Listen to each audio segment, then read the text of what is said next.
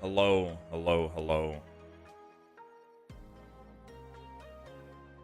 Good morning, good evening, good afternoon.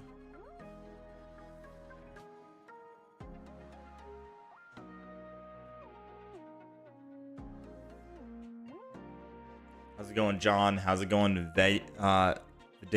Rawat? How's it going, Rin? Good morning, good morning.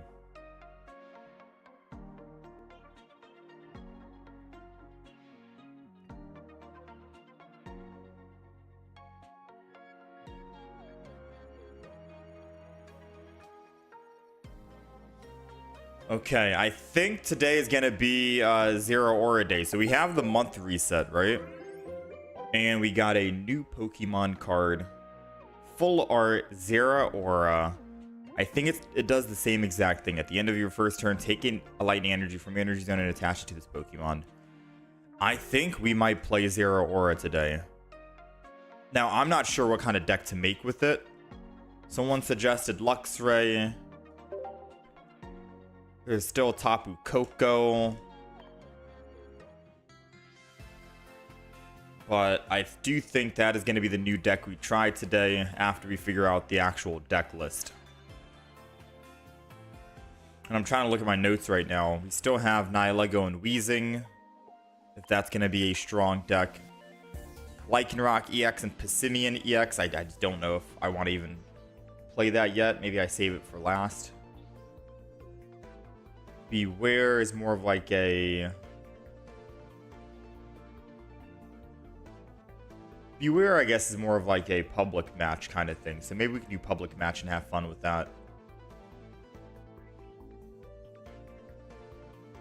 And then Shiinotic, Blacephalon, Crocodile. How's it going, Hetrix? How's it going, Vera?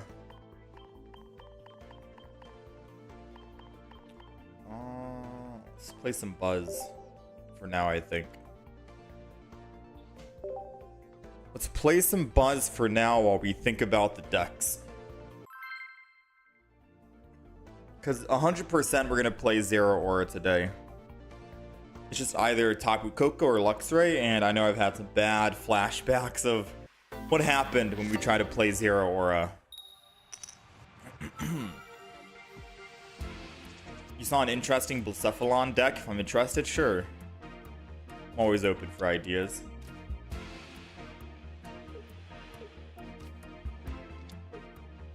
I am all ears. How's it going, Blind? Hello, hello. Got Buzz.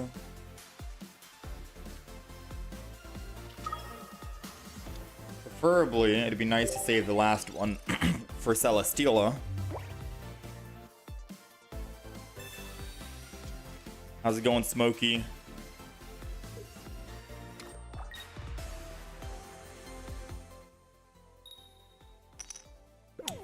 Shiinotic, so it would be Shiinotic and Soul-Galo, I guess. But the crazy thing is we went up against a Soul-Galo.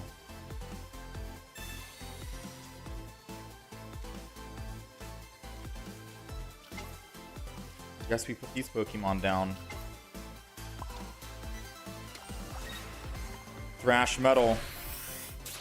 If they evolve and kill, I can just go Pheromosa and attack again, I believe.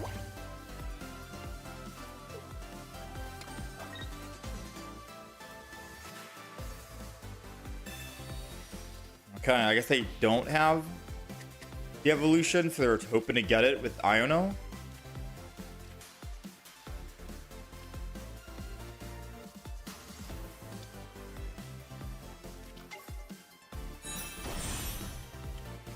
It's Blacephalon and Fernape Turtonator. So double Blacephalon, double Turtonator, that's 4 basics, and then you have the Infernape lineup, which is going to be 6 total.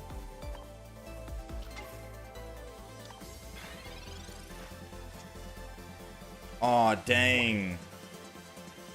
Oh, if only we had another Kartana with a Sabrina.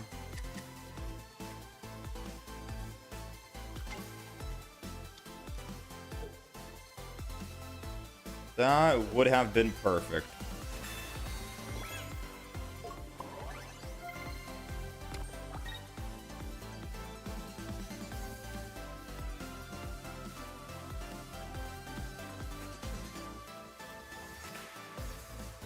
I'm gonna Sabrina anyways,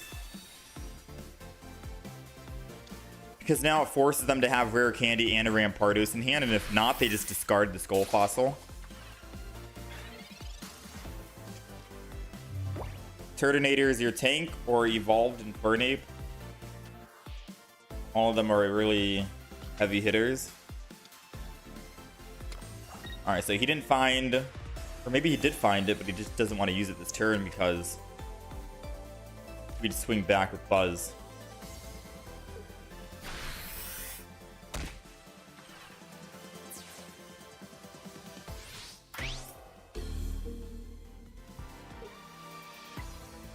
I mean, moment of truth, I guess, right? If he has Skull Fossil, we lose the game. I also got to update the deck list here. Have I experimented with Stoutland? Gallade. You've been having great streaks with it. Stoutland, Gallade. Double stage 2. Is it just one single Gallade? Or would you put 2 in the deck?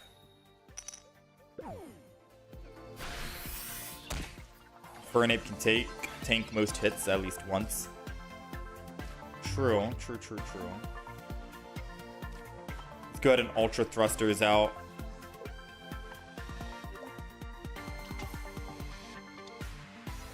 And let's Ultra Thrusters back in.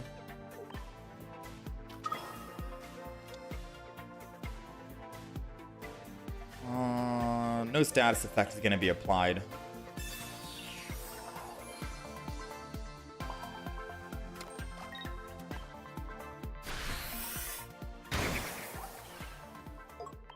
Would have been nice if we could have gotten another Buzz. But maybe they don't have a Cyrus in hand with Skull Fossil, or with, whatchamacallit, Rampardos and everything. Because as long as they don't have Skull Fossil, or whatchamacallit.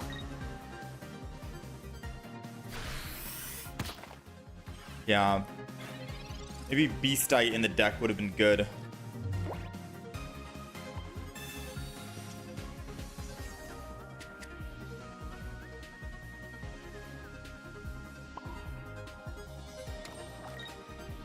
Oh, it doesn't matter what I do now, does it?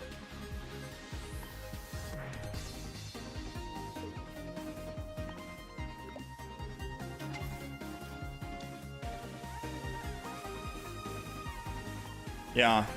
So they don't have any other more Pokemon. I think they go for a draw, but I'm pretty sure if they knock themselves out, we win the game, right?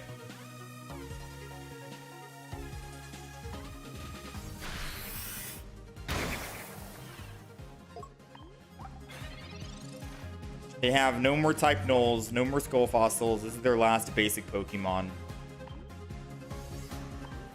And I think if they knock themselves out, that means we win.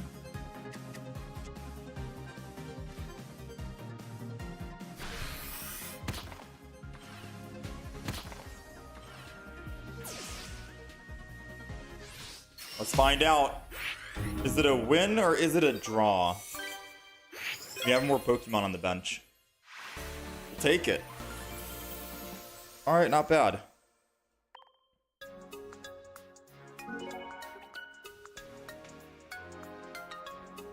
You have 2 for consistency, but it could be cut to 1. Does that mean in the Stoutland deck you don't really run too many trainer cards? Oh, I forgot to update the deck list.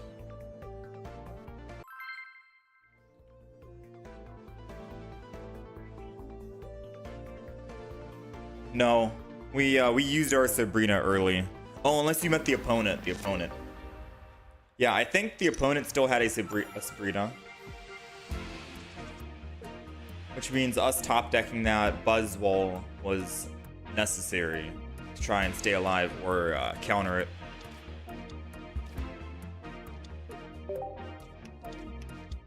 Yeah, we ended up making a Stoutland deck. That video is going to go live in 3 hours from now, I think, up on the YouTube channel. And for the Stoutland deck that we made, we used Jinx and Tapu Lele.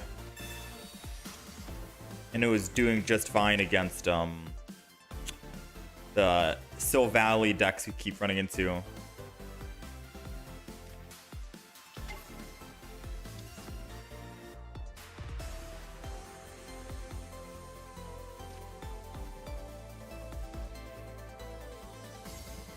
Trying to think who I want to attack with here. I think I just attack for Thrash Metal.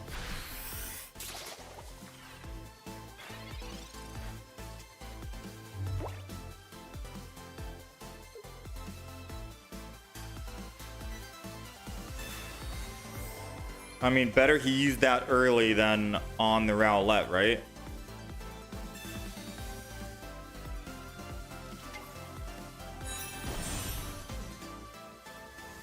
And then all 3 Pokemon for Glade 2 times. Oh, so it skips the first evolution, or the stage 1 for Stoutland.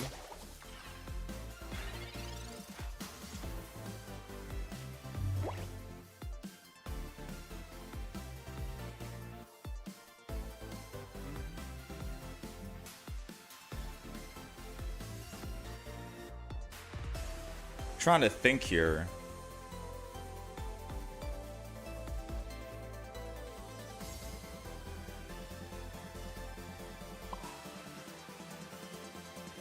Don't have Cyrus.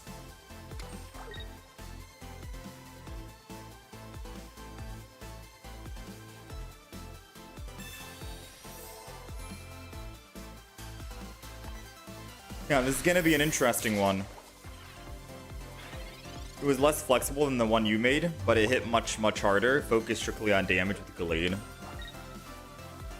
Yeah, it does sound interesting. I don't know if I'd try Stoutland Glade today, since we just did a Stoutland deck yesterday.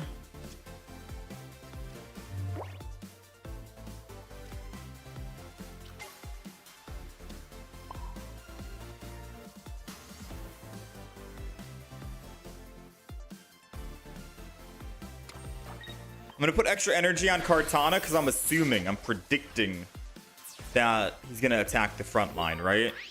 And surely he's not gonna try and attack Celesteela in the back.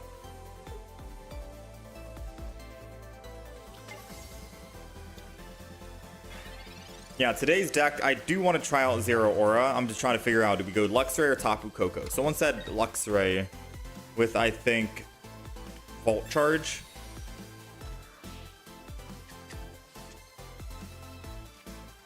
Oh man, Buzz would be nice right now.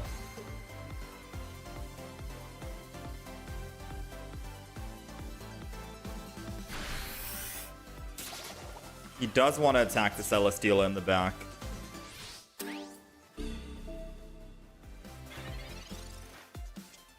Does he know that Celesteela can still work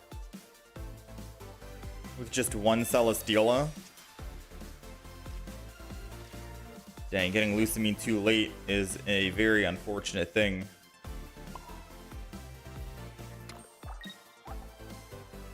Yeah, like we can still make do with Celesteela with just one Celesteela because we have a Pheromosa on the field. I should have Guzma because we can't Guzma and Lusamine, but I guess Guzma could be the finisher.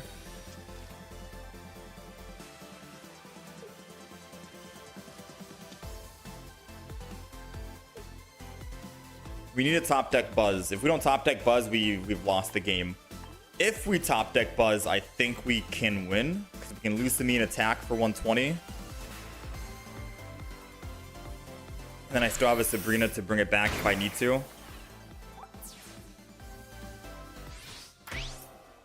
This has got to be a Buzz or we've lost. Buzz or we lose the game. You gotta love top decking, right? Lusamine. Buzz is coming in. He's not happy.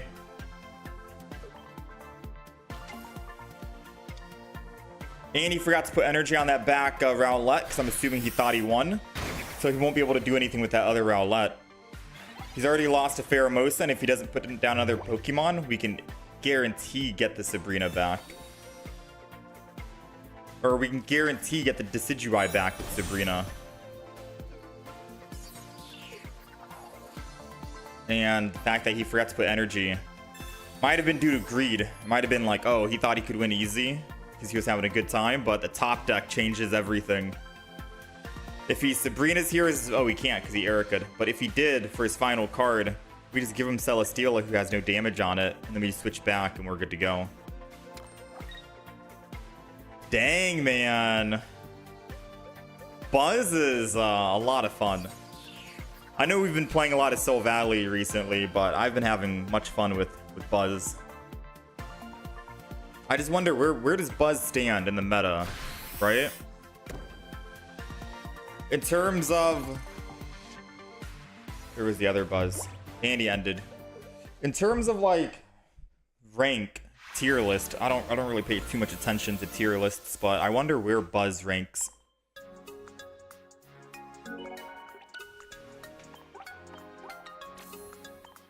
Yeah, Buzz is a lot of fun. It's nice that there's a good Leaf deck this update. It's not always just fighting. Plus, I feel like Buzz can also be great against Darkrai Giratina because of the Darkrai weakness. So you get a one-shot against Darkrai Giratina, or a Darkrai at least.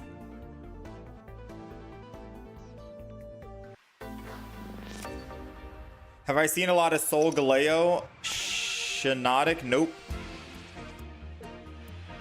Why? I'm assuming that won like a tournament or something. I haven't seen any.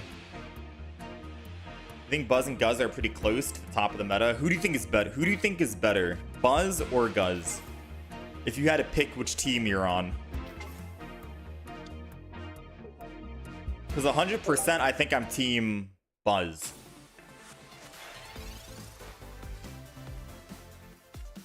%1000%.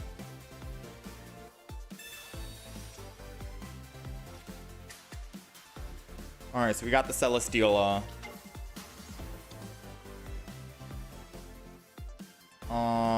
Since we've already got one Buzz down, there's no reason to put another Buzz down.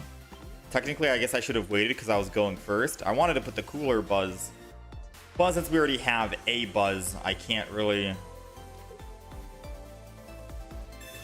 put another one down. Wouldn't make sense. So usually you don't put double Buzz down unless you finished building the first Buzz. You want to wait because if you have just a Lusamine and a Buzz in hand, you can put Buzz down whenever you need him, and then Lusamine for the 2 energy, and then put the 3rd energy, and you're good to go. Ideally, right? Like, for example, if you're attacking with Buzzwole in the front, and he's the only one that dies, you can build another Buzz. Just because of built-in Team Rocket Grunt on the attacks here on Gus' side, it's being hyped up as one of the top decks. Oh, Shiinotic Soul-Galo. I've not played it. I've seen it twice, I think, and that's it. I don't remember if we won the first time, but the second time they bricked. They were playing Soul-Galo and they could not find their Shiinotic at all, so they just did no damage. Period. Okay. So there's no guarantee we find Lusamine. I think I'm just gonna slow build Buzz in the back and end turn.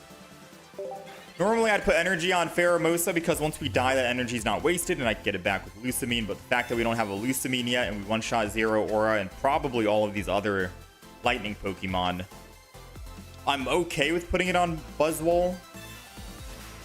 We'll stall just long enough that he can come in after Pheromosa and start one-shotting.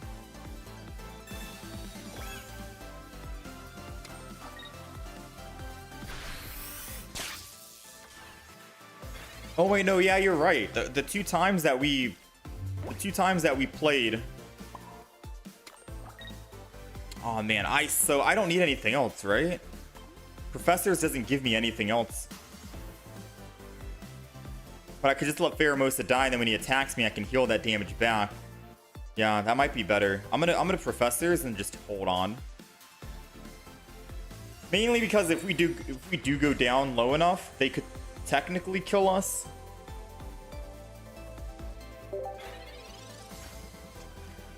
I was gonna Erica save my Pheromosa so they don't go up any, and then I just attack with Buzz, and then I can build the other Buzz once we find Lusamine, which would be great. But if they somehow find like a heavy hitter, I'm assuming Pikachu EX, or even a Luxray, we're down into that 120 HP range, and we could technically die.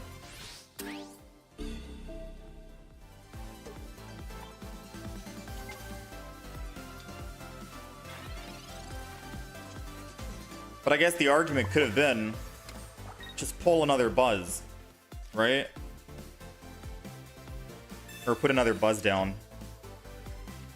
Yeah, because there goes the, I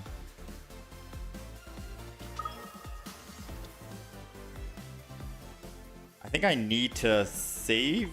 Oh man, this is gonna suck. I'm gonna put Kartana down. And I'm just gonna Big Beat. Mainly because this gives me a guaranteed way to go back to my Buzz and do another 120. If on the off chance he decides to red card or Mars, I don't need to worry about top decking a Celesteela or a Kartana. Again, we put Kartana down now over Celesteela.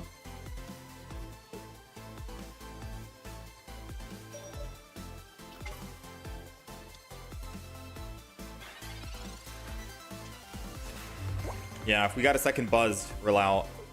Are we gonna go serious mode today? No, we're just at the beginning. I just want to play some Buzz. It's been a couple of days. The last time we realistically played Buzz was on the first day of the expansion when we made a video about Buzz. So I just want to go back and play some Buzz. We're not going to be playing Buzz all day.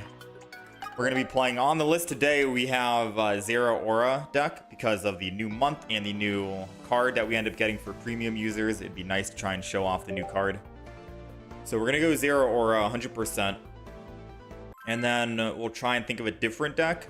We got a Blacephalon suggestion with Kiawe and Fernape Turtonator that I can try out. Double Chimchar. So I am down to try that out. Doesn't double Lusamine in a Blacephalon deck only work on Blacephalon? How much damage does Blacephalon do? 130? I know it does 70 damage back to itself and it basically knocks itself out. But I think it does 130. So there is definitely a Blacephalon deck we can try today with Infernape. I guess we'll try that first, if you want, and then we can try the Zeraora deck. Since I know the Zeraora deck we tried before just was very disappointing.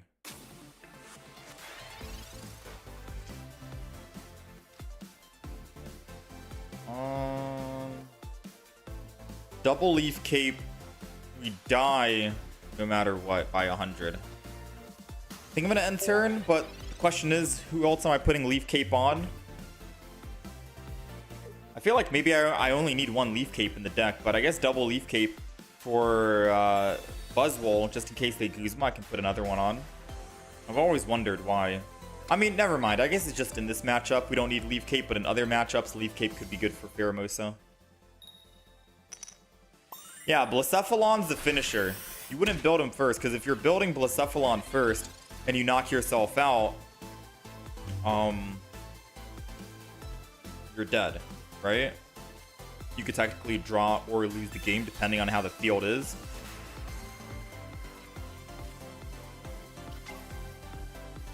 Man, oh man.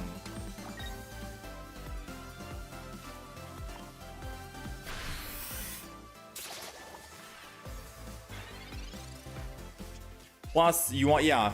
But the thing is, what if you don't start with a Turtonator or an Fernape? What if you do start with Blacephalon? I never had a chance to see the retreat cost on Blacephalon, but I feel like it's going to be... I doubt it's going to be a free retreat cost. It's either 1 or 2, I'm assuming.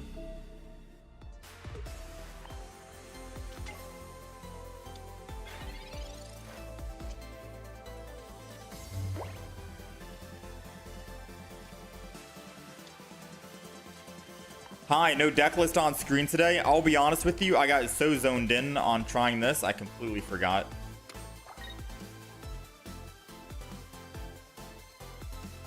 Nah, this is unfortunate.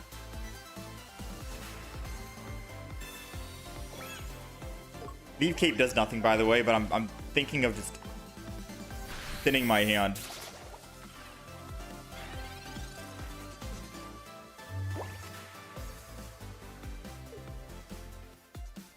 I'll update the game after this.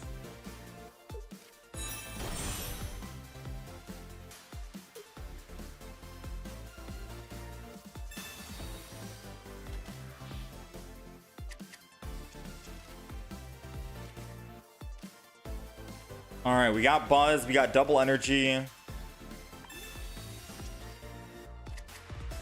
Rampardos can't one-shot us, but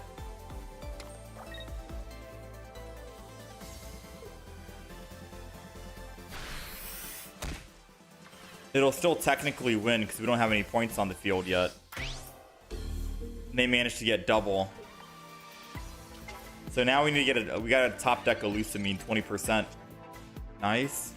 I still think we've lost the game, right? Like 100% I think we've lost. Rampardos can one-shot my Celesteela, so as long as they do find a Sabrina, they win. But maybe there's a way we can win here with double Buzz. The only way we win, I think, is if we find another Lusamine. So I big beat, and if they put Rampardos in and choose not to Sabrina, then I could technically swap to my other Buzz, intentionally lose the double energy, Lusamine again to this Buzz, and then attack. And then I'll be able to finish off Rampardos. So we have a 1 in 8 chance of finding our second Lusamine and winning here after the Rampardos attacks for 130. Assuming it doesn't have red in hand.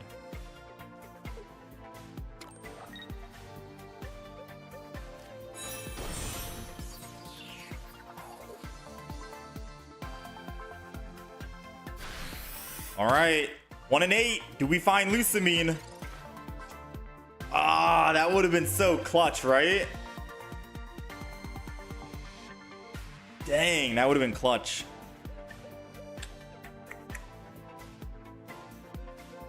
Alright, I don't think we win, right? I could Sabrina attack the Soul-Galo. And then Rampardos kills us.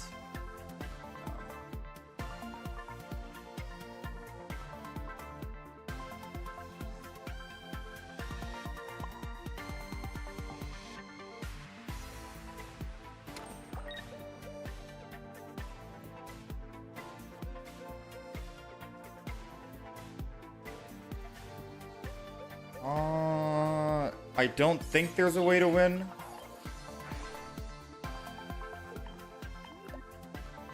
Lusamine would have guaranteed it. I think I just entered here. Swap and the energy swap. Yeah. How's it going, Jin Yoon? How's it going, June? Cyrus, well played. Yeah, we needed it. If we top decked that Lusamine, that would have been crazy. But even then, they had a Cyrus, so I guess technically doesn't matter. Because they'd still go up another +2, and I'd only go up +1. And they knocked themselves out. Yeah. The Cyrus doesn't really matter. Alright, let me put the deck list up. I'm going to play... I mean, I'm only going to play like one more game of Buzz, and then we're going to go start crafting.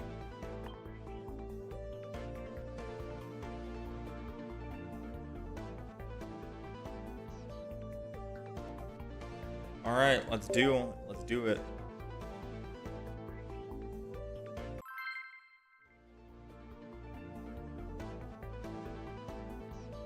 Replace red with the beast tool.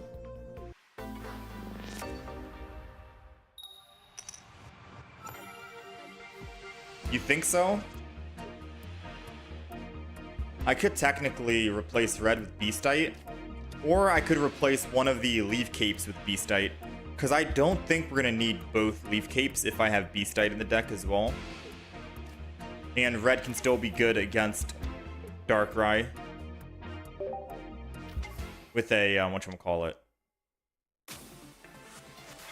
Darkrai with a Giant Cape.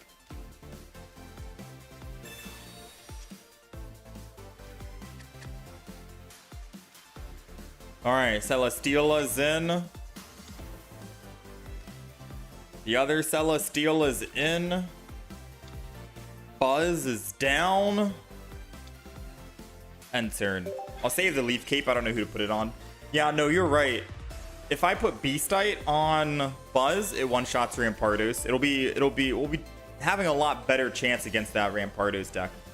And the thing is, I did have Beastite in this deck.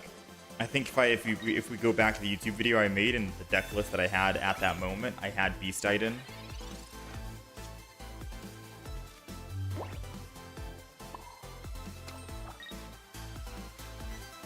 Uzma. Get it out of here. I don't know who to Leaf Cape just yet.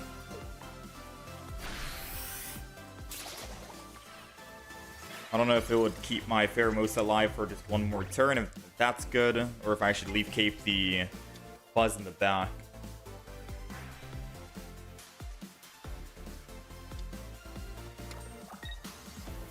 Yeah, Giovanni against Rampardos would also help, so I could throw in Giovanni and not Beastite.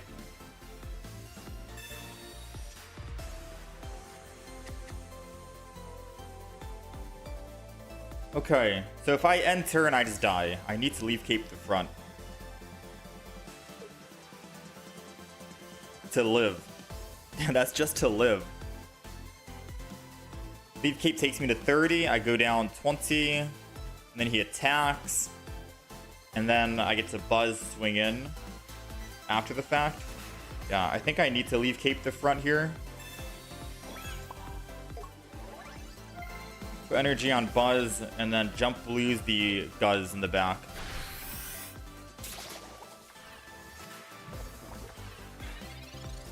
Oh, what am I thinking, dude? I could just Ultra Thrusters out.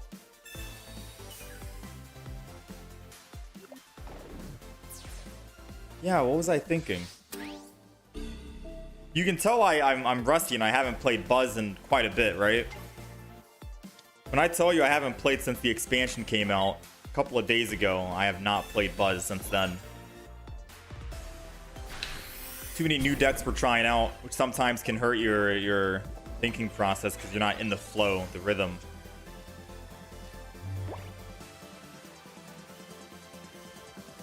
Yeah, I needed a jump thruster out. Now we're in a bad spot. Yeah, we're definitely in a bad spot. Well, for one, I'm not gonna Lusamine. We're gonna Ultra Thrusters, Buzz in, and then just punch. And then we can big beat next time with red if they're putting Guzz in. But I think we're dead.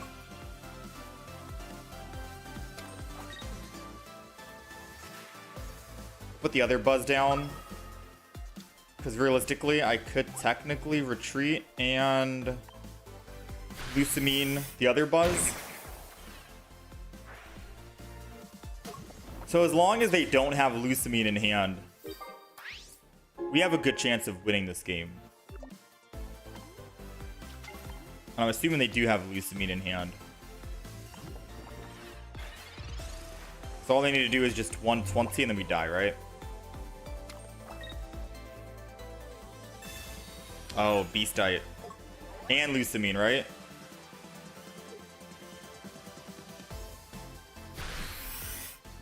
Oh, oh no, this is good for us. Let's go. All right. So if they have Cyrus, they win. But now all I got to do is just retreat off of Buzz intentionally. So I can put extra energy into the discard. Wait, I just threw. I'm so... Oh. chat, I haven't played Buzz in so long. I forgot. Guz has the leaf weakness. We could have read. We could have just Celestialed, swapped, third energy, red. Yeah, we won with red, and now we're dead to Cyrus.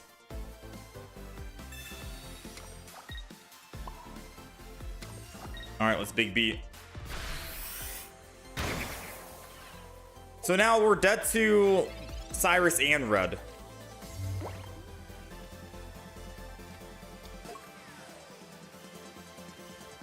Cyrus and red, and we're dead.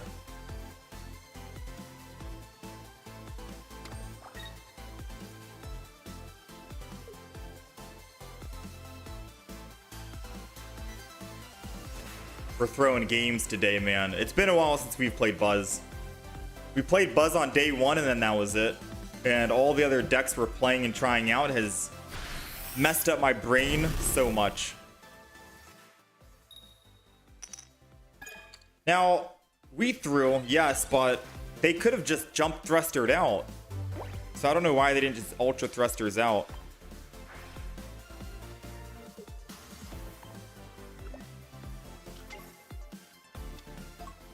Alright. I didn't even need to ultra thrusters out. What am I doing? I could have just punched.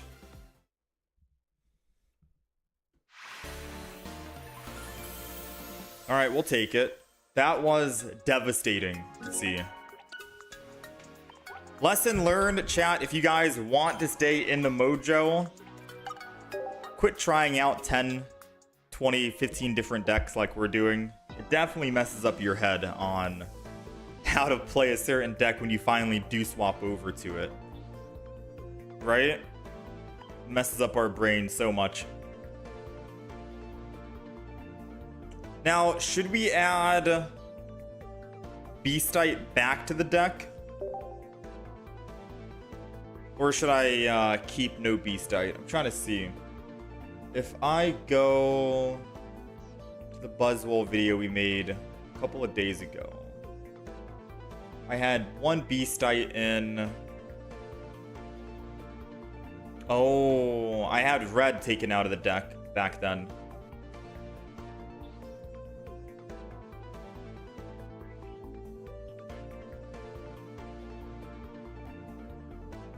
Oh yeah, I've been altering this deck a little bit. I was running double Pheromosa, one Kartana, one Buzz, two Buzz.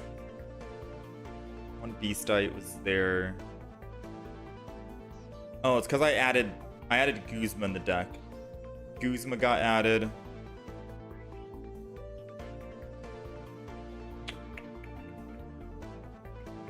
And red got added. So I added Guzma and red to the deck. Those are the two new cards I added from the video. And that's what I removed Beastite for, essentially speaking.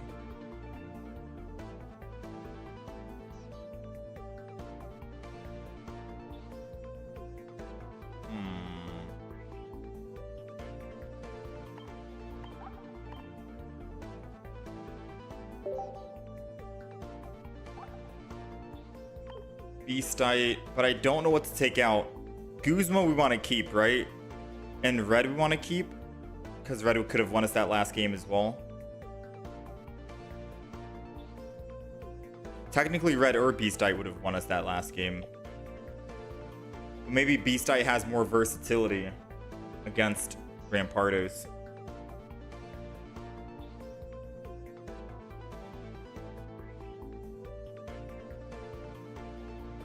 Double Lucamine is necessary. Sabrina Cyrus, Poke Center Lady. Yeah, I'm not sure what to kick out besides just a Leaf Cape. And we only put Leaf Cape on either one of our front Pokemon and not Buzz, or vice versa, depending. I mean, I could try that out. You know? I'm down to try this out. Take out a Leaf Cape. Might be bad, but Beastite against a Rampardos, I don't think we'll need the Leaf Cape. Assuming we can get first hit. I mean, if we get first hit, then Leaf Cape also saves us. Yeah, it's questionable. Alright, let's play one game with this, and then we'll switch it up. Yeah, maybe Poke Center Lady could be taken out. Poke Center Lady was just in case. No, yeah, we don't need Poke Center Lady, actually. No, yeah, you're right. Because if we need to cleanse the status effect, if we get put to sleep, if we get hit with bar, burned, anything like that, we have Celesteela that thrusters out, right? I think even if you're asleep, you can ultra thrusters out, which is the good thing. So yeah, I guess Poke Center Lady could be taken out.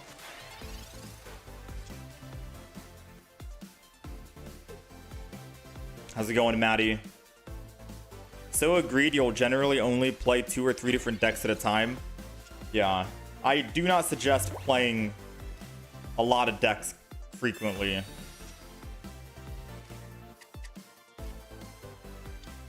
Because then I feel like it makes you play worse, and it takes a little bit to get your head back into the game of, hey, this is what we're doing, this is what we're going up against.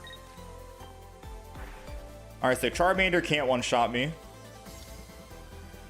So I'm going to save the Leaf Cape for now. Let's Thrash Metal. We have a Cyrus and a Sabrina to bring it back.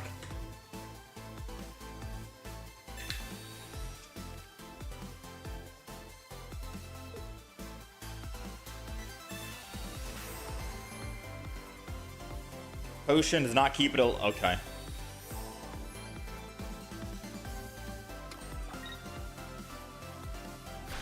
This is their only Pokemon right now. I feel for them.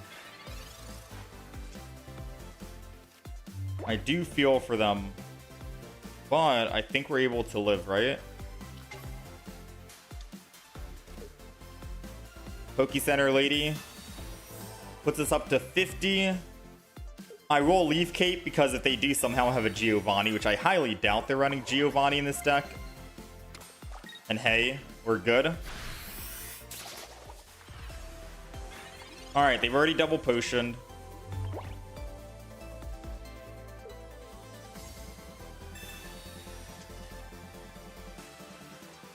Do they have rare candy? Pokeball. Oh, they're trying to find the Charizard. Question is it a guaranteed? Based off of what they have in hand. They have a lot of cards in hand. Just a one evolution.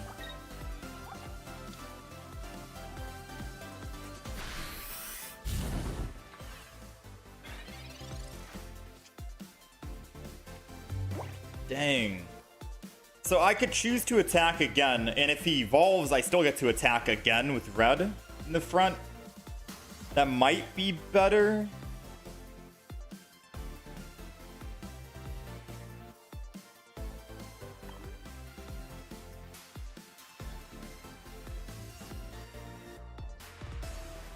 Because if I just Sabrina, he'll attack with that. I think that's going to be the play. Thrash Metal in the front. And if he chooses to kill the Charmeleon in the front, then we have a Celesteela that can clean up.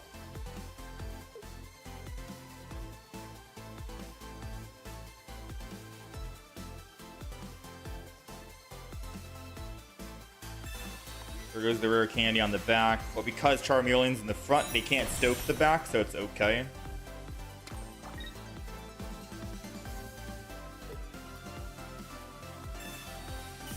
Oh, that's unfortunate.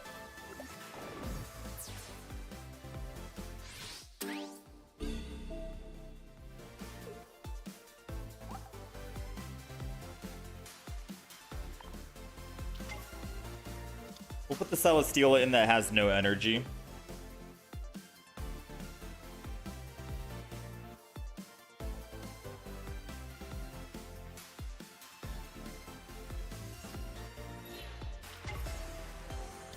Okay, so they don't care about that other Charmeleon.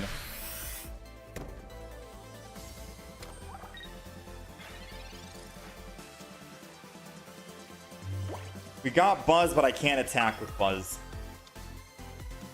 I think the only way we win this... Ah, man. I could Sabrina, technically speaking. Because then they can't do anything on that other Charmeleon that has 2 energy, and they won't be able to attack with Charizard. But does that get us anywhere? No, right? It lets me stall if I can try and find a Lucamine. I think I just take the chance. I attack with Celesteela 100 damage. Hope they do not have Lily in hand.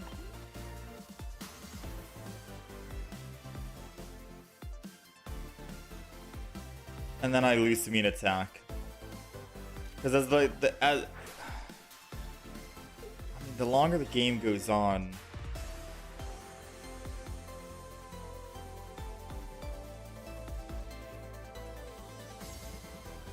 if I Cyrus, I can always Sabrina after.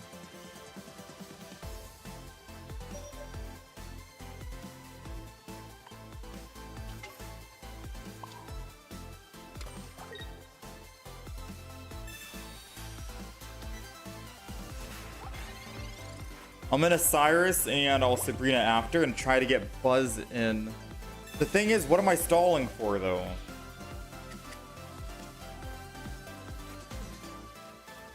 I get one shot on a Buzz.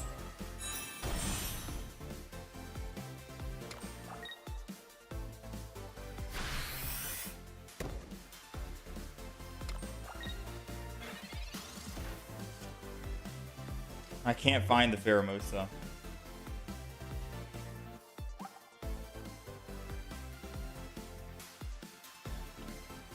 Like, I can kill this one in the front. Yeah, we're dead here.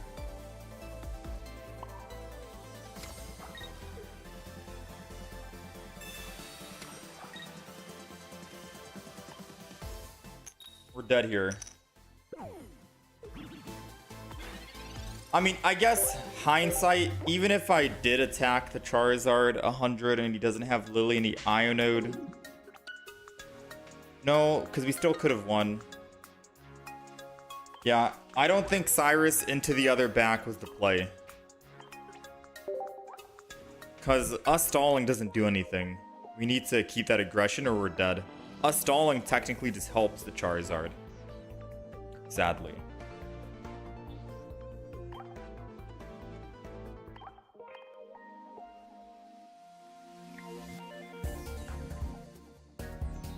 Alright, let's make some decks today. We're gonna get rid of Tapu Koko EX deck. And we'll start this one from scratch. And I think that's it. Alright, so there's two decks I want to try out today. We have Blacephalon.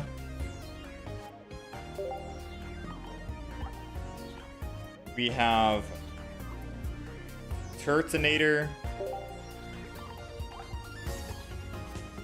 And we have Infernape.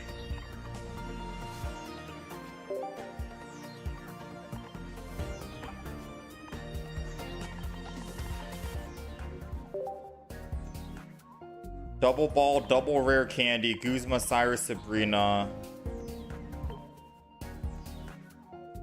Double Research. Not gonna lie, this sounds like it's a pretty thick deck, and I don't think we're gonna be able to fit everything, so something's gotta go here. So what's getting taken out? We have double Infernape lineup, double Chimchar. We skipped the stage 1. That's how thick this deck is right now. We had to skip the stage 1. We have double Blacephalon and Lucamine for the Blacephalon. We have double Kiawe. We have a Sabrina Cyrus combo.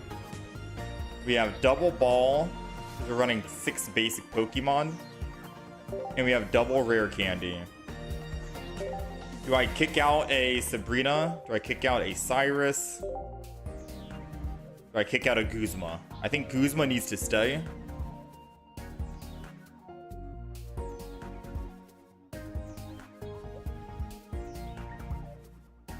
Yeah, we have, it's either Sabrina, Cyrus, or Guzma, but then still, I think we need to kick out 2 cards, because don't we want a stage 1 Infernape?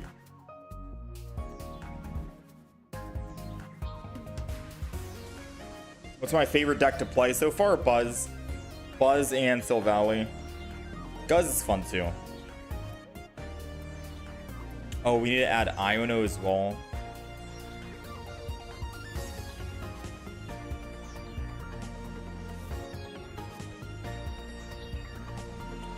Okay, so maybe no Sabrina because we're probably going to be using Kiawe anyways to build up. I don't know. The logic is. So you're thinking no Sabrina, no Cyrus. But I do need to add Iono in case we're like Omega bricking.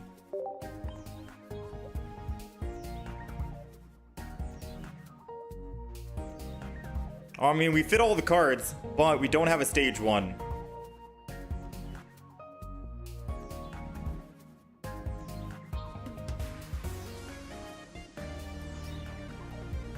Do I kick Guzma out?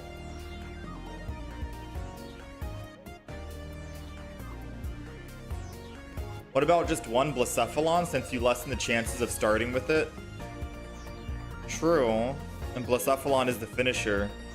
But I think it'd also be good if you could have like a Turtonator in the front, Kiawe to start off with.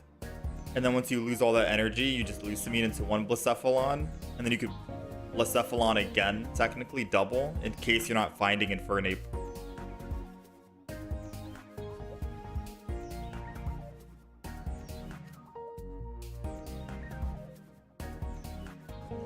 We have double Kiawe already.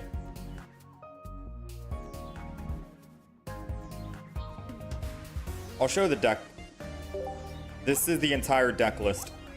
If you think anything needs to be taken out for something else, I'm open for suggestions and the explanation why. We're only missing a stage 1 for the Chimchar.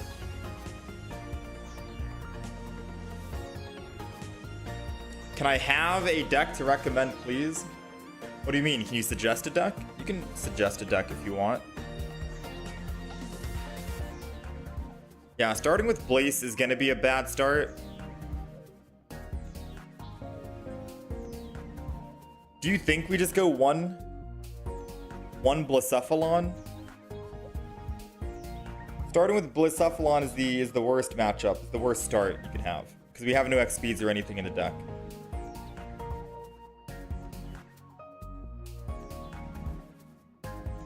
So we could theoretically kick out Blacephalon. I'm also down to just try some games and see how it's going to go.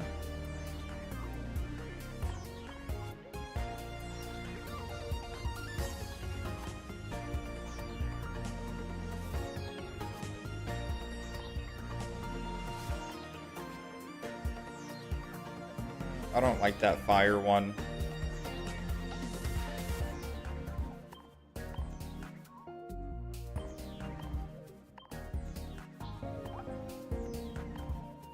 Can I make one video of my whole Pokemon collection? Maybe.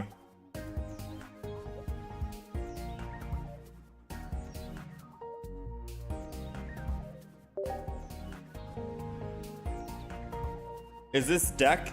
Is Blacephalon going to benefit from Infernape? I think it's just so you have options, right? Infernape's doing 140, you're doing 130.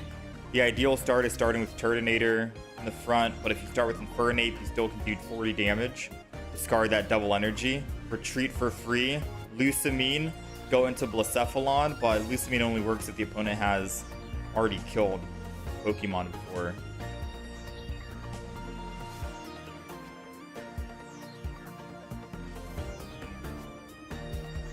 Yeah.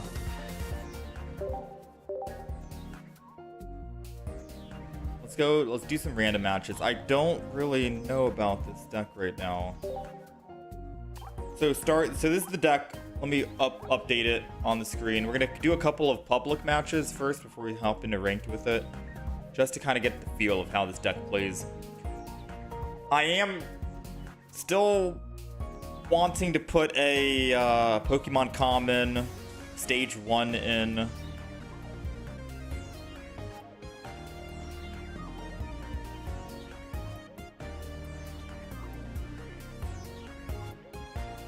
Perfect table is one Turtonator, one Infernape, double Blacephalon.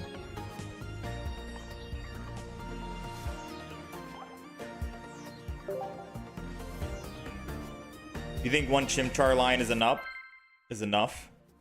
Ferrothorn. Yeah, Ferrothorn and Crocodile. Crocodile is on my list to try and get to and play. Same thing with Shiinotic.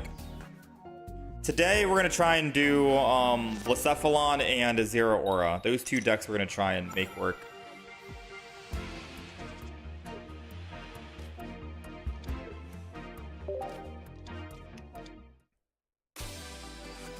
Maybe cut one Ultra Beast. Well, we got Turtonator.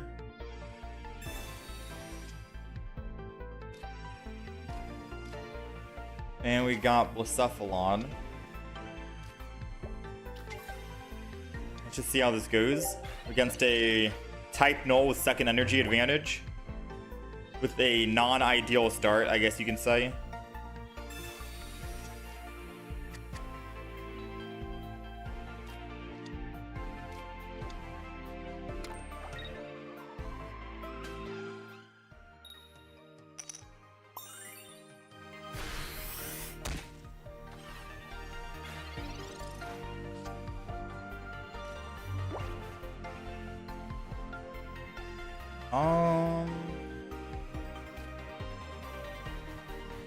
So it's either we find the evolution Infernape.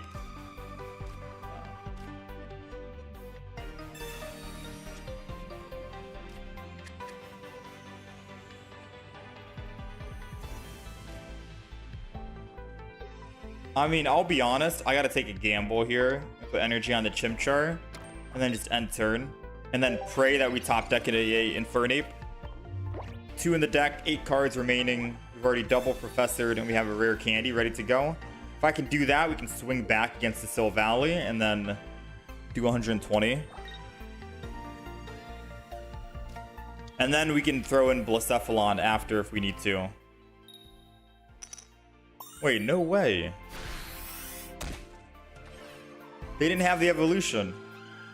Why do they put extra energy on it as if they did? Because now if I do find my Infernape, they've lost all energy. I'm gonna Iono. Still have a chance. 5 cards. 5 out of 13 or 5 out of 17. Or not 13, but 12. Dang.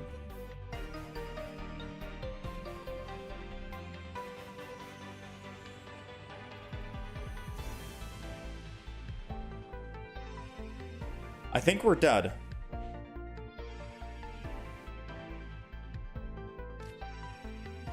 Yeah, I think we're dead.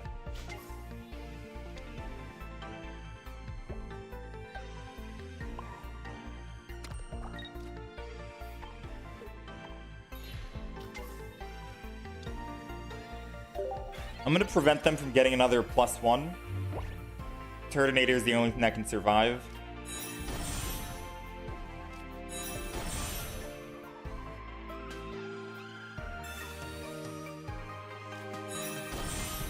I don't think I needed to put energy on Turtonator either.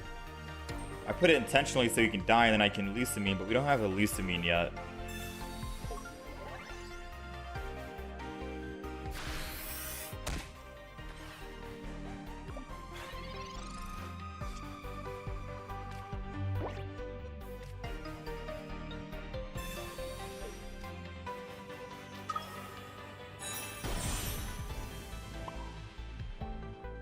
Oh, I guess I didn't need to put energy on it, technically speaking, because we have Kiawe to die and give us energy. Yeah. So I guess I could have just put that other energy on Blacephalon and then put energy here on Infernape, and that would have made us good to go. Now, we still have double Lucamine in the deck. Oh yeah, we're cooked. We're absolutely cooked here.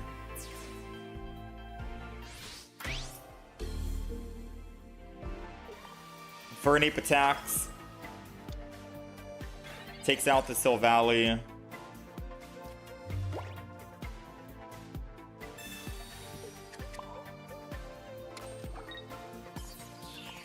We have double Lucamine in the deck.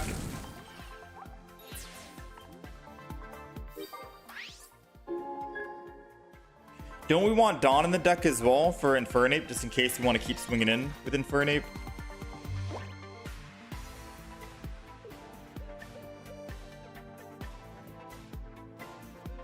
We have no Sabrina or Cyrus, so this Rampardos is literally staying in the active spot, and I can't do anything about it. I can attack him for 140, but we have no red, or we have no Giovanni. So we're going to take 260 guaranteed, and all they need is a +1. And I can't throw Turtonator back in. Yeah, this deck, man.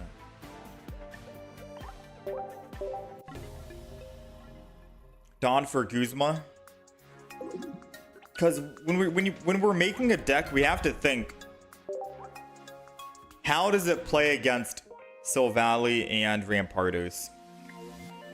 You know how, like, with the last expansion, people were making decks and they were thinking, okay, how does this deck work against Oricorio? It was all Oricorio meta. Everyone wanted to play Oricorio and you had to build decks around it.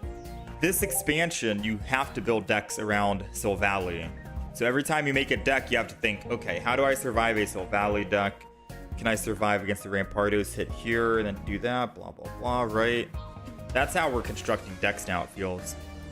Whereas last expansion, it was how do we survive against Oricorio? I mean, I can put Dawn in, but this deck still doesn't seem like it has legs.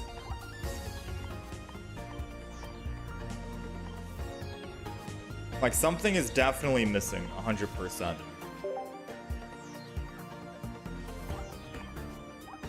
Alright, here's the screenshot. Like, I don't think this is gonna be the Blacephalon deck that I'm gonna be comfortable trying out. Something seems...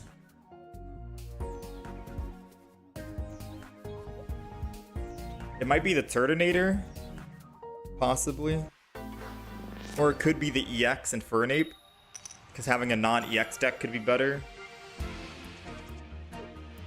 Where are you going to ramp to get that energy, though? I think Kiawe would be the ramp, right? Kiawe, and then losing energy on Turtonator, and then using Lusamine to put that energy onto a Blacephalon on the back. And then donning that energy from Blacephalon over to Infernape after the Turtonator died. I think that's the idea. Turtonator goes in the front. Kiawe, attack. We're losing energy constantly. Once Turtonator dies, finally. And if I want to attack him with Infernape, I can Infernape. This deck is a mess. Oh man, this hand is a mess.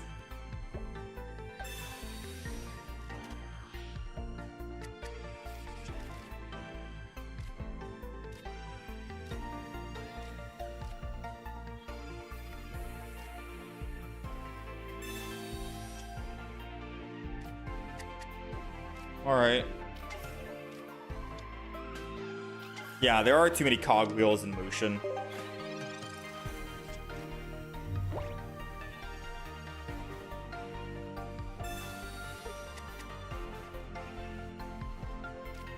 So they got all their basics in hand. Double Lillipup, double Ralts.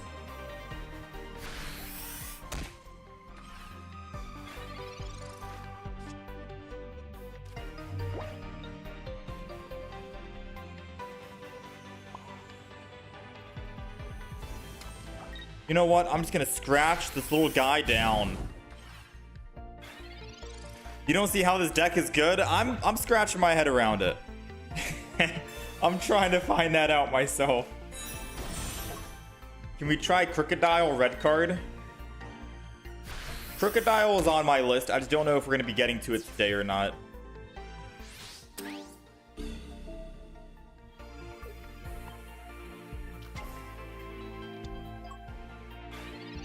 Can't believe his one card. That's crazy, dude. He top decked. He only had one single card in hand. So it was either a Stoutland or a rare candy, then he top decked the other one.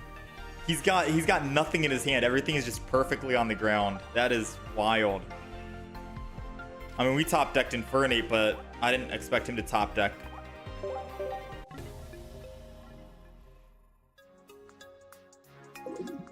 Ninetales, Blacephalon, it discards energy, so you technically don't have to let one go down first.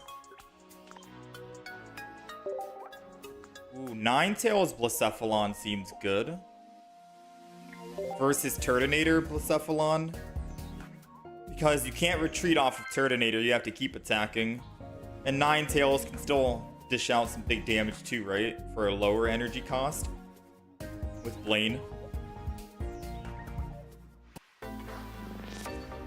So you're thinking Ninetales. Oh, but Ninetales is a stage 1.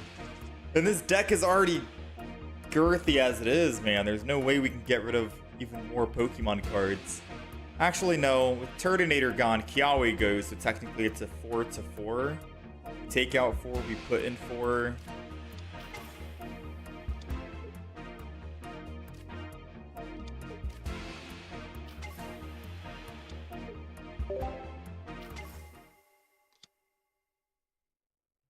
Alright, let's see if we have Kiawe. Dang.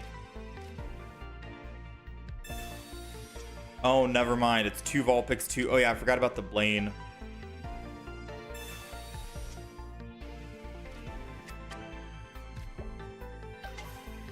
Yeah, I don't know. Maybe we come back to the Blacephalon deck. Just right now, as I'm playing it, it doesn't feel good.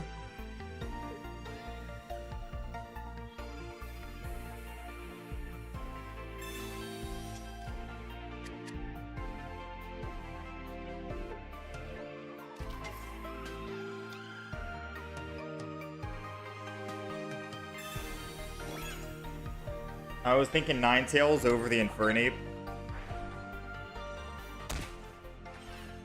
I'm down to try that as well. Ninetales over Infernape. Get rid of Dawn, put in Blaine.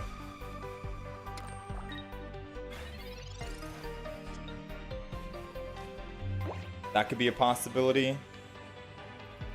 Let me energy first, and then we'll Kiawe.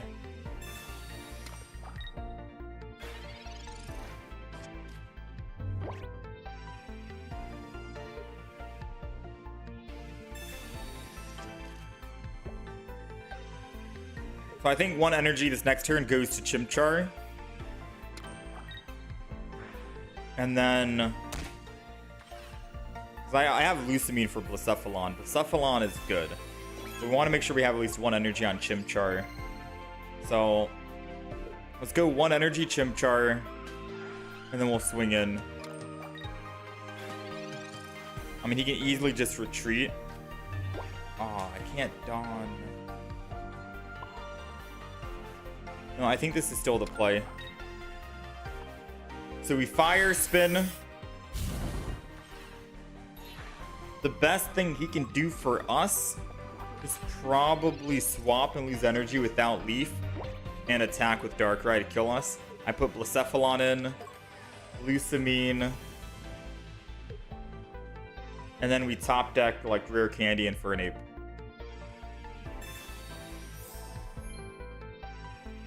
I mean, he's still in one-shot range. He has to potion. So, again, he still has to swap and lose energy. He can't Leaf anymore.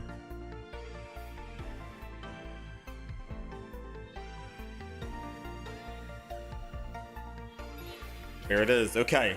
So, the Giratina is worthless this game.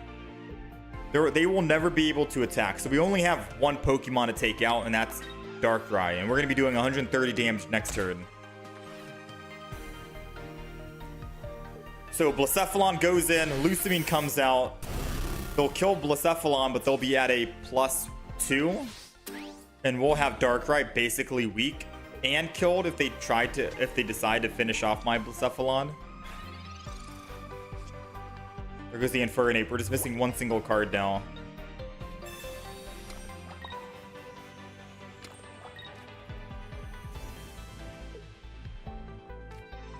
Come on, baby.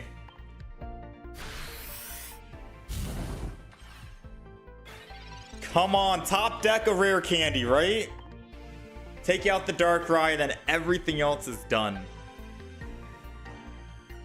Or top deck another Lucamine. Either way, we put in Chimchar, because if we top deck Lucamine, I can just go into the other Blacephalon. Unless they put energy on Nihilego in the back. If they put energy on Nihilego, then I can't Lucamine into Blacephalon, because then we'll just die. Nihilego does 30 damage. We'll be at 30 HP.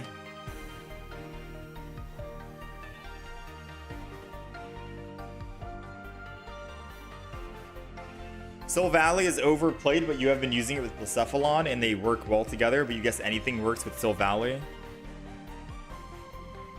How's it going, Isaac? You've been climbing the ladder like crazy with Soul-Galo Shinotic. Shinotic is on my... Wow. Why would he double up on the energy when he's going to attack anyways, right?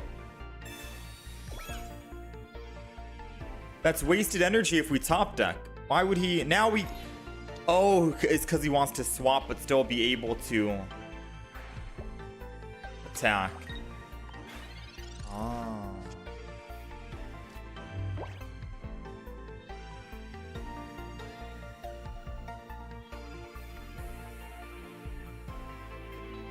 So we need to find a rare candy or we lose the game.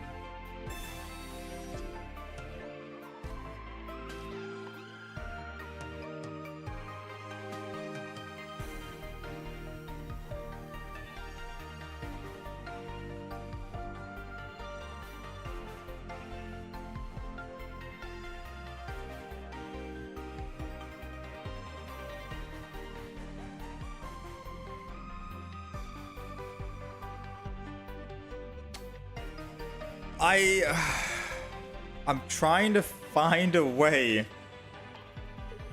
to make this work, and it is frustrating to see.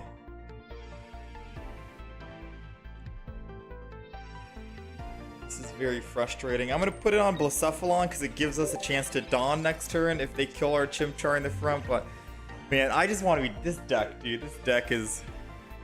Oh, it's time we go to the next deck on the list, alright? We got Crocodile, we got Shinotic, we got Zeraora. They Cyrused anyways. Darkrai, Giratina, Nihilego. I know, I'm just trying out a new deck. Every Pokemon in this deck requires finding other cards. Yeah, I'm not a fan of this deck. We'll come back to this Blacephalon deck. I could try and put Ninetales in, but it's the same thing, right? I feel like if we're gonna do a Blacephalon deck, we need only 2 Pokemon. It's gotta be just 2. 3 Pokemon that are 3 attackers in their own 3 different ways with their own 3 different supporters is wild, right? Dawn for the Infernape, Kiawe for the Turtonator, Lucamine for the Blacephalon, Blaine for Ninetales if we kick out Infernape. Just too much. Too much.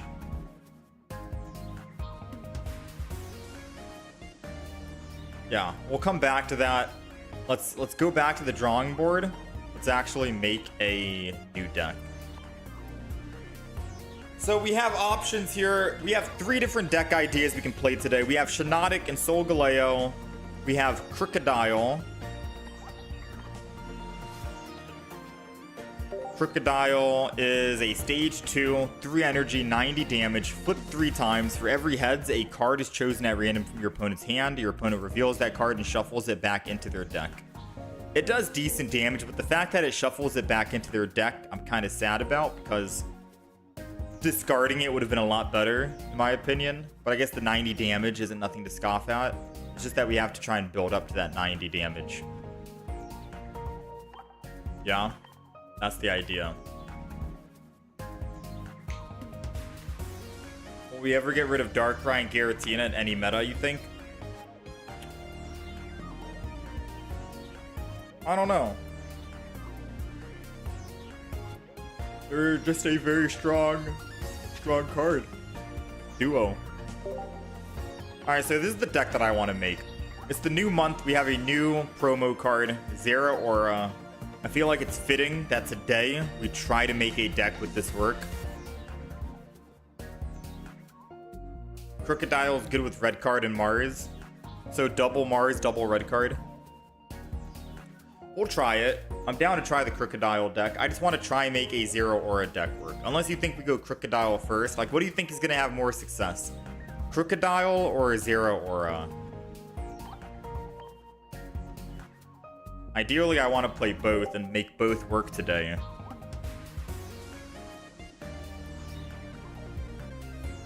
Intimidating Fang.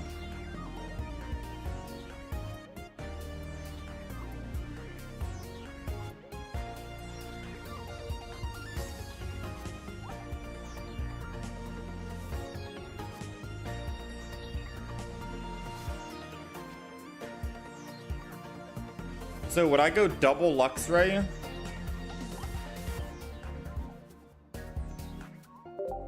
One Volkner?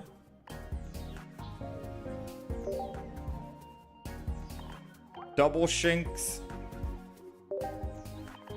Double Rare Candy?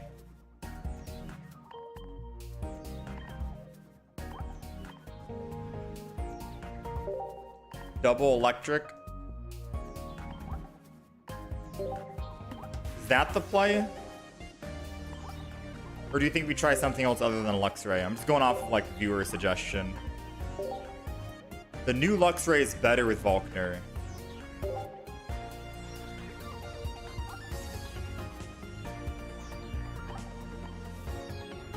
Do it with Electivire. So 90 damage. And we take 20 less on the active spot.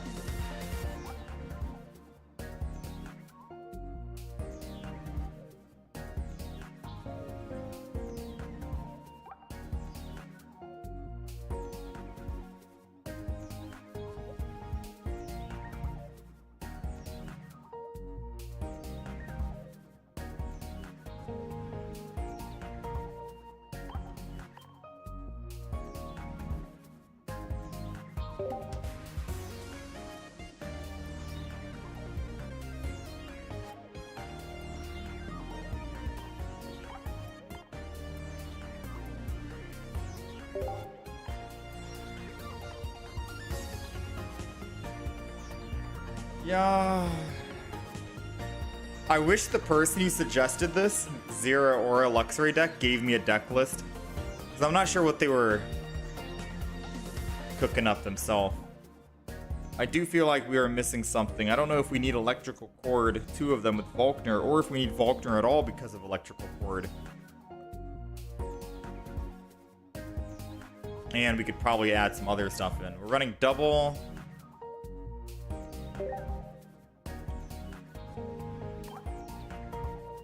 This is it.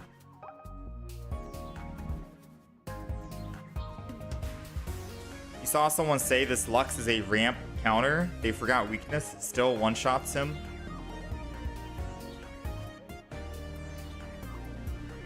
Yeah. The other new Luxray gets one-shot.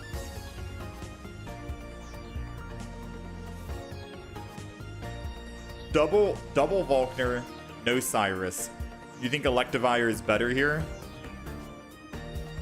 So Electivire doesn't lose the energy, right? I do think Electivire, forgive me, is going to be better in this deck. Because the games that we do not start with Zeraora, we're going to be starting with Shinx. And that's a very bad start, right?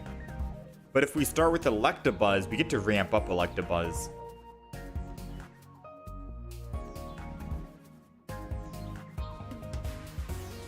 And it's only a stage 1, so we get to free more cards in our deck and put in giant capes as well.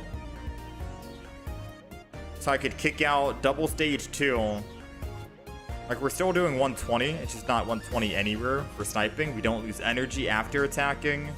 I get to ramp up if I start with Electabuzz, or I get to attack with Zeraora. Both are very fitting. No rare candies necessary. Should I try that?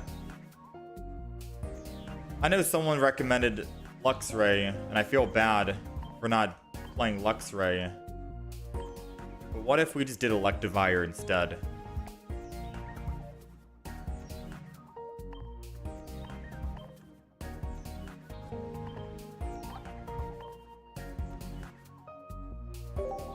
Electabuzz with charge.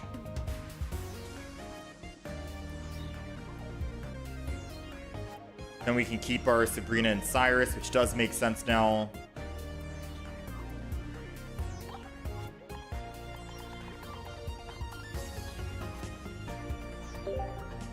Giant Cape. We don't even need Pokemon Communication anymore. We might not even need Iono anymore. Yeah, I don't even know if we need Iono anymore because we are not running the, whatchamacallit. So we have double Giant Cape for the Electivires, Electrical Cord for the Zeraora. Sabrina, Cyrus, 1 Volkner, 1 Iono, 1 Guzma. No stage 2s, so we don't need any Lilies in the deck. And we still have 1 free slot for anything. Anything else I can add? Yeah, I like this. It frees up a whole lot more space.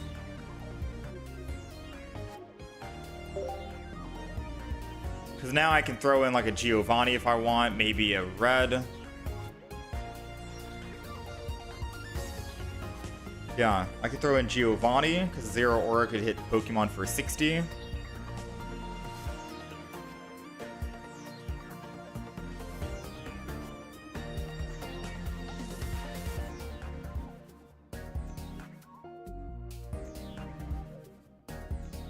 Surge to move.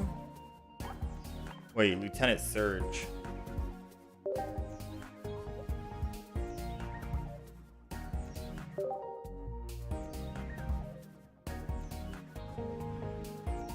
Ball energy from your bench Pokemon to your Raichu, Electrode, Electabuzz. Oh, to try and surge from Zeraora that's on the bench. That would be funny. But it might be a situational thing versus a Giovanni might give us more play with the 60 HP Pokemon. But do we need Volkner is the question. Maybe? Maybe we keep Volkner? I don't know. Do you think we kick out Iono? I kick Iono out and throw in another card.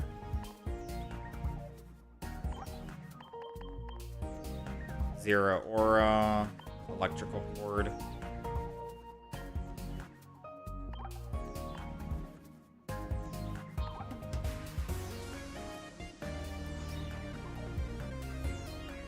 Volkner lets a second Electivire to go right into hitting hard.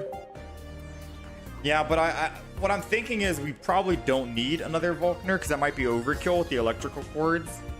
Like, we're going to get our second energy on Zeraora, and then all extra energy every single turn after that goes to the Electivire. Once Zeraora finally dies, they'll have electrical cord on them, which puts even more energy onto the back line. And then we could still Volkner from the discard to the Electivire in the front that needs it, or the one in the back. Like, I feel like we have a lot of energy gain right here.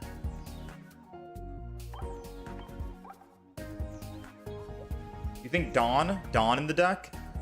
So you think kick out Iono for a Dawn, maybe? I kind of like that. It's not necessarily Lieutenant Surge. Because Surge might be super situational. Because Electabuzz needs to be in the front, and I would have to do that before evolving it. Dawn, I guess, works for like most situations. Now we're kind of like good.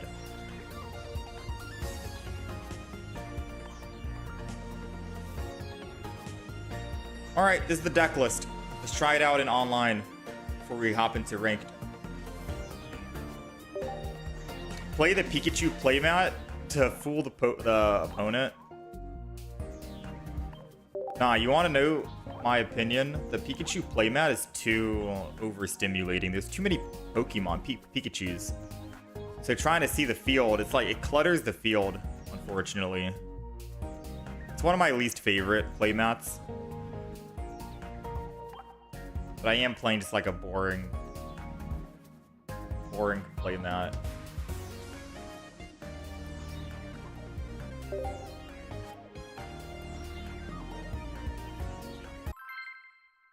One Pikachu, just another win con. No, I think this is fine. Because if we add in Pikachu, we probably need an X speed.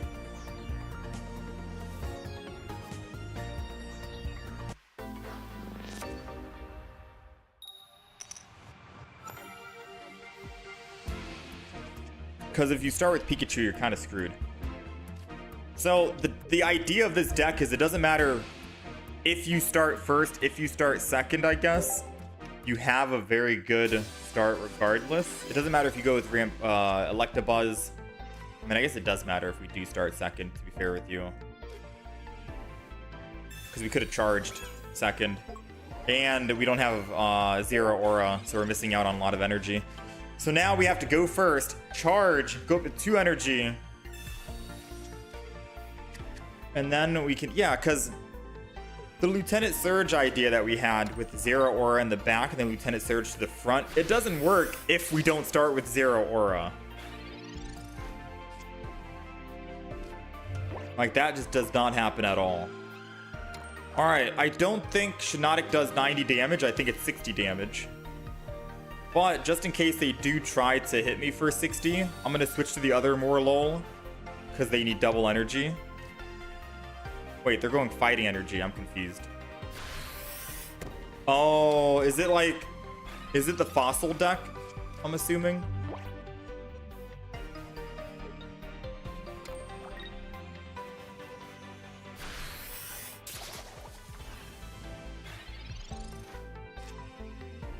Alright, I don't know how much HP Shiinotic has. But I'm just going to charge one more time before evolving. I think I should have just Electivired and attacked, because then I could just put energy on Electivire, but I'm hoping that I could top deck a Pokemon this turn. And that I can just one-shot the Shiinotic anyways, and it won't matter.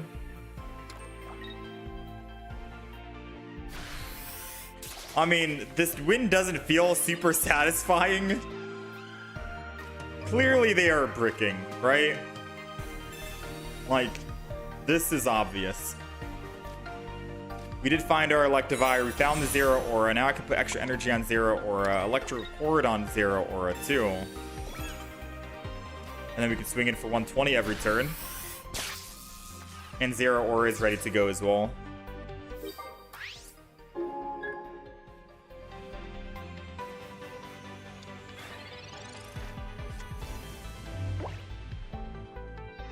Yeah, I don't know. Yeah, they were doing... Okay, they were doing Shiinotic, Skull Fossil, Rampardos, and they were hoping to find the evolution to Shiinotic so they could find Rampardos and Granados with ease. That was their idea.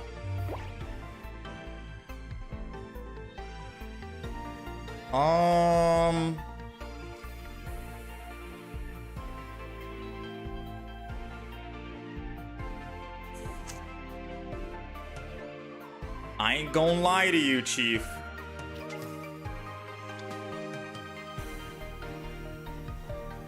I don't think I wanna stay on the active spot with Electivire.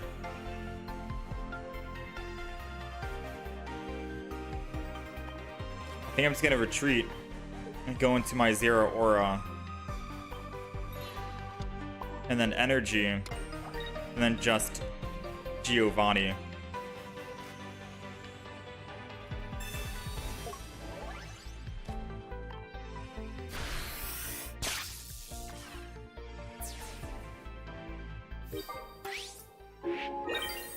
Right? Because then, once they evolve into Rampardos and kill, I can put energy on Zeraora and Electivire, then attack again with Zeraora, and then the other Oh, that's not cool, man.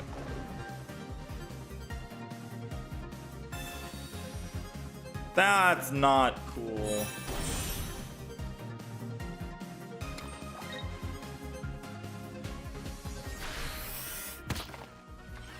Okay, I mean, now I don't know what to do. Now I have no idea what to do. We have to put in Zeraora because Volkner can still save us.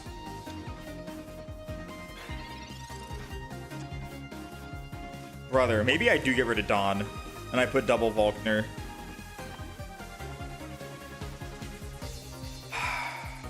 Honestly, I'm gonna hope they don't have a healing item in the game. That's what we're doing. Hit him for 50, and we're going to force him to have healing.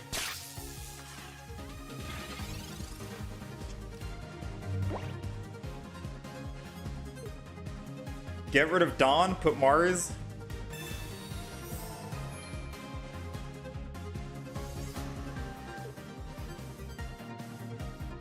Yeah, I still think double Volkner is overkill.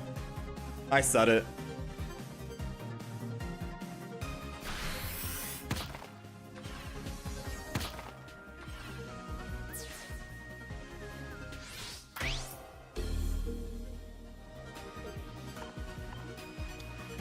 Come on. Volkner.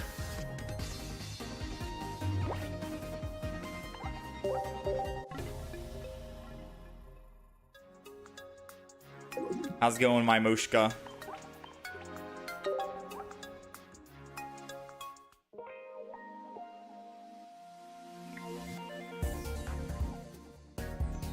So, someone said add Mars to the deck. I discovered that Volkner doesn't work if the Pokemon that dies with the energy or attached to it is killed. Wait, what?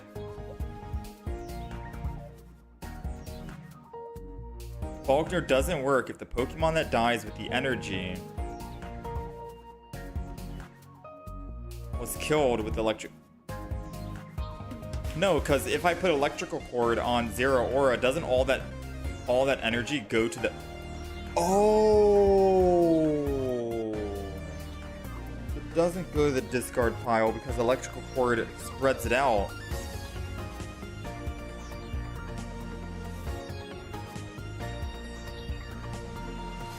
So we don't want Volkner in the deck.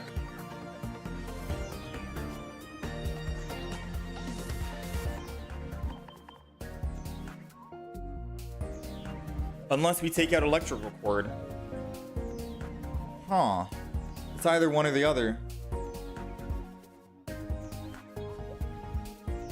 Zeraora is useless unless you have him turn 1. Yeah, That's why I said Zeraora would be such an amazing card. If we played him in a fossil deck where you can also utilize lightning energy. But we don't have a Pokemon in the game that is a fossil that has lightning energy yet. There might be a Pokemon that's a fossil that has just colorless energy, like Aerodactyl basic. If we really wanted to play Zeraora Aerodactyl non-EX, flip to shuffle the Pokemon back in their deck. Because Zeraora would be such an amazing card if you could fossil and guarantee a start with him. He'd be unstoppable, man. That's a scary... Like, just think about that future. That future is going to be insane. But there's nothing we can do right now. I don't know if we put Volkner back in or if I take out the cables. Gotta wait for Gen 8 expansion. When do you think Gen 8's going to happen?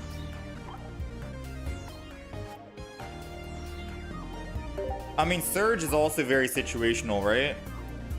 So I don't know if I would Lieutenant Surge either.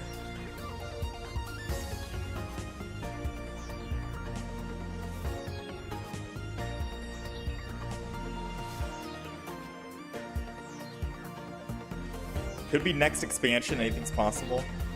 Does it require 2 electric energy for Zeraora?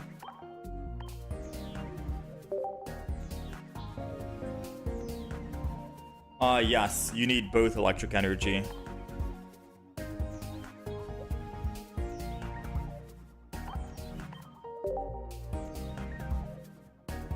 I've seen better decks, to be honest. I don't know if I want to add Mars. This is very, very confusing.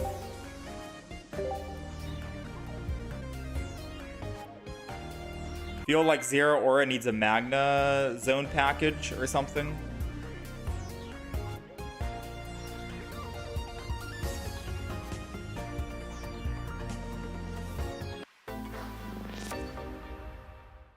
I mean, the other deck idea today we can play is either Shiinotic Soul-Galo or Crocodile with the red card Mars. I think someone said double red card, double Mars.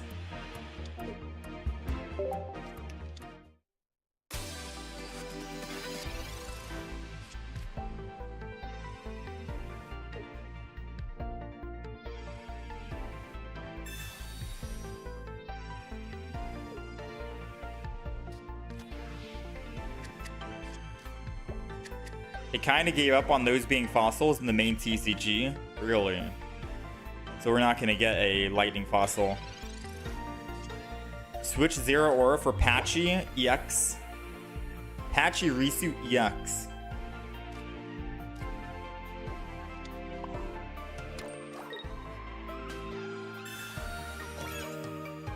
I don't think I should have actually put down Electabuzz, to be quite honest.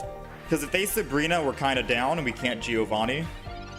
But this is a very good start to be able to Giovanni and attack for 60 if they do not evolve.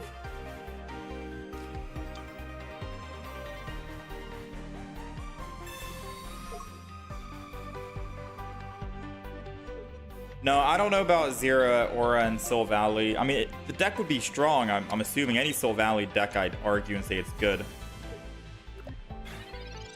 Oh, so they're not going to do anything, huh? Alright, so all extra energy can go to my Electabuzz here.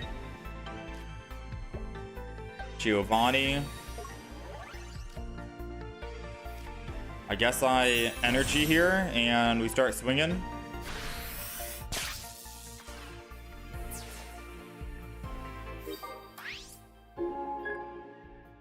I mean, I could have kept Volkner in the deck just in case they Guzma us and we lose our electrical cord. At least we lose our energy and then I can still Volkner. But if we keep the electrical cord on, then Volkner is worthless, right?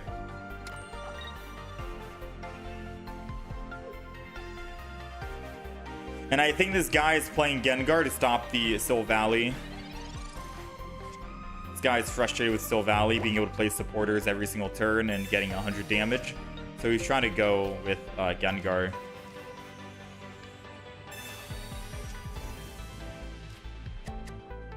Electabuzz, electrical cord.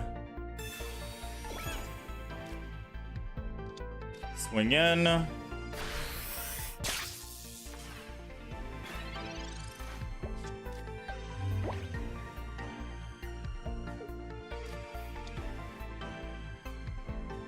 They gotta put energy on Duskull and swap if they want to live. Dang.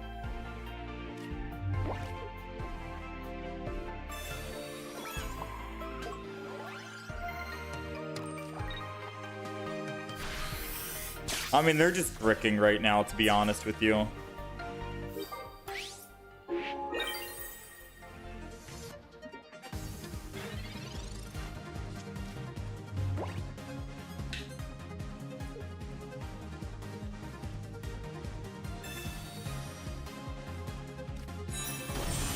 Oh, wait, they're not running Gengar EX. I thought this whole time they were running Gengar EX because they put triple energy on it. Why would they go triple energy if they didn't need the third energy?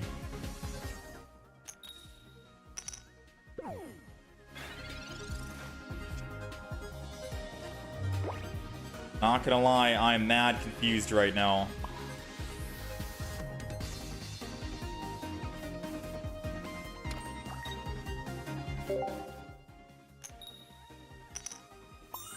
The deck probably has both, but he top decked the other one. But even if he does have the Gengar EX, wouldn't you just stop at 2 energy? Because when you finally do get that Gengar EX, you put the final and third bench energy onto Gengar EX to attack. Unless you're trying to play around someone using Team Rocket Grunt on you and you want to stock up on energy, extra energy. I don't think there was a reason why they needed to go to 3 energy before they even found any evolutions. They could have just put double energy to prime it. Because then they're primed for 2 attack Gengar and 3 attack Gengar. And they could have maneuvered and done some other stuff like attack with Duskull in the front, retreat off of Duskull so it doesn't die, and they can go to the other Duskull. They could have done more plays with the energy. Like, you see how my Electivire is sitting at 3 energy? It's because when I'm ready to attack with it, I'll just put on the final 4th energy. Sometimes you don't need to always put that final last energy on.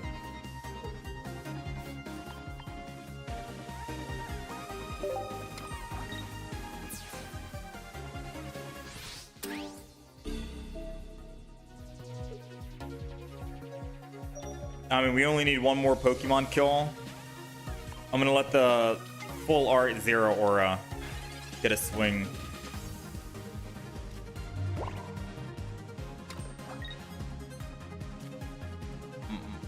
Let's just Mars him. Take him from 3 to 2.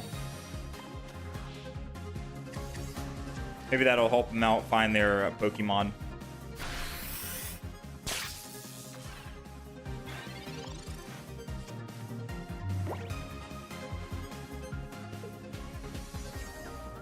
Poke Center Lady. Still in one-shot range to Electivire. They gotta put this Zeraora to bed. So do we think this deck is good for ranked mode? Like, should I jump into ranked matches and start playing? I still think we're missing something, right? Personally. But if we're down to try some ranked matches and lose some elo, I'm down. If you guys are down to D rank, I'm down to D rank.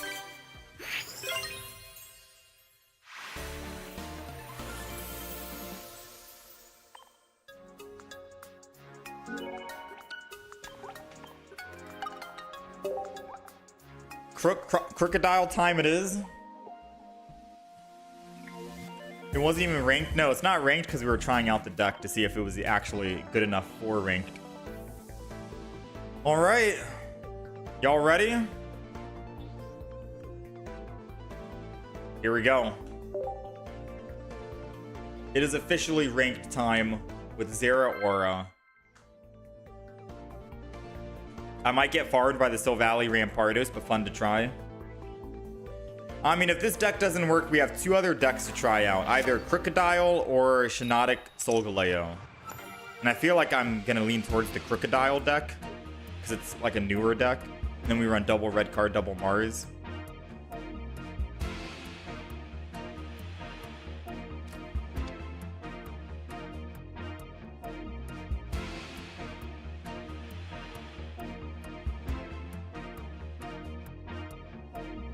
Okay.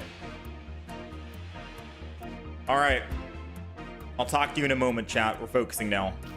We're going second. We got the new full art Zeraora against Buzz, which is arguably one of the top 3 decks at the moment, in my opinion. It's very strong. All right. The new Buzz, Guzz, and Silvally, I think, are the top 3 for the new expansion that came out.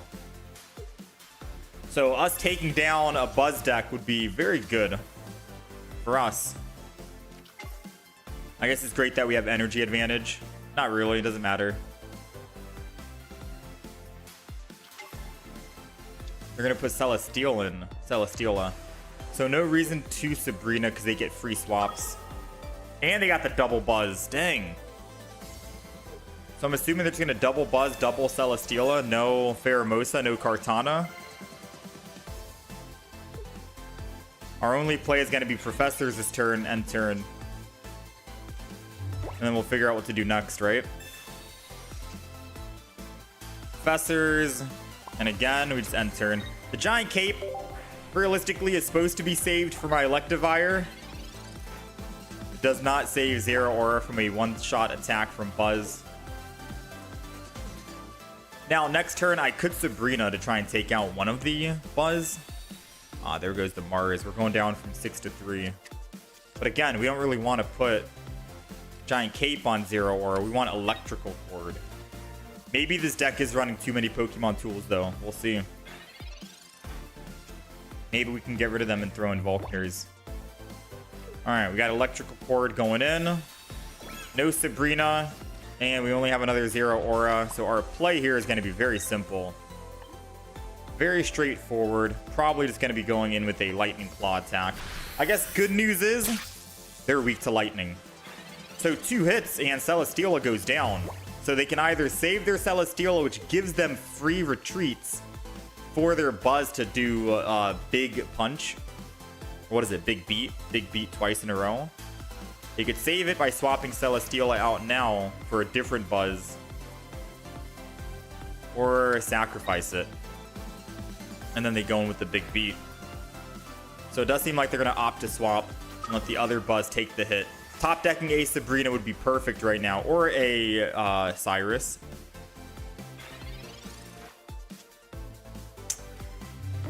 Not good, not good. Alright, well, I'm probably just gonna Guzma this turn because it looks like we're gonna Mars next turn after they kill us with Buzz. Let's go ahead and just remove that right now and then attack. I know I probably should have waited and held on for the Guzma because they most definitely have another Leaf Cape. But I can't Guzma and Mars, and next turn we're definitely gonna Mars. Although I guess we technically didn't need a Guzma. Yeah, there goes the other Leaf Cape. Usually you save Guzma, Leaf Cape removal, if you have a guaranteed way to kill it after you remove it.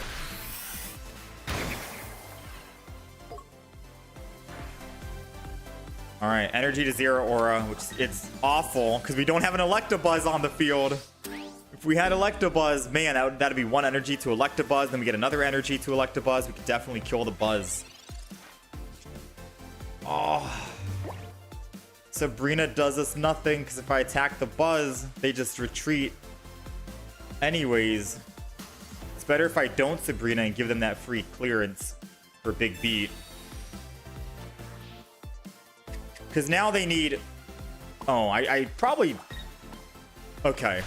We'll find out. They've already Pokeballed and Professor. They had 5 cards in hand. We took them down to 2. They're now at 3. If I somehow gave them a... Yeah, we're dead. I was going to say, maybe I just let them Brick and not Mars. But they had 5 cards in hand. Surely they would have found it, right? Without using Mars. Alright, 0-1 so far with the deck. To be fair, I do think this deck could have beaten Buzz if we had just top decked an Electabuzz.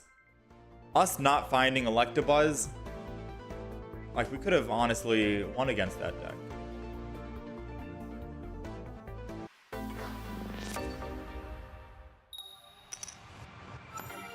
Going first, Zeraora would be nice.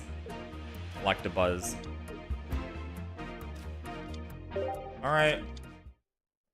We're going first with Electabuzz.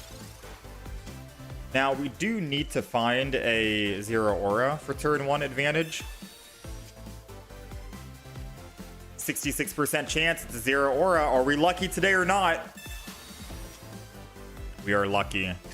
Because now us putting it down and ending turn means that it will actually get energy and it's primed and ready to attack. And then we can charge in the front next turn.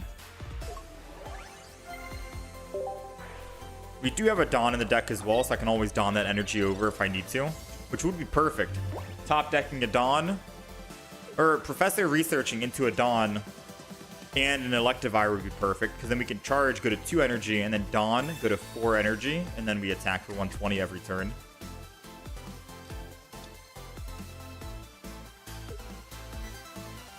Going up against a Shiinotic Soul-Galo. They're building energy on Soul-Galo because Shiinotic will never be able to attack.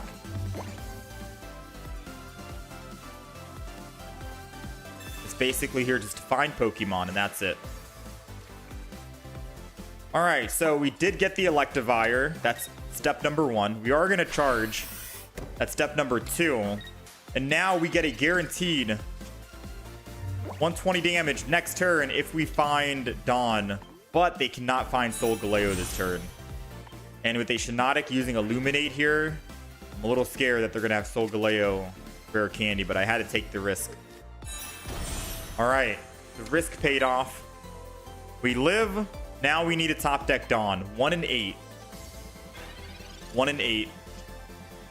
Okay, no Dawn. Ooh, it's too risky if I stay in the active spot with Electabuzz without evolving, because they definitely could kill us. So I'm going to need to just put energy here. I'm afraid Mars is going to help them out. I mean, even if I Mars, it doesn't matter. They have Illuminate. Like, we're going down no matter what because of Shiinotic.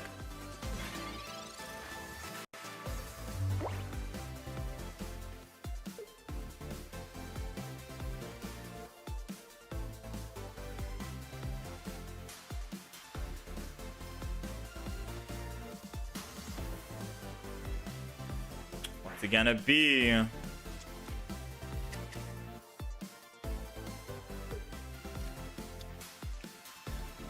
Don't tell me they found Morlul and they didn't find Soul-Galo.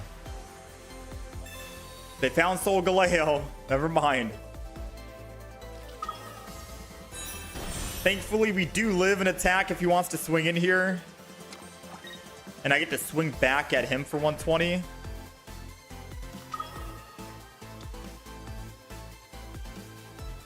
but I'm pretty sure he has Lily in hand, right?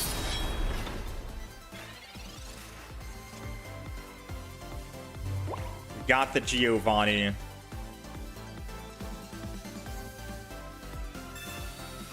Go ahead and play it. Go ahead and hit for 130.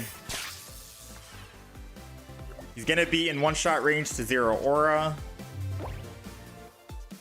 If he lilies, then I think we just lost the game, right?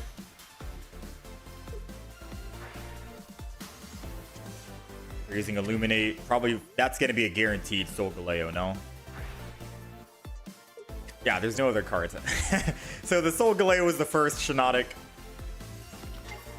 which then they can just swing in with this one, and I can't do anything about it. I don't have double Cyrus, so I can't Cyrus one Soul-Galo, kill it, and then Cyrus the Shiinotic and kill that. I think we're cooked. I'm trying to think about a way out of here, and I think we're dead.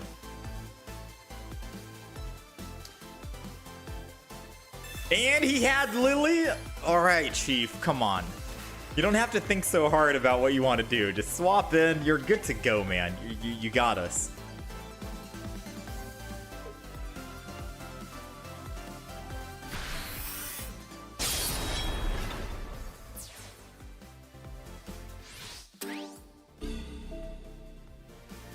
Dang, dude. I really want to play that Soul-Galo deck.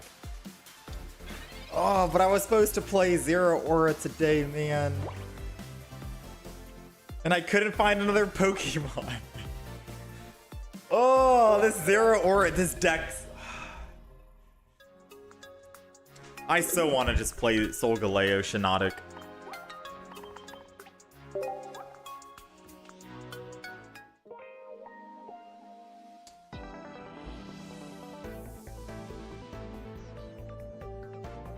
Alright, chat. What should we do? Should I just swap and make a Soul-Galo Shiinotic deck and then play Crocodile after that? Is that the play? And then we just do Zeraora another day? Should we do that? Should we just Zeraora another day? This is the second day in a row that I'm trying to make Zeraora work. The first day was with Tapu Koko and Pikachu and a whole bunch of other stuff that just couldn't do anything. Today, man. Yeah, let's play a real deck. All right, let's play some Soul-Galo. Let's play some Shiinotic, and then we're gonna do some Crocodile after. All right.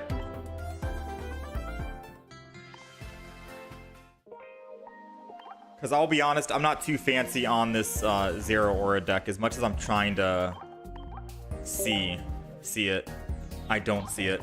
So I'm gonna need your guys' help. I don't know how to build this Shiinotic Soul-Galo deck. I'm thinking in my head it's gonna be just like the other Soul-Galo deck that we usually run, just without Skarmory or in a Scavalier, and we go Shiinotic instead, right? So double Rare Candy, double Shiinotic, double Soul-Galo, double Cosmog, one Cosmoem,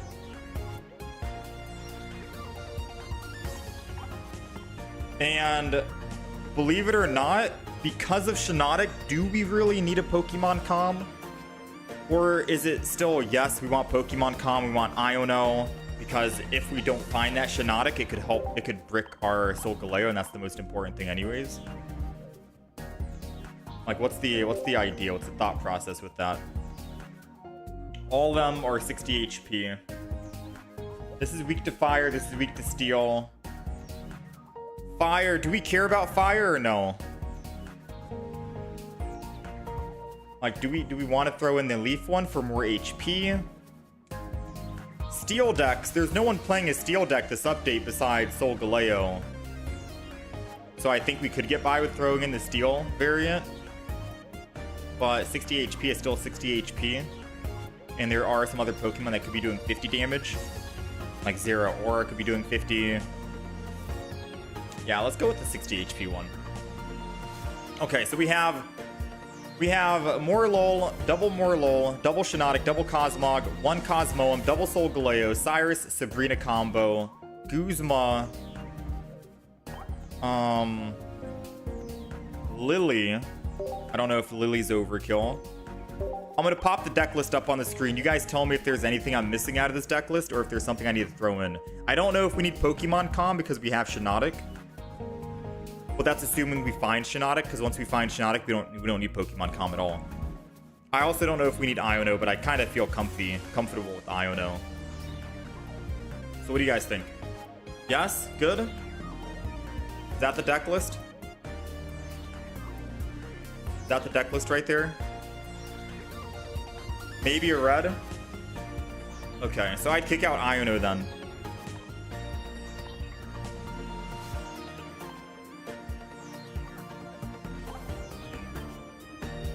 If you don't think we need red. Or if we don't need Iono. I'll pop the Soul-Galo. Playing that.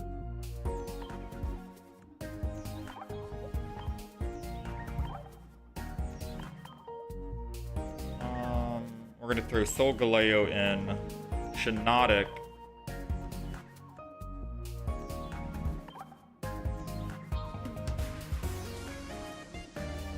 Soul-Galo.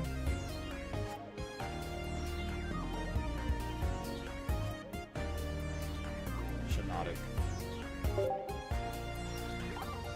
I don't think this is gonna fit if I try and do plus. Nice. Alright, so let me go over this one more time.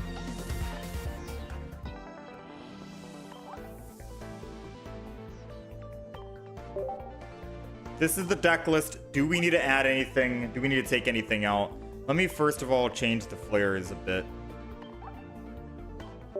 We got double rare candy, no Iono. So if we brick, and we'll just let fate decide, right?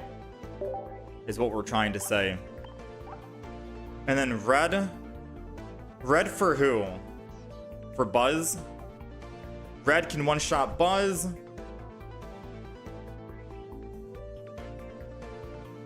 Red can one-shot Skarmory.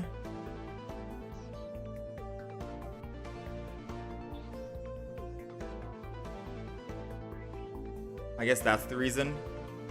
Not Skarmory, what am I saying? Darkrai. I don't know why I have Skarmory in my head. Most people will use Rampardos and Null, so red kinda useless if you are facing against that. True. Go second Lily over Cosmoem.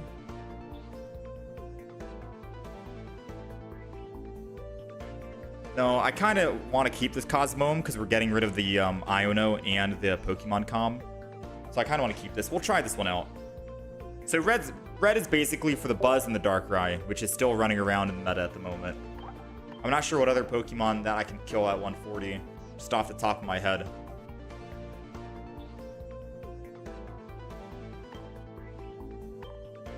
I know there's a way you can actually check. If you go here, and if you take a look at HP value, go to 140.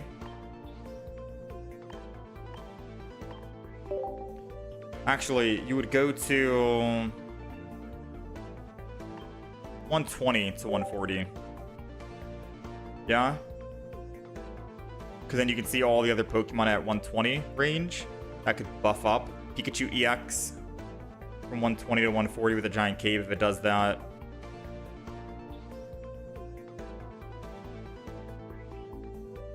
Very questionable. You knock out Celebi, Mew EX without giant capes.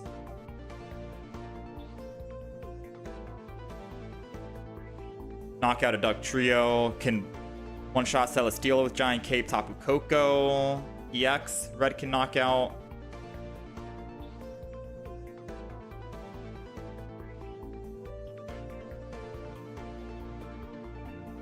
Alright, I'm down. Let's try it.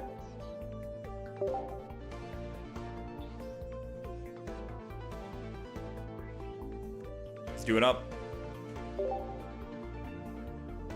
How's it going, A-Dot? People still use Celebi decks? Maybe.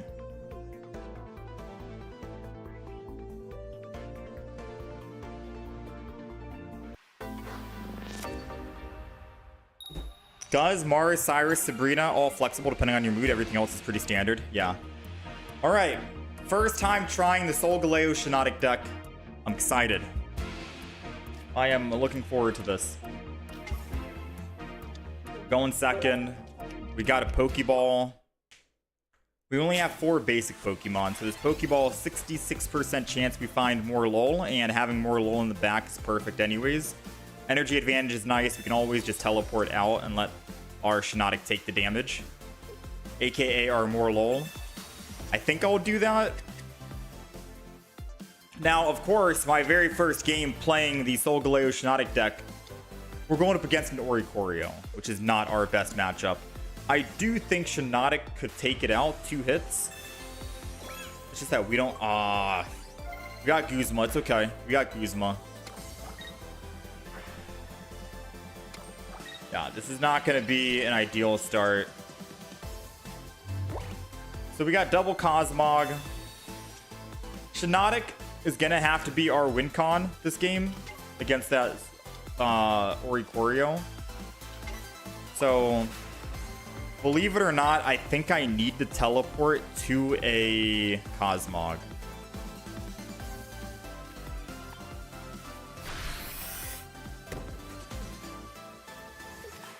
Because more LOL can take out the Oricorios, aka Shiinotics can take out the Oricorios.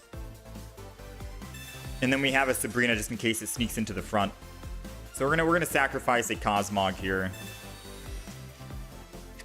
Top decking a rare candy would be good. Alright. Get 1 attempt here. Fortunate. It's okay. Let's Illuminate. We got another more LOL.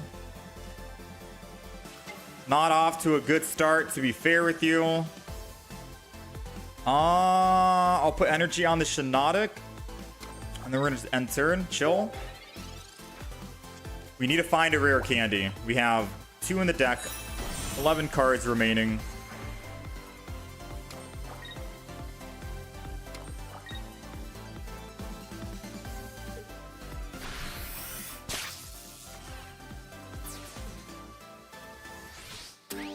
I'm gonna probably throw in the other more LOL.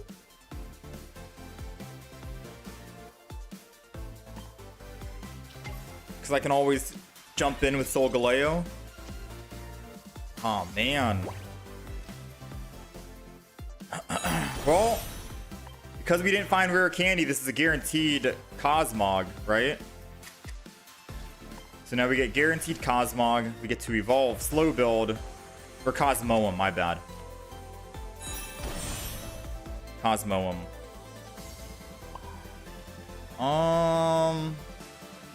I'll just put energy on Soul-Galo just so we're ready, and then end turn.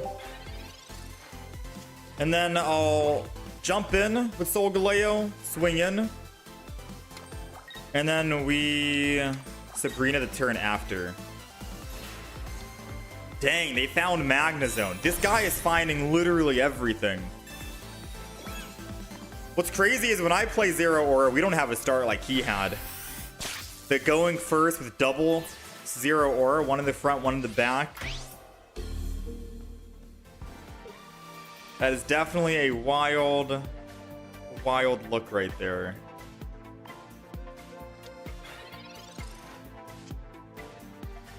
Rare Candy finally decided to show up.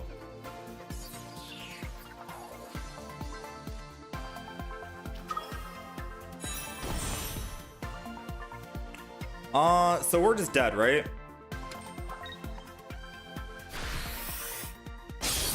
I swing in, they swing in. I can theoretically switch to my Shiinotic after the fact and attack for 40 to kill the Magnezone, but then we have how many more Pokemon to deal with? We'd have to try and find a Lily to save us here.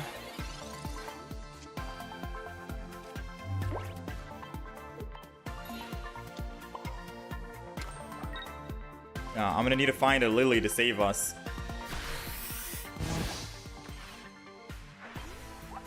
Yeah, if we top deck Lily, I think we win the game. But it's very questionable, because I still don't have an answer to the Oricorio.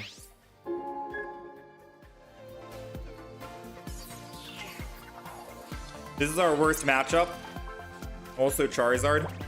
First fight and Zeraora is back for revenge. True. We stopped playing the Zeraora deck to play Shiinotic. And then we go up against a Zeraora deck that actually had a good start. Like the best start you can have. But with that being said, maybe Zeraora with that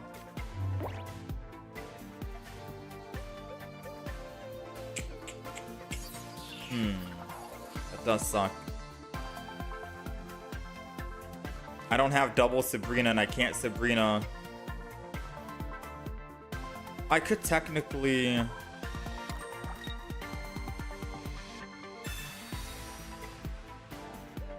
We don't have any other healing items, right?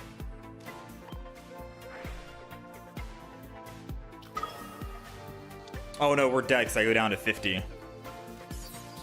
Yeah, I'm dead now. But we're still dead no matter what. Even if I Lilied, Shiinotic's gonna die. Yeah. We got hard countered by the Ori. Or their amazing start, rather.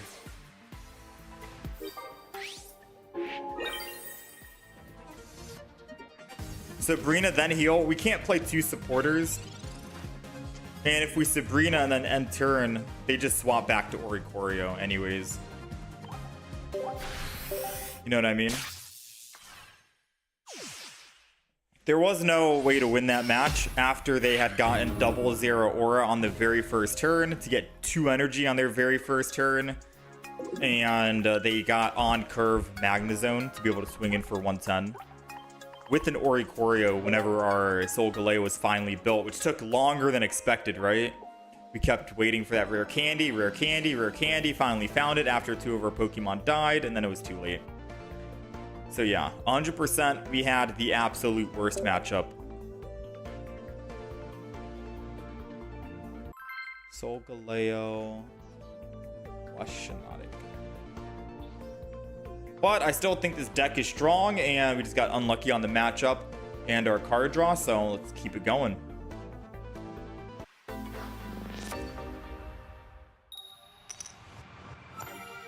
Yeah, I remember that game, CJ. Thoughts on Nihilego and Nadel? Seems good. It's on my deck list. I tried it out. We've gotten a couple of good wins with no EXs in the deck. All right, we're going first against Pheromosa.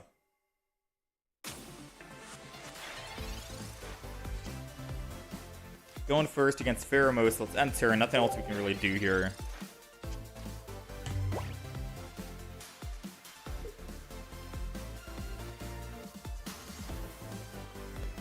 Oops. Sorry.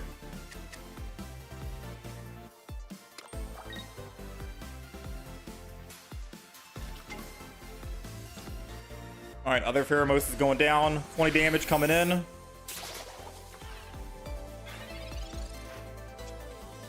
Pokeball. What will it be? It's Cosmog. And we already have double rare candy in hand. Let's go ahead and just end turn. Okay, so this game we're finding double rare candy, but no Soul-Galeos. It would be nice if we found a Soul-Galeo. This is what more LOL is supposed to be made for, right? I guess even if we find a Shiinotic, we can also possibly find a Soul-Galeo, so top decking a Shiinotic wouldn't be that bad.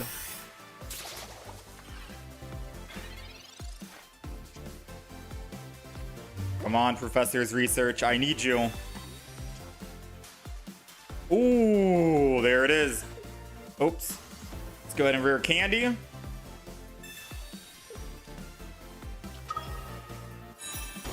We're going to Rising Road to go to the front. We have a Lily to heal as well, which is good for us. And Soul Breaker. If they do swing in with Buzz on this turn, if they had like a Lucamine in hand, we still have Red. So assuming they don't find their Leaf Cape, then we can red and they're dead. If not, then I'm just gonna Lily this turn. Or Guzma, depending on if he leaf capes this turn here.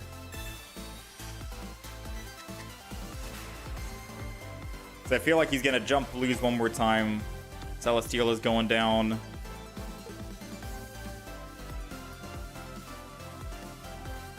I think no matter what, we Lily to heal. Ah, no, not the Mars. No, we gotta find our red again. Okay, we still got Lily. Good enough. Ish.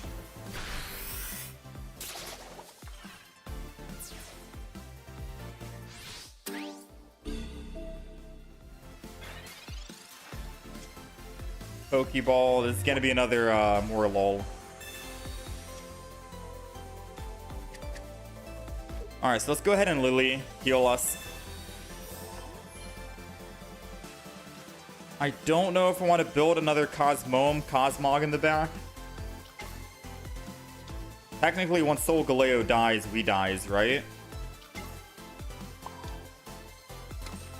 So might as well. So we have two ways to win. We have a Sabrina in the deck to kill the Celesteela, or we have a red to do 140 damage. So 2 cards out of 10 can get us a win here.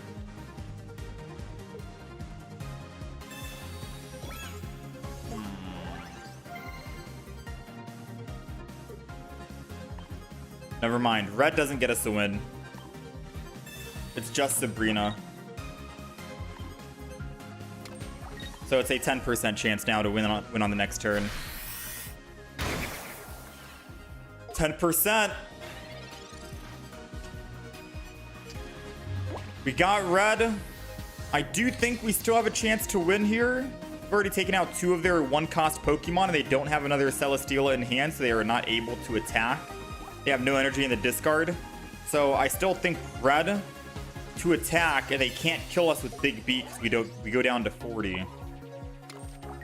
So red, 140.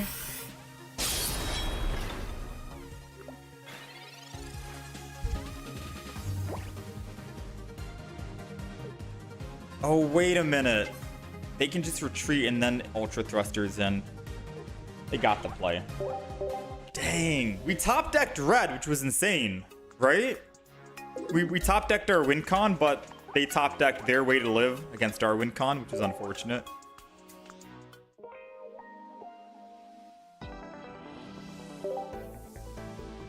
Soul-Galo is so strong, still super fun to use.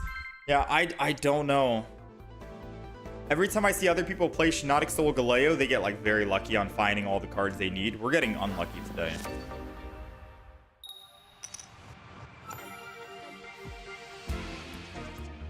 Most definitely we are getting extremely unlucky. I don't know what the name of that game was, CJ.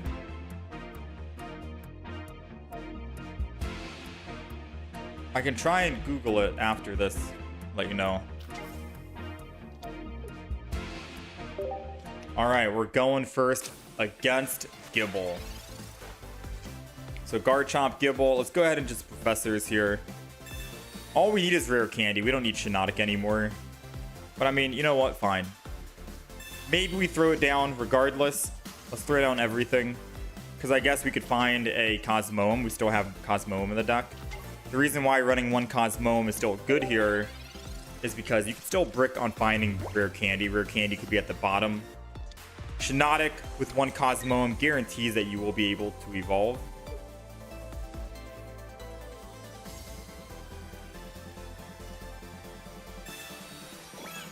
Giant Cape. We're just going to put energy on the back Cosmog and turn, and then we'll Sabrina next turn to kill the Skull Fossil, or the front, depending. Alright, so energy on the back. Evolve Shiinotic. Illuminate. For another Morlul. Put it down, because I could Illuminate into a Shiinotic, and then Illuminate again into a Cosmoem. We'll end turn. I guess the beauty of Illuminate is we're thinning our deck without really needing to use Professor's Research. Because we're card drawing extra every turn, thanks to the Illuminate. Alright, come on, Rare Candy. Ooh! Take it. Let's go ahead, Rare Candy. Soul-Galo in the back. Rising Road to go to the front. I'm not gonna go ahead and Sabrina, I lied. I think the Garchomp EX might be a bigger threat. I'm gonna Illuminate again. And then we're just gonna Soul Break. Because at the very least, they have double energy on this. We're making them lose all energy. I know Rampardos only needs 1 to attack, but I can do 120 to it. And then once it does damage back to us, it takes 50. So Rampardos will pretty much knock himself out. And then I can start working on a different Rampardos or a different Soul-Galo.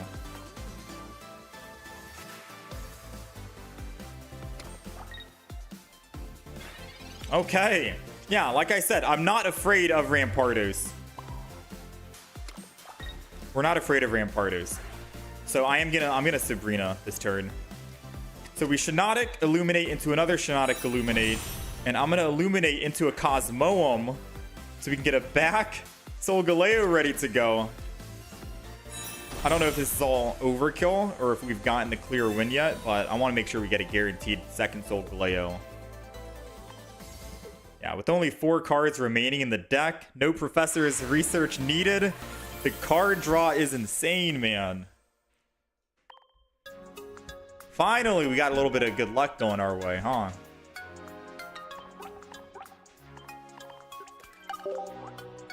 Pulling all the cards we need. You reached Master Ball with Stoutland Glade EX. Nice, congrats. Stoutland is very strong. Catches a lot of Pokemon off guard. And Pokemon that can attack for energy. Or other Pokemon. Like Glade, Alolan, Executor, Tapu Lele, Jinx. That does more damage based off of their own energy pool. It's going to be very strong. It's also a good Soul Valley counter.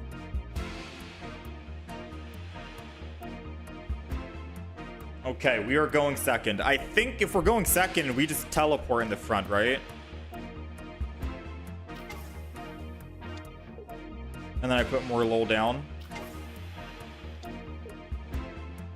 Realistically speaking, I'm not too sure like what the absolute best start is with the Soul-Galo. I think you always put more lol in the front no matter what, just to take damage. So even if I'm going first, even if I'm going second, more lol is going to be in the front line. 100%. Save yourself from a Darkrai. Save yourself from literally everything. Because I guess you don't need Shiinotic for anything besides searching for Pokemon. So I'm going to go ahead and teleport here. I guess we just wanted to show off our teleport, right? Teleport to the back. And we are good to go. Crazy is we have a Shiinotic and a Rare Candy and a Soul-Galo. We have everything we absolutely need. And a red for their Darkrai. So as long as we don't get red carded this turn, we're going to be doing some insane work. And I'm hoping that they don't put down a Barb in the front for the Croagunk. Because then we're going to be swinging in 120 every single turn. And whenever Darkrai shows up, he's cooked, you know? So now, Rare Candy, Soul-Galo, Rising Road. We get to go back to the front, full HP, energy on him.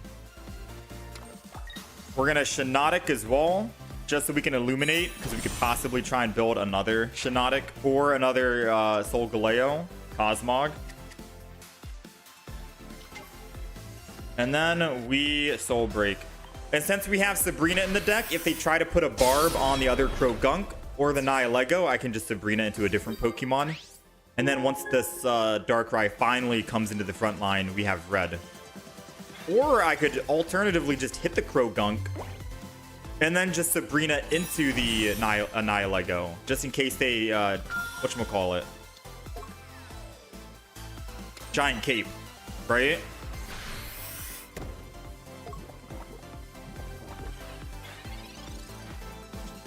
All right, we're good to go.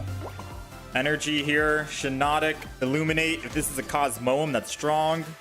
It's another Shiinotic, sadly can't do anything with it. And then we're just gonna Soul Break again.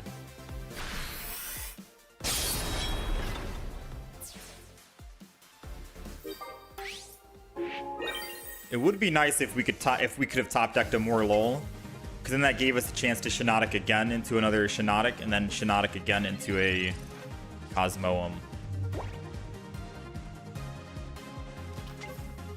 Okay, Sabrina won't do us anything here, sadly. They can't kill us, thankfully. So if they end turn, we're good to go. Yeah, dang, 40 damage. Those Nihilego stack up so much. Thankfully, we got red, which means they're dead. I'm not going to play all the other cards. We get a guaranteed win here. We do, I think, take the damage here, and they go up +2. Or I think it just ends the game, right? Okay, yeah, it ends the game. Dang, this deck's pretty quick. Not bad.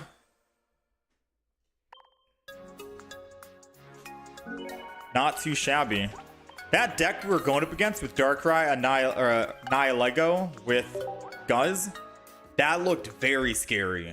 Like, we dropped from 180 HP. How much? Yeah, we dropped from 180 down to like 10 HP instantly, man. That is such a wild deck that the other person was playing. Oh, hold on, CJ. Let me find that game. Your boy 2 Chains, thank you for the 74 months. Appreciate you.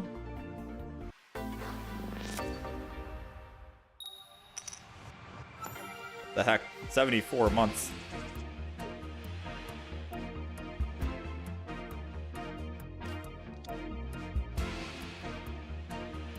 Oh, it's called Phantom Abyss, CJ. Phantom Abyss. Yeah, the Shiinotic is from the new pack. Alright, we're going first. We got double Cosmog. Might as well put both down. One can tank in the front, and the other in the back can be built up. Ooh, nice. More lol. I mean, Kartana is going to be doing quite a bit of damage. So I still think we're going to be sacrificing. I don't know. We'll find out.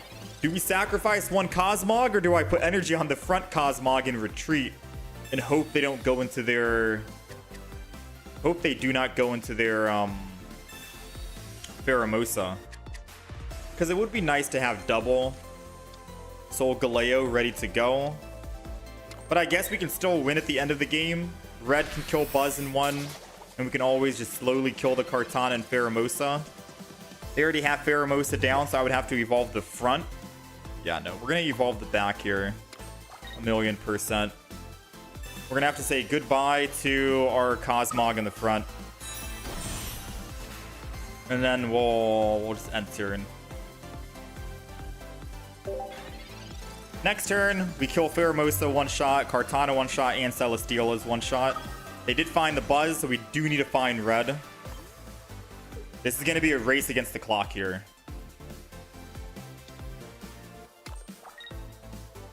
Yeah, this is going to be a race against the clock.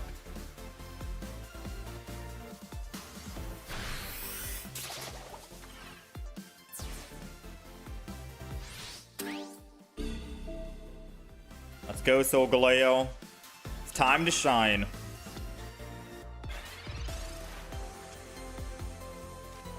Second energy. Research.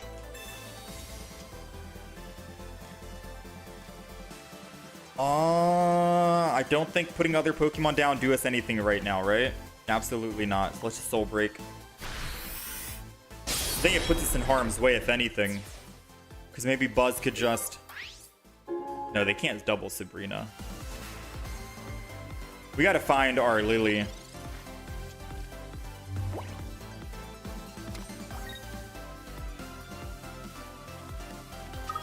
Another Buzz. which kind of stops our Sabrina on the next turn. Dang. Well, they have 10 cards left in the deck, 3 cards in the hand. They've been getting everything they've needed. The only way we win, because if I Sabrina here, they go into Celesteela. And then I still need to take down another Buzz, right?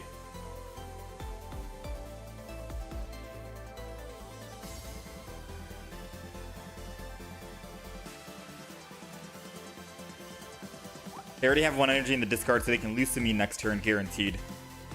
If I Sabrina, they go Celesteela, and they attack with Big Beat, and I'm dead. They don't need a Big Beat again. So the only play is what? Attack, and then just pray that they do not have Lucamine. But I don't think it matters.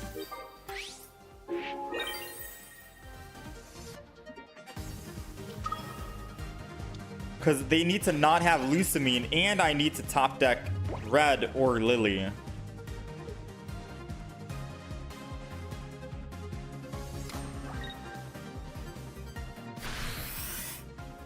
Okay, Red or Lily. Oh no.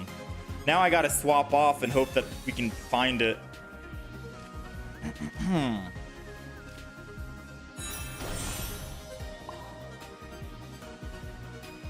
Yeah, this is not good.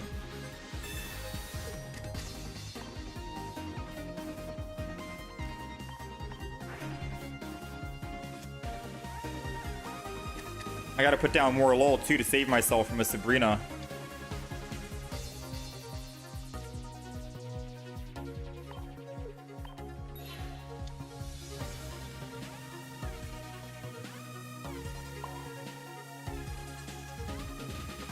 All right, we have 4 cards, 1 in 4 chance to find red, assuming they don't leaf or they have Cyrus. All right, well played. Yeah, Buzz is just too good, man. Buzz is such a strong deck. I love playing it. I love playing Buzz because it feels like you're just unstoppable and nothing can take you down.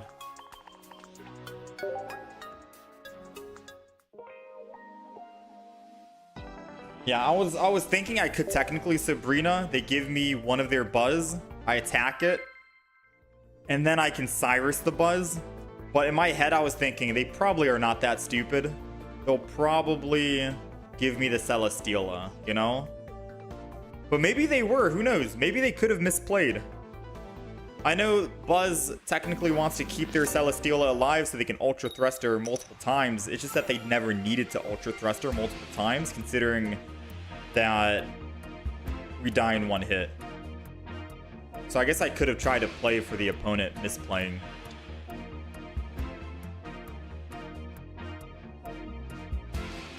All right, we're going first against Buzz.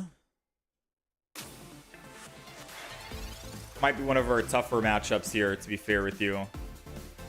It's Pokeball, and then let's Professors. If we can find a Cosmog, 66% chance. All right, still possible we can find it. Okay. I guess I'll just put the other more LOL down for now. Whew, 11 cards. Finding either one of the Cosmogs or one of the Shiinotics, that's 4 cards out of 11, would give us a very good start. If not, if we don't find it next turn, then we're off to a very bad opening.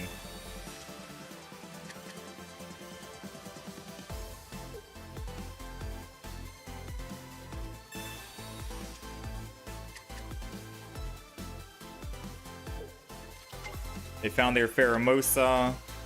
Do they find a Celesteela to swap? They don't, so they're gonna have to end turn. That's good for us, bad for them. Although us not finding energy is also bad for us. Oh man. I could just hit this Pokemon. Believe it or not, I could just hit this Pokemon with red just to clean my hand up a little bit. No, because they have Erica, right? They have Erica, and I want to make sure that I can one-shot it in the future with Soul-Galo with red.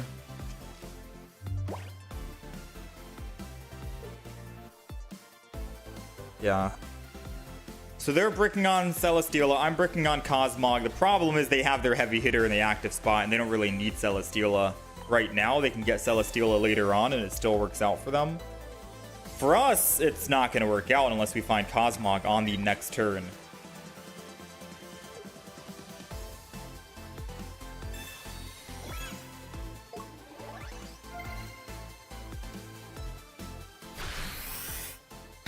We need Cosmog. Come on, baby. Let's go.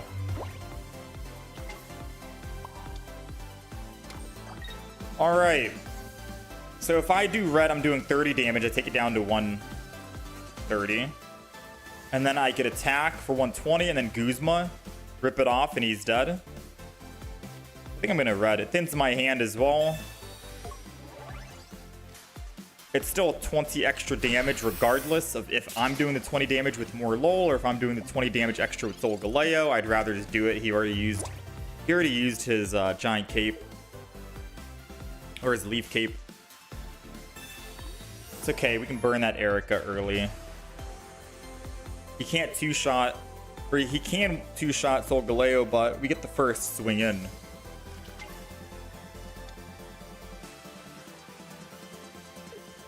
And we can't Guzma and red in the same turn, which is why I wanted to red early.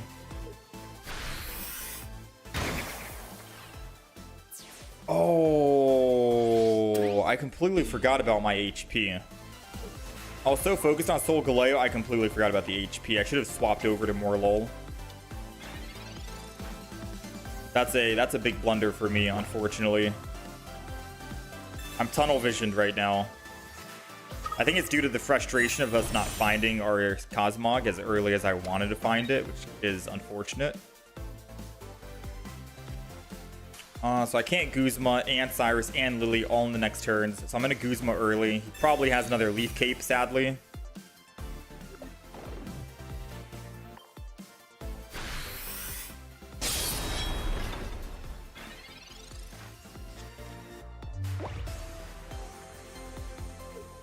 Yeah, we needed to swap to force him to big beat on the more LOL.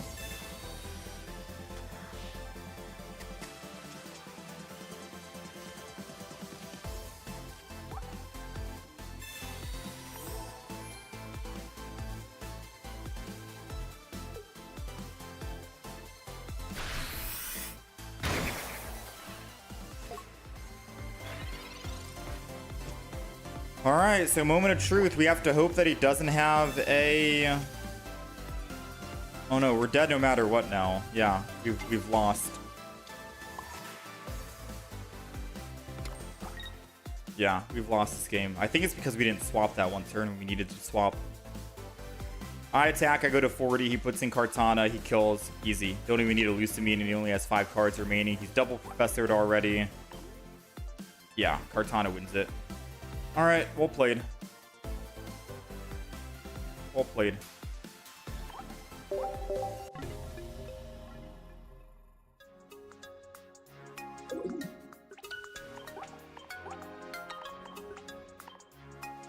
Hope I don't face Orikori with this deck. We did one time.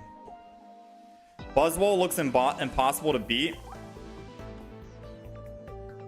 Buzz is a very strong...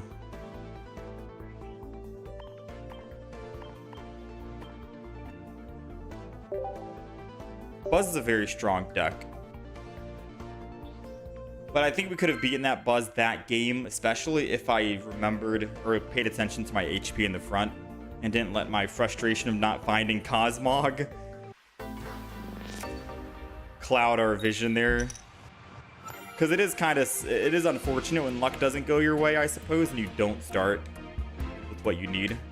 But they have everything that they need. But I think we could have won that game. We swapped to the other Morlul. They are forced to big beat, which means they can't big beat again on the next turn, which means we get to swing in first for Soul-Galo 120. Don't get hit with the 120 attack. We're good to go.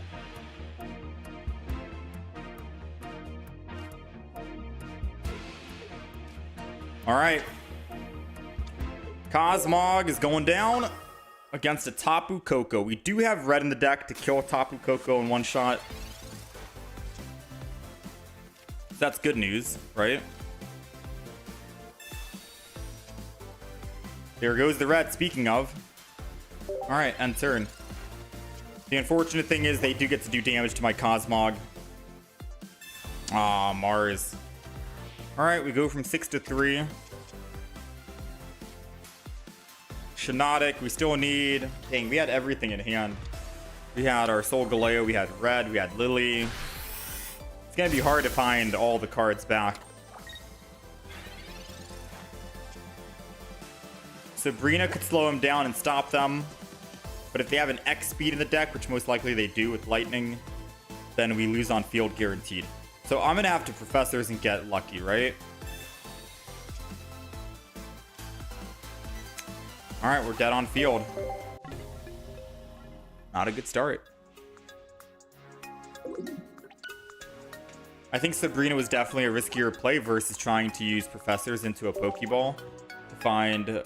Because we have 2 Pokeballs, 3 other basics. It was 5 cards that we could have drawn into. We just got unlucky.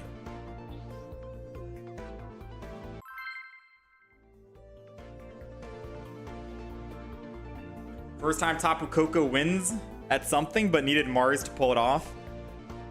Soul-Galo doesn't seem as good this season. A lot of people are saying that Soul-Galo is a very top menacing deck. Now, most of the games that we're playing, we've been going first. And having energy advantage would be king, to be honest with you. Because then we get to put energy and then evolve and then attack on curve. So, I don't know.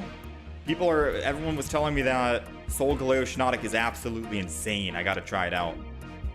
We're trying it out. It's not doing so well compared to our Buzz deck or Guzz deck or the other decks we've played, Sil Valley. But I'm down to keep trying. Alright, we're going second. We're gonna put down double Cosmog.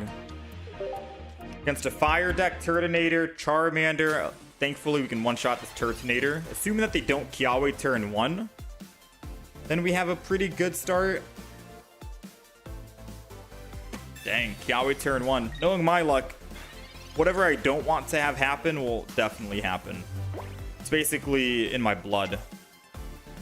Alright, so we will Professor's Research. We're going to have to build the back Cosmog, I think.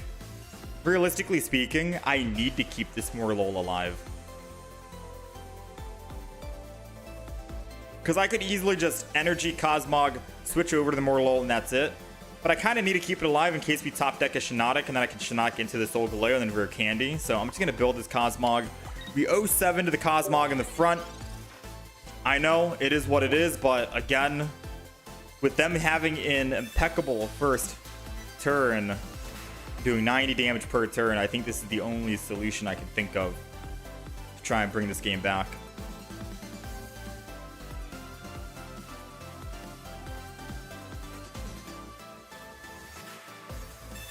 Dang, and red card. So now we got to re-find our Professors and our... Oh, no, we got Shiinotic, but we don't have Rare Candy, which means we're still dead. I got to put more Morlul in the front and pray we find Cosmoem.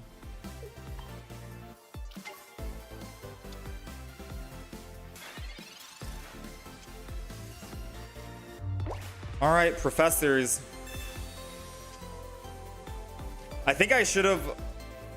I played that wrong. I should have Shiinotic, Illuminate, and then Professors. Just so we don't draw into more Pokemon than we need to, and we find Rare Candy.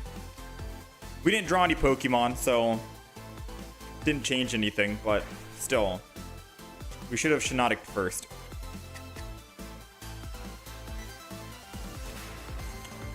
Alright, so the unfortunate thing is we do die in one hit here, and if they Sabrina, Cosmog dies, and that's our win condition.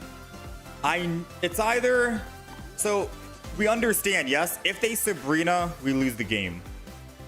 I could put down another Pokemon right now. They kill the Shiinotic, they go +2. I finally find my Soul-Galo or Rare Candy. I attack, we have a chance at winning. But then, they could also Sabrina in the future for our other Morlul.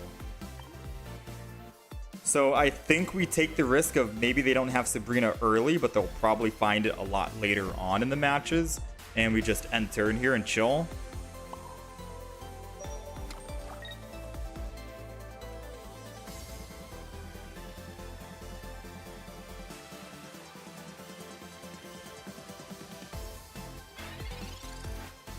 Because the odds of them having Sabrina early versus having Sabrina later, they have a lesser odds of having it early, but they have better chances of having it later on in the game.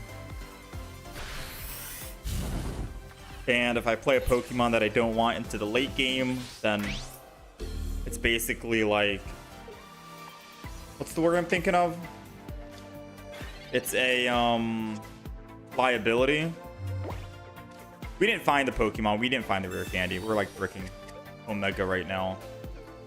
Someone told me why we don't want Iono in the deck. Because when I crafted this deck, I wanted to put Iono, and we're bricking hard 2 games in a row. And I feel like Iono could help us. Yeah, I don't know, man. Was I lied to when someone told me Shiinotic Soul-Galo is strong? Because it feels like this is not good. Hell, we had better luck with Doug Trio EX. I'm not even kidding you. Not even Doug Trio EX did this poorly. We are 2-6 with Soul-Galo at the moment.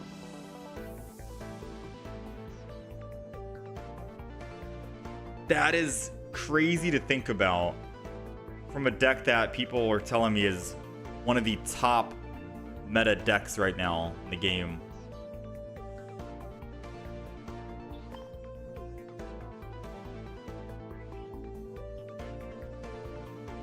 Two questions. Why do I think people are playing Shiinotic over Skarmory?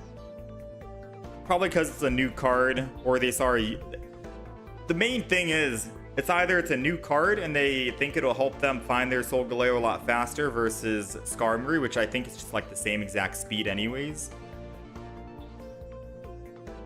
Especially if you substitute the Shiinotics into a Pokemon Communication and an Iono in the deck.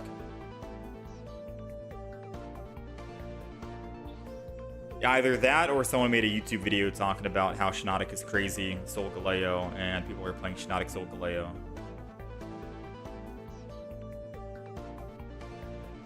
I'm just unlucky AF.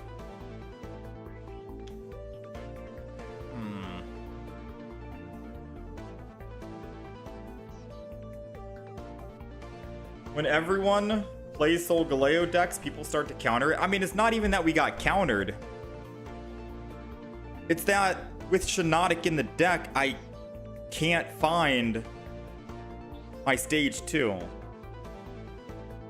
We're having multiple games where I can't find my evolutions on time. That's like 3 games in a row we couldn't find our evolutions. The last game, we just couldn't even find a single Pokemon. We had Cosmog only, and then we died. And then the game we just played against Turtonator, we couldn't find rare candy. And then the game, like 3 games ago, we couldn't find a Soul-Galo to evolve. So it's either we can't find rare candy or we can't find Soul-Galo, but I don't see the appeal of this deck taking out Iono and Pokemon Com. It's doing pretty good in tournaments, but that doesn't necessarily translate to good luck on the rank ladder. Yeah, I think people need to understand rank ladder and tournaments are different. Tournaments, you can see what other people are playing. You can see their deck list and what they're like entering in with, right? Maybe tournament play gives you better chances of winning. Unless you guys think that the deck is still good even in rank ladder and you guys are playing it as well, and I'm just unlucky. I don't know. I'm not a happy camper right now, man. I was looking forward to this deck. We've played 8 games and we've only won 2 games out of the 8. Do you think we give this deck some more time? I play couple more games.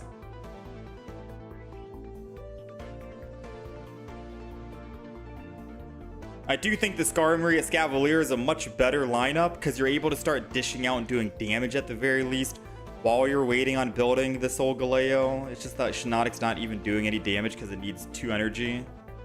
I don't know, man. I'm conflicted right now.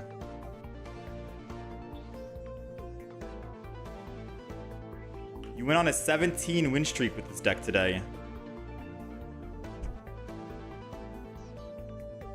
You're not sold on this either? Heard a lot of people bricking with this on the ladder.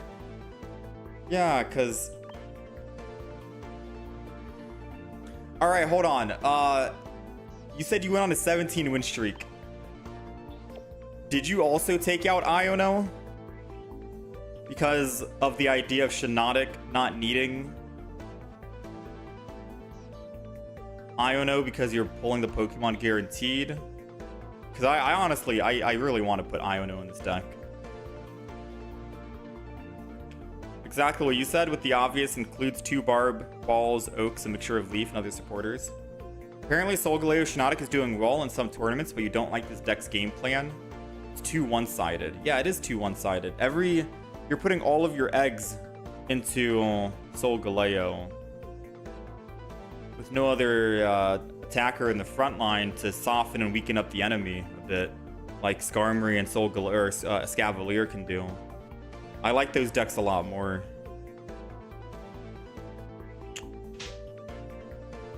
Probably without playing Cosmog and adding a Pokemon common. I mean, there are some games where I just couldn't find a rare candy, and I needed to find that Cosmog to evolve and attack, which is why we keep the Cosmog.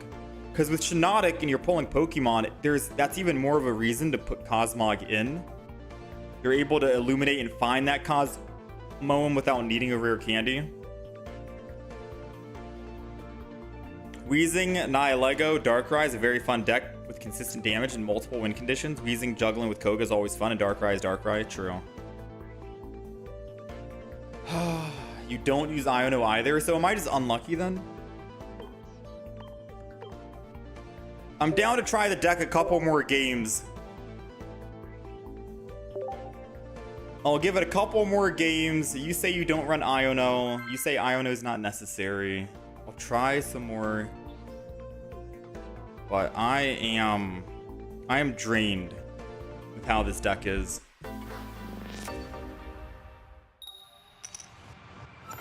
I think it might be because I'm frustrated going first, and going first doesn't really give us an advantage or a benefit. Whereas when you play a Escavalier Soul-Galo, going first is good because you get to evolve and start dishing out 30 damage on the front, 20 on the back. Yeah. I like Soul-Galo Escavalier so much better than this, but I will keep playing this deck just to see if it's good. I will try. Your trainers are Sabrina, Mars, Guzma, Red, Lily. We're playing the same deck then.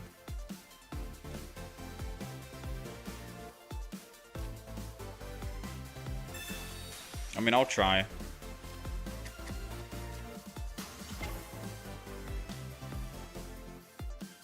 They got Grindcore in the front, Nihilego in the back. I think I have to save my Sabrina until next turn.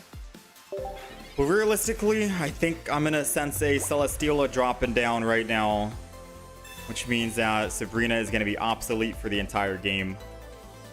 Just slow down their tempo. Yeah. There goes the Celesteela.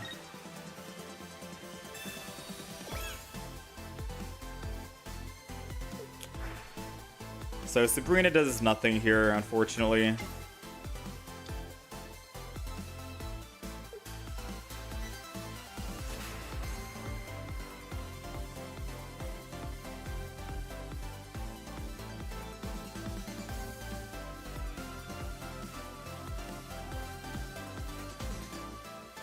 Yo, thank you, Rukachiri. Appreciate it.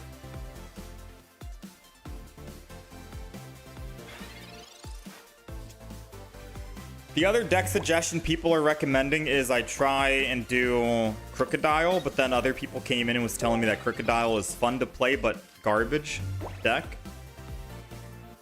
I don't know what to believe anymore. People are saying Crocodile is garbage with Red Card and Mars, but people also told me Shiinotic Soul-Galo is good. So if we're playing Reverse Day today, I think Crocodile could be good.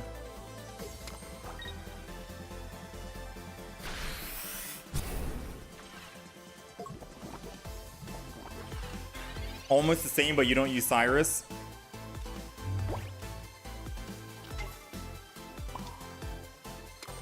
I'm gonna go ahead and retreat to cleanse.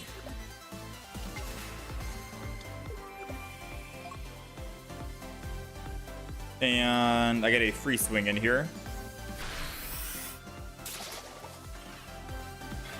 Oh, why did I retreat to cleanse? I should have just let it die and then let the other Morlul. I forgot we had no energy already because we couldn't find our Cosmog. This entire game, I'm thinking we had Cosmog, but we went 3 turns without it, so I was like... Oh, man. This deck bricks too often. Yeah. Like, in my head, I'm already thinking that we had Cosmog down turn 1, turn 2, and not... We had to wait until turn 3 to finally find it.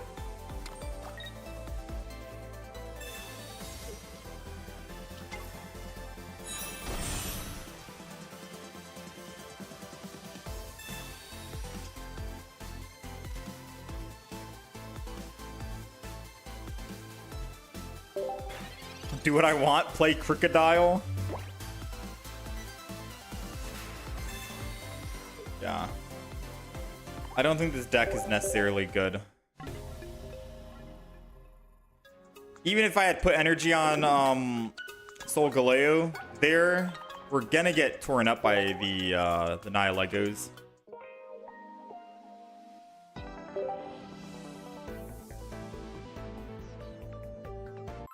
I know it's worth running if you use after 2 professors. It can be a great trainer to use in a rare candy deck.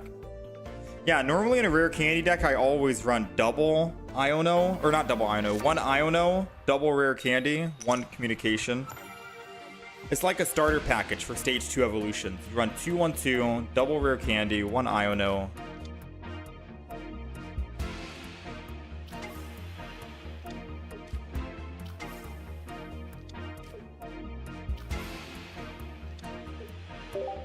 Yeah, against the whatchamacallit, Nihilego deck, I don't think we're going to win that matchup. Because if I didn't retreat off of the Morlul in the front,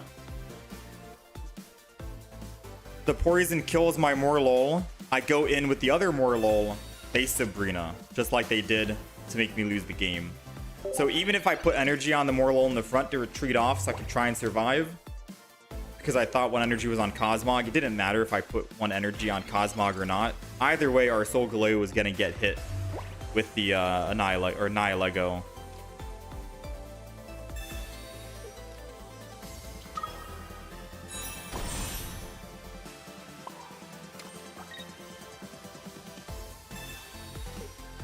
Alright.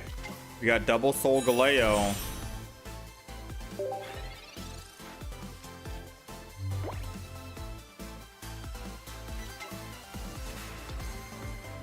This deck is just copium. There's no way this is better than just swinging in for 50 outright of the gate with Skarmory.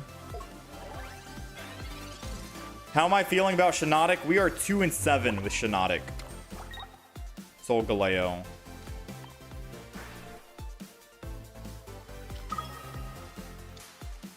My win rate has been absolutely tanked because of this deck.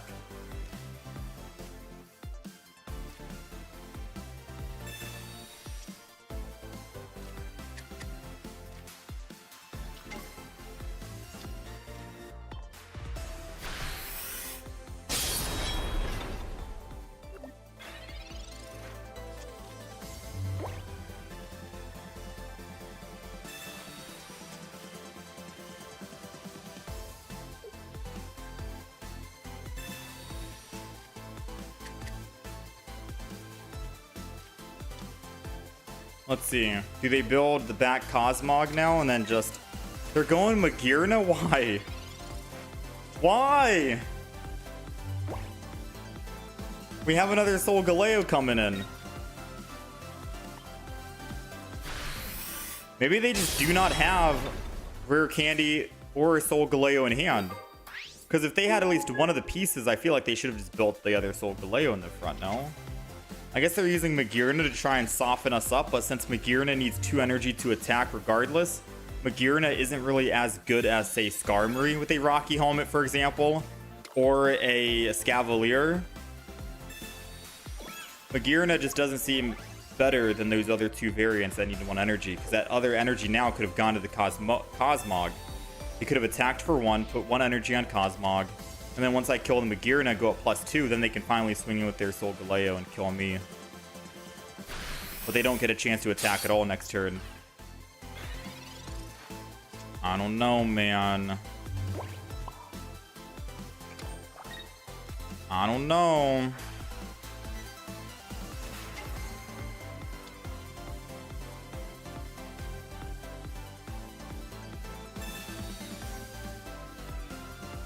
I think the clear answer is going to be retreat, Sabrina, kill the Cosmog. They have no Scar or Soul-Galeos in the game, and it's just going to be a Magear to finish. I don't even sound happy about the win. I sound defeated right now, man. I'm not even happy to win. Oh, when winning doesn't even make you feel good. Let's go again. I'm not even happy. Let's go again. Tempo change, right? Tempo change. Mindset. I won. This deck rocks. Oh, we're going second! We haven't gone second in like 5 games. Hold on. We're going second. Everyone shut up. Shut up. Shut up.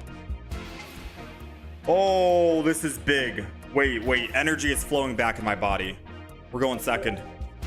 Ooh, okay. And we got Rare Candy, and we got Cosmog with Morlo in the front. Oh, yeah. All right. We're feeling it now. We got Red 2 for the Garchomp EX. Big start. Actually insane. They're taking forever for their turn 1. Big thought process on if they wanted to put down Skull Fossil. I get it. I guess because if we Sabrina, it's bad for them. All right, energy and end turn. Quick turn for us. All we need is a Soul-Galo, and we are looking good. Come on. Come on.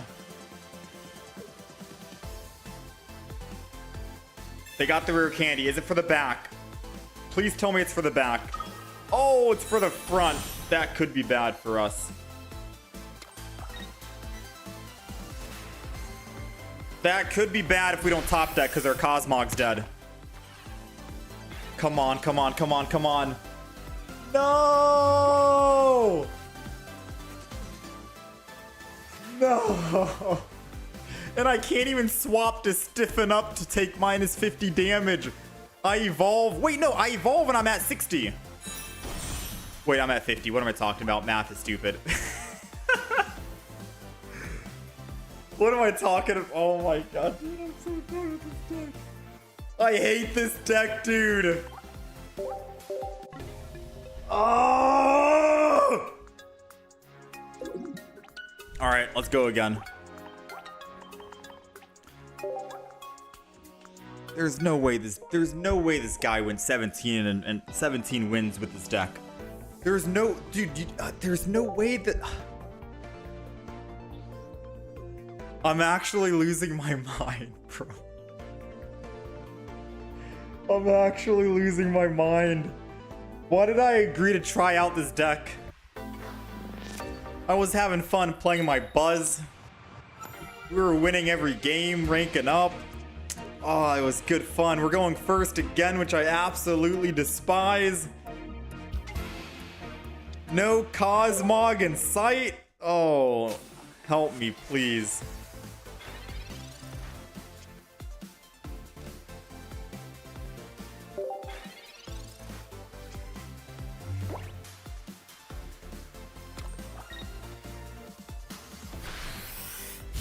You're so unlucky you got a 7 or 8 win streak with this deck. How? How are you going on win streaks, man? I can't even find my basic Pokemon. How do you not brick? How do you not brick with this deck? How do you justify not putting Iono in the deck? How do you think Shiinotic is better than Skarmory? No, dude, there's no way, there's no way, man.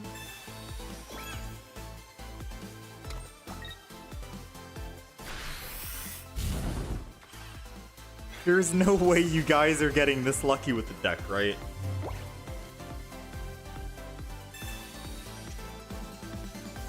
Okay, we finally got Cosmog.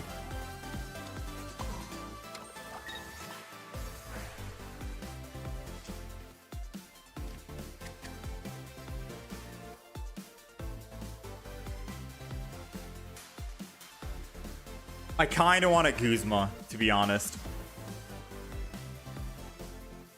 I'm going to hold on to Guzma because I don't see me doing anything else next turn. I have everything I need. If you Mars me, dude, please don't Mars me, man. Thank you.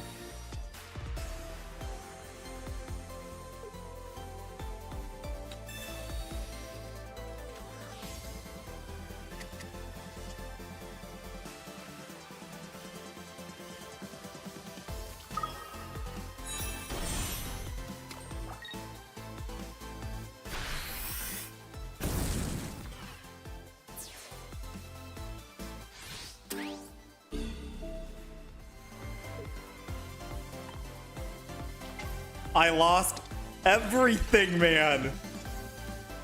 I lost everything, dude. It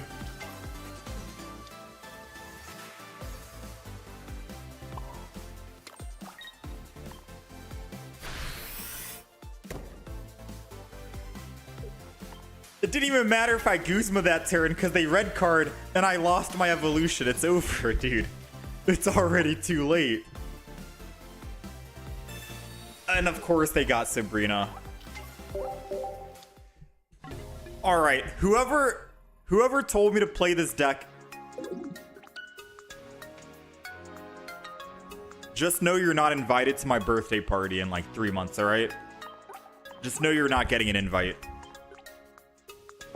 Because whoever said this deck was amazing, and all the multiple people saying they're on a 7-8 game 17 win streak, all that other stuff, listen, I don't believe it.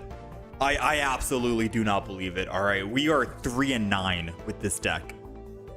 Either I am just the unluckiest soul imaginable, because I haven't had a game where I could even attack with Soul-Galo in the past like 7 games, or you are the luckiest soul imaginable, because this deck is hot garbage, man.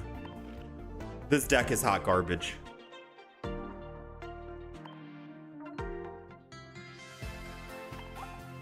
You're 10-2 with this deck. No, you're not. You're not. There's no way. You cannot be. You played this deck in Ultra Ball 2 and somehow you're on a 5-game losing streak? I think they mean they're 10-2 with the deck in terms of losing versus winning. Because there's no way you're 10 wins, 2 losses.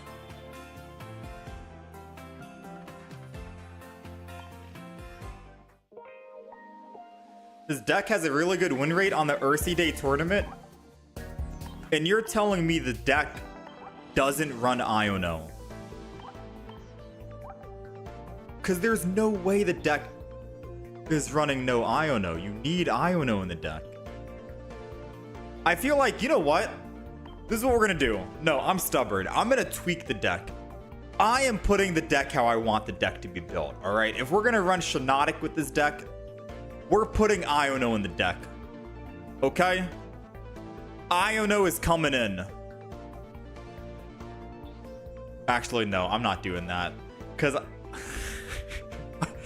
I'm going to just suffer again. Oh, do I?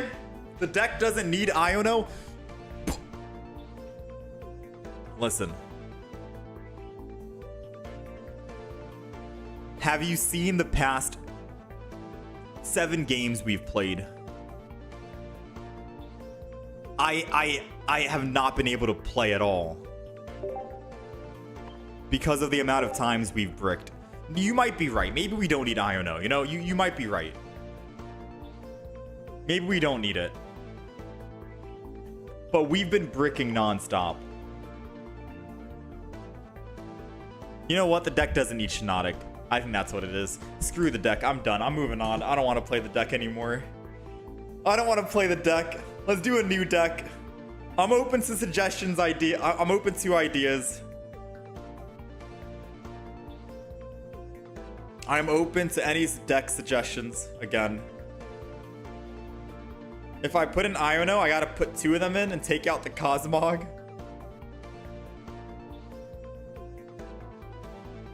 Isn't Cyrus useless since you're not going to chip them anyways? I mean, Soul-Galo doesn't do enough damage to kill a big Pokemon in one hit, so if I hit a Guzz in the front and they retreat away, if I hit a Giratina and they retreat away, I need to bring them back somehow, right?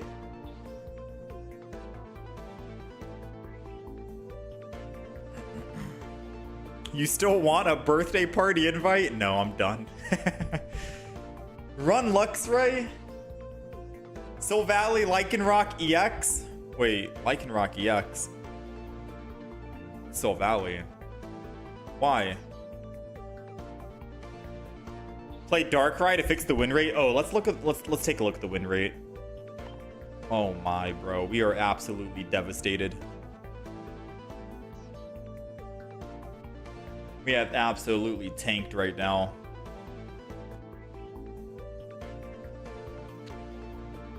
Run Ray with what trio? Who's Ray? Rayquaza? No. I can't Rayquaza. I did that last update. Incineroar and Charizard EX. No, I want to make a new deck that we haven't tried from like the new expansion, right? Alolan Duck Trio. We did Alolan Duck Trio. Dude, Alolan Duck Trio was actually... We got better luck with this deck versus the Skarmory, or the, whatchamacallit deck that we just played. Probably because it had a Skarmory in it, to be fair. But this deck that we played right here actually did some work compared to the Soul-Galo Shiinotic.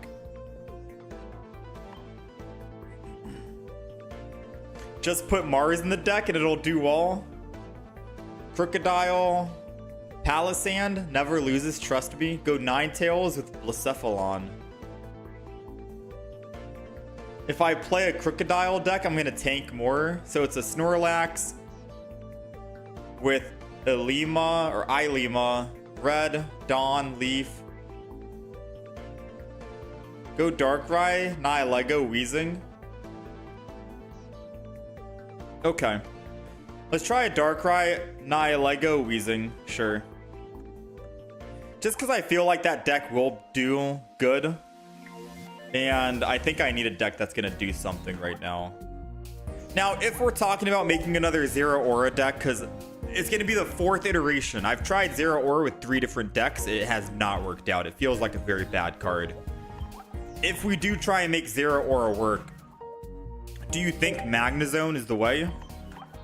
Magnezone with Oricorio, 1 Oricorio, double Zeraora. Do you think that's the way?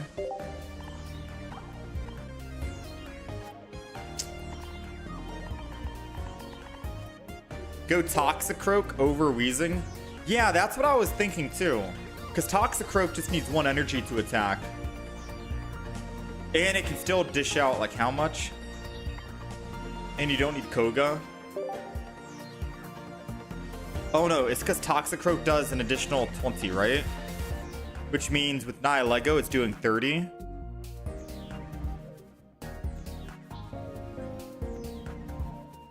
And then 40 with double Nihilego. But people said Wheezing because it's like the ultimate BM, sit in the front, take damage, and then Koga out. No, I'll trust what they're recommending. I believe in chat. Chat wouldn't try to tell me there's a deck that's bad, right? Surely they're cooking something with this coffin deck. Now, do we go Suffocating Gas, 20 damage coughing over the Division coughing, technically speaking?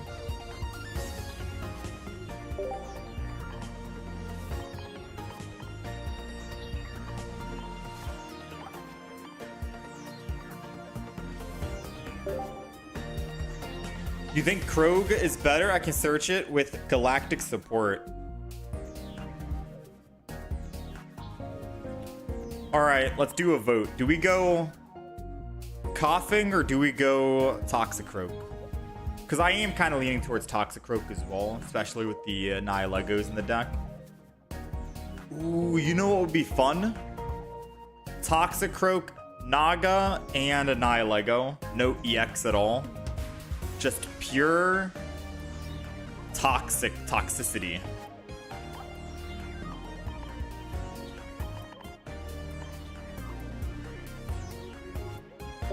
Wheezing gives you access to the Koga Concede.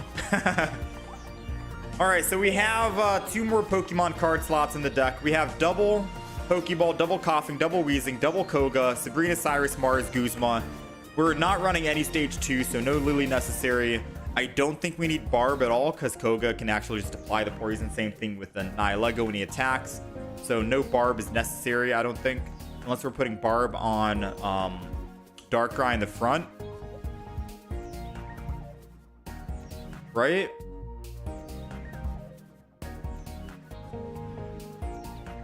I definitely want Barb. What's the reasoning for Barb?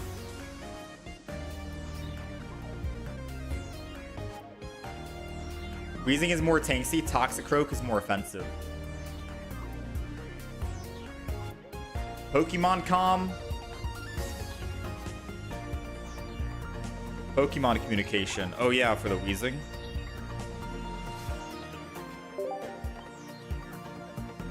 Minus the Darkrai. No, I have double fish. I have double jellyfish. Do we just want one Darkrai?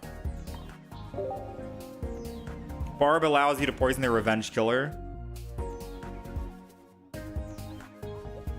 True.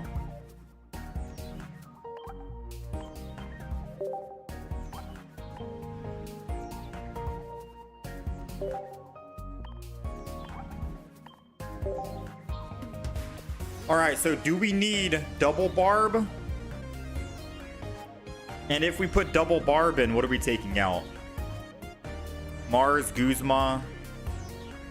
We take out the second Darkrai and just go one Darkrai instead. We take out the Pokemon Comm and just pray we'll find that Wheezing no matter what. One Barb, one Leaf. Well, I don't think we need to leaf. We don't need to leaf off of anything, right? If we're on Wheezing, Koga is the leaf.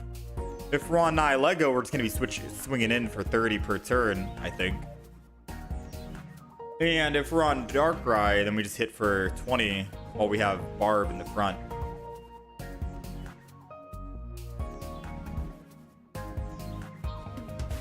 Right? So this is the deck. I am open to see if we swap anything out. You can retreat Nihilego to go to Darkrai.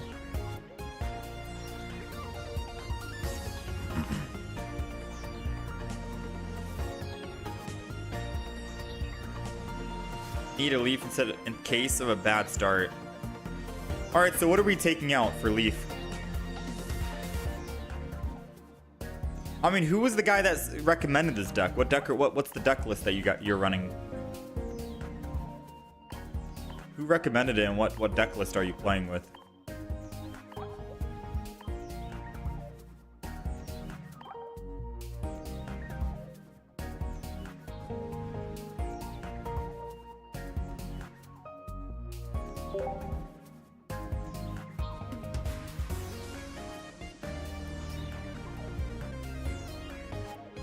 Use the coughing that searches as well.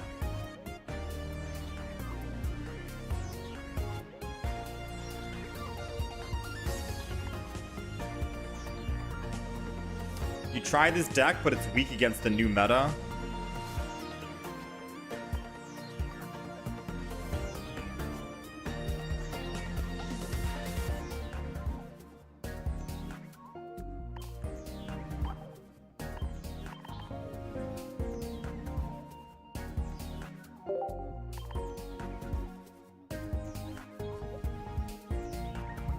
So you want me to go coughing that searches.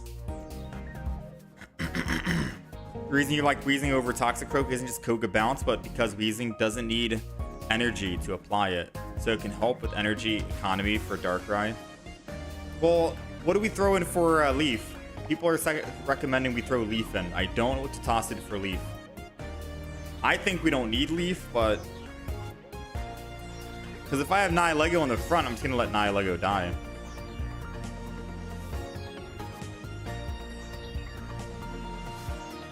remove Pokemon Com. And add in a second Barb. And remove Mars and add in a Leaf.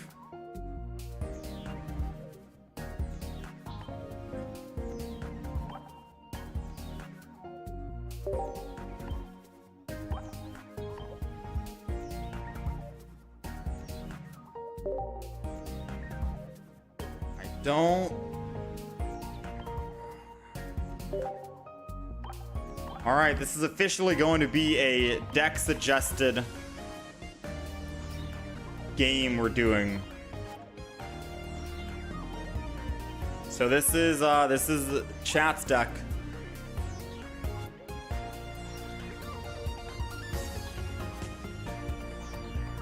Yeah, this is chat's deck. You don't think Guzma will be much use in this deck?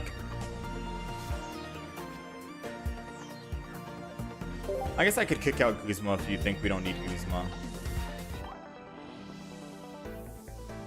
I don't think Leaf is necessary, but we'll do it.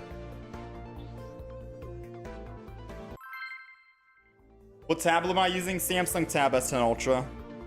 All right, let's go again.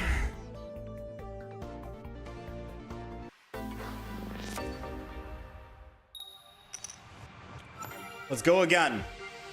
We are starting with a Nihilego and a Wheezing plus Darkrai deck. I think you always want Coughing in the front, and then Darkrai goes in the back. And of course the Nihilegos go in the back as well. So the idea with this deck is that Coughing is going to be able to just apply the Gas Leak, which allows us to poison the opponent. Nihilego amplifies it. Rocky Hall or Giant Cape. And then once they finally dwindle down in HP, Darkrai will be the finisher. And we have Koga, which is also great.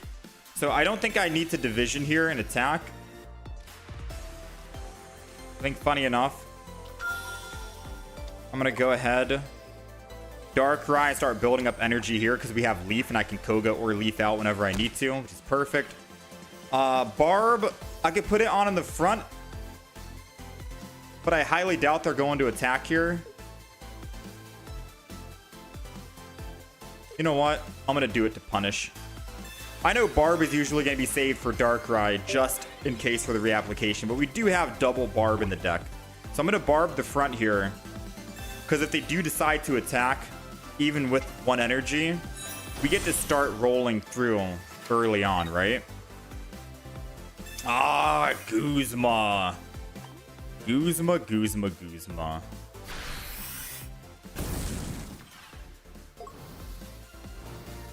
All right. Guzma's bad. We got Sabrina. Let's go ahead. Wheezing. Gas Leak. We get hit for 30. And then we take 20. We live at 10. I could technically energy, tackle, hit for an additional 30 damage over 20 on Darkrai. But I could also just swing in with Darkrai on the next turn. I think I'm just going to energy Darkrai.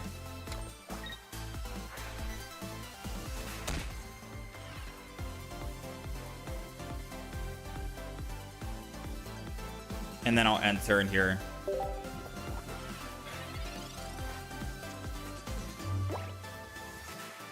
Because then I think, unless they Poke Center Lady or Lily, which they can't do anymore, they're going down to 110, right? And Darkrai should be able to clean up with Koga. We kill the front.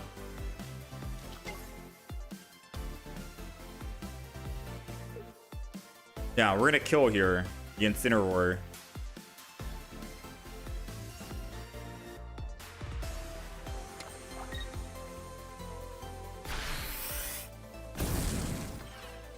All right, we get burned. They take 20. We take 20. Koga gets us out.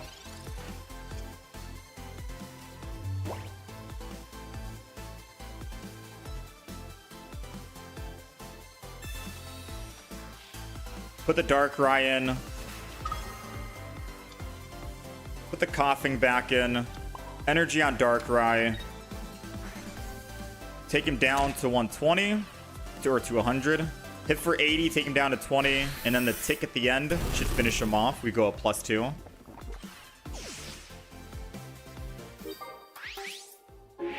Now I gotta find out how I can reapply it. We can technically leaf out and go back into the Wheezing. They don't have any points on the field yet. And then I can still hit with Dark Prism. Actually, I don't need to chip that Dark Prism. Dark Prism is 20 and Wheezing does 30. So we'll put energy on Wheezing here and attack.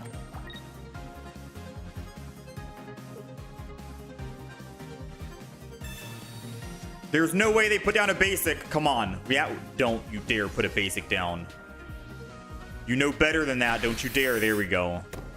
I was going to say, I've had so many games where they just put a basic down after I've gotten +2. And I'm like, bro, I can just Sabrina. Thank you.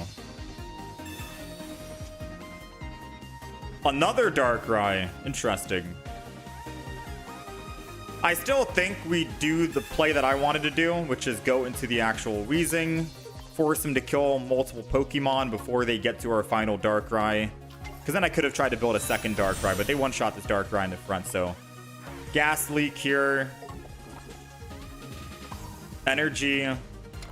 And Swing In. Ideally, I want to save that last spot for a Nihilego.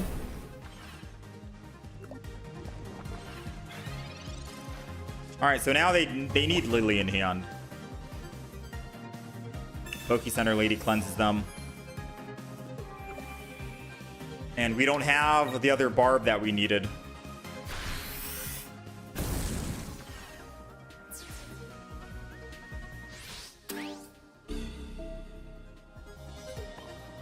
Maybe I should have put energy on Nihilego so I could attack for 30 this turn.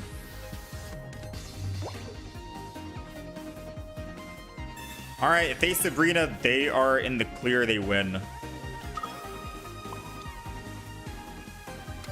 Yeah, I think energy needed to go to Nihilego and not hit for 30, and we just assume they have Poke-Center Lady. Well, it's all hindsight.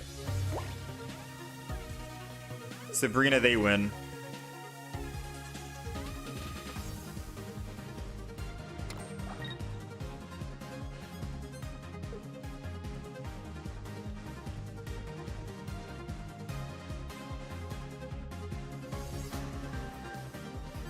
Iono. So what do we want with Iono? Another Nihilego? Nice. I don't know if we'll be able to do enough damage with the Nihilego, though. He's at 120 after he attacks. Or no, he's at 130. Because he doesn't take the extra because our Nihilego in the front's dead. So he'll only take 10. And he's going to go down to 130. We don't do enough damage, do we?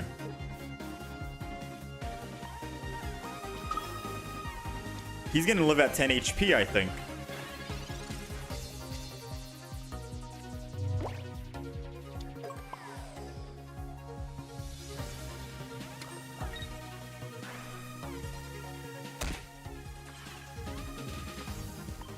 Hit him for 80.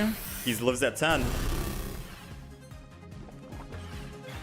Dang.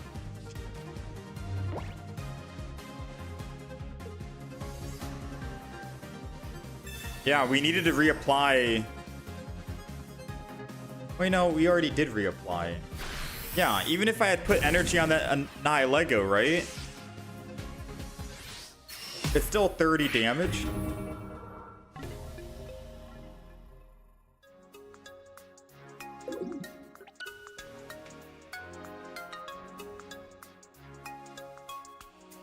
Yeah, so we still would have lost. Even if I did put that energy on Nihilego and not Wheezing. Yeah, we lost no matter what.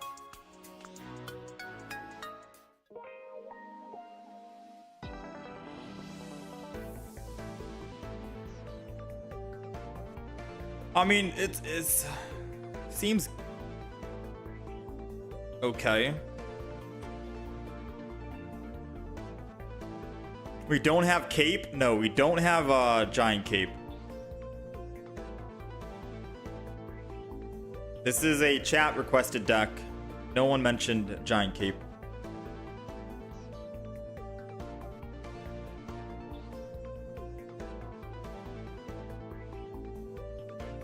He would have taken 50 by Nihilego. Oh yeah, true. So we would have done an extra 10 damage that we needed.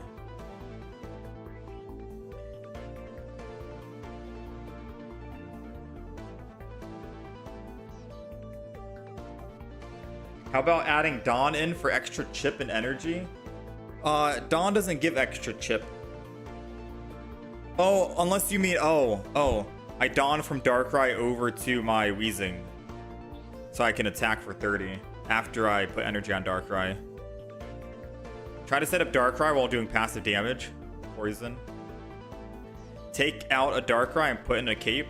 Cape isn't more important than every other card in the deck. One loss to Darkrai doesn't mean rebuild everything. Alright, we'll try. We'll keep going. Keep going.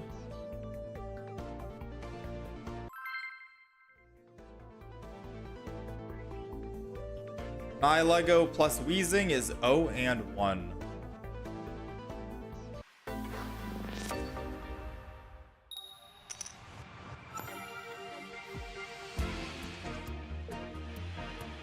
We're going second.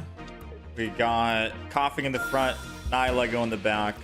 I think the reason why you want double Darkrai is just so you can try and find a Darkrai as soon as possible, so you can start adding damage, 20 per turn, while also building energy. I think that's the main reason why, right? That's why you want to go double Darkrai. It's not like you're going to need double Darkrai on the field to attack. You're only going to be using one as your main damage.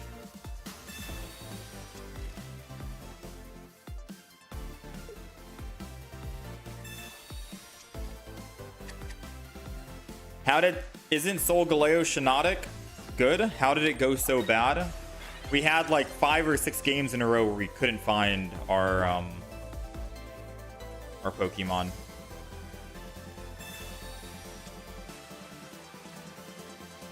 All right, we got our other Coughing, which means energy on Coughing in the front does nothing because it puts it random. I completely forgot about my freaking Darkrai, didn't I? I forgot where I read chat. I got confused. Woe is me. Let's enter it. This is why I try not to read chat. I completely forgot about the deck we were playing. I am easily distracted. All right, technically it doesn't matter because we never pulled our Pokemon in the first place. I kind of want to get the first hit in with Nihilego with 2 energy. But I also kind of just want to wait and let them hit Coughing first. I'm at a loss for words because I can't re-hit with the other Nihilego.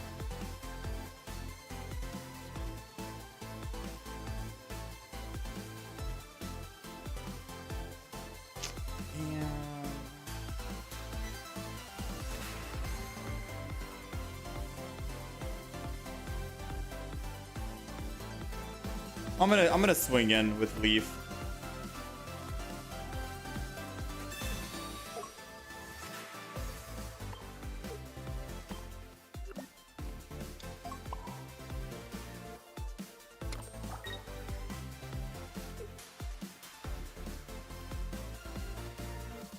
I don't know if I need to do this in case Poke Center Lady, they like to run it.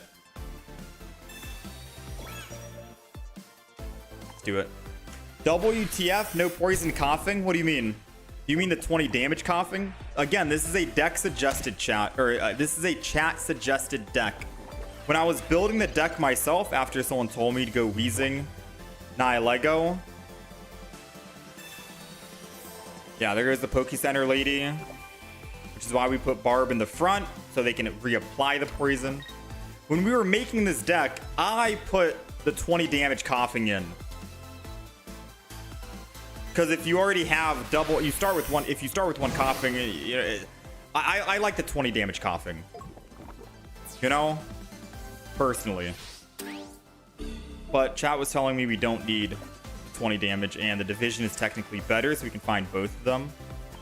Again, this is a chat suggested deck. If I was constructing it how I want to do it, I'm putting 20 damage in. Because 20 damage is 20 damage. And I want that 20 damage. Speaking of 20 damage, we could have actually killed him here with 40 damage coughing, aka 20 plus the type weakness. But we can't anymore. Yeah, man. I'm going to put energy on Darkrai. We'll just end turn. Not much we can do.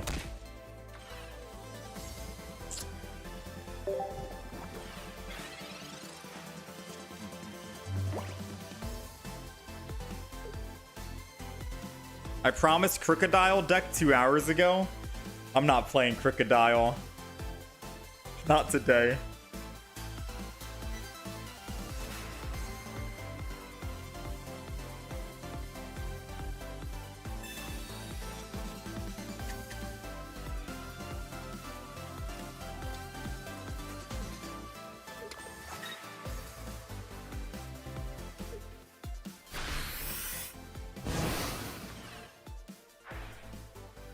Get our EX.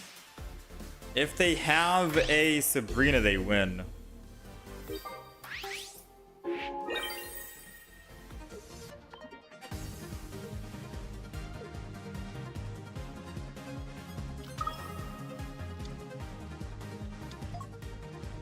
I'm assuming they have a Sabrina and Soul-Galo in hand, and they're going in with pure confidence, which means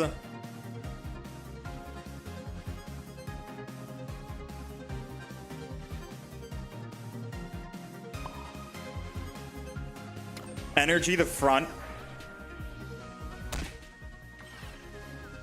and Sabrina to slow him down.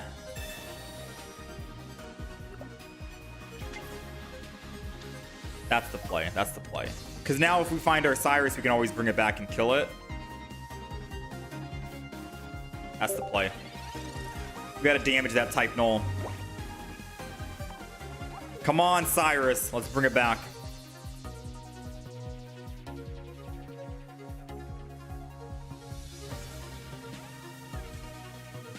And if they leaf off of Giratina, they can't leaf and Sabrina. Yeah, that was the play.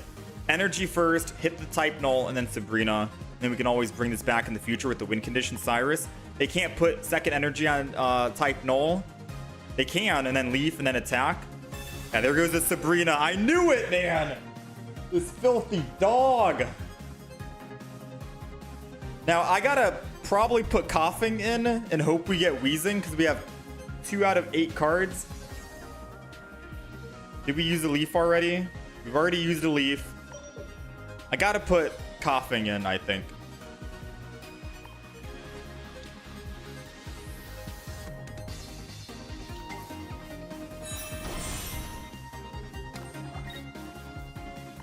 There's a big chance we can find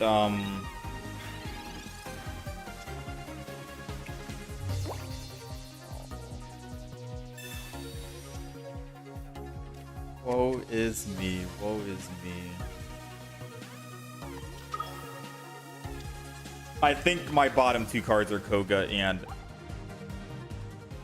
Wheezing.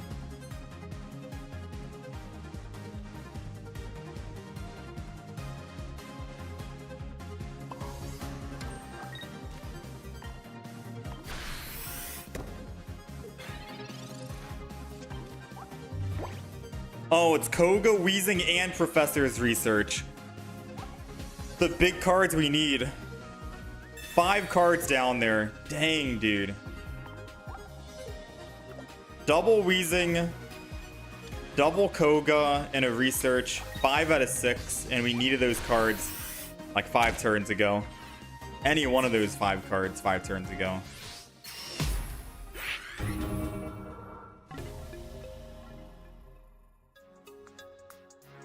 I think 1 energy on Nihilego and then swap from Nihilego, lose that energy, go to Darkrai, and not be able to attack was better, but they're still swinging in with Giratina the next turn with red, and we're dead.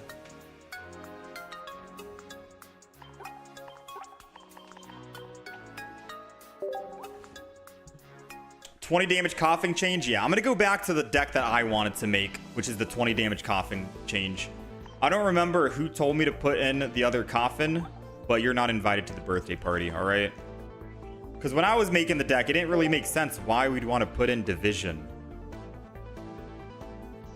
You know? 20 damage is 20 damage, especially against type weakness. So let's go with a 20 damage Coffin. We got the Wheezing. We got the Dark Rise. We did not find Koga at all that game. It feels awful when we don't find Koga, but we could have just done damage and could have won that game if we had the 20 damage one.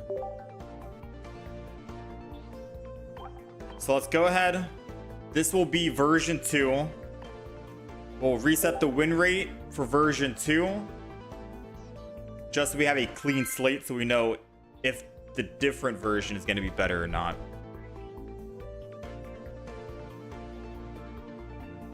Deck list didn't get updated, did it? Here it is. All right. Off to a good start. I'm going to put a Nihilego in the front. Darkrai always goes in the back to be protected. We're going up against Soul-Galo most likely. No, that can't be Soul-Galo. He has 3 cards. It's probably a Garchomp something. Oh, it's a Ralts Stoutland.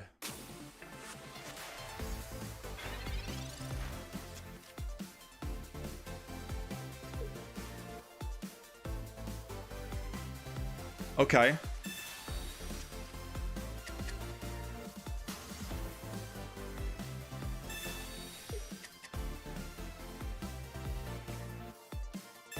The only good thing is we have energy advantage.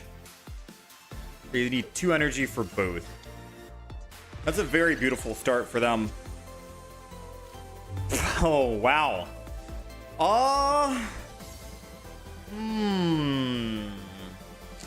They need to teleport out in order to do anything, but they could always teleport to an evolved Stoutland. Then I need more energy to actually attack with Nihilego. I think I just barbed the front, Darkrai the back energy. Because I'm not going to be able to attack with double energy. I'm going to need to attack with triple energy.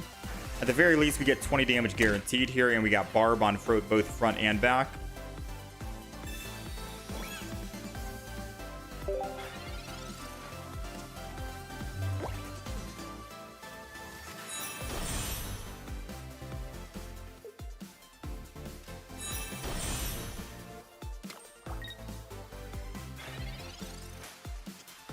Herdier in the back.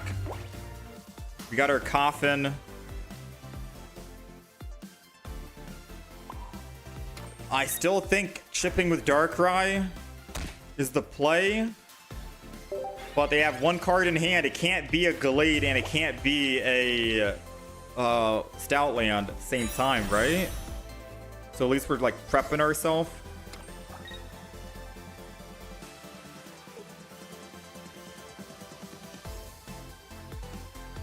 I really wish we put energy on that Nihilego now. Because I could have had 2 energy. Oh no, they got Gallade.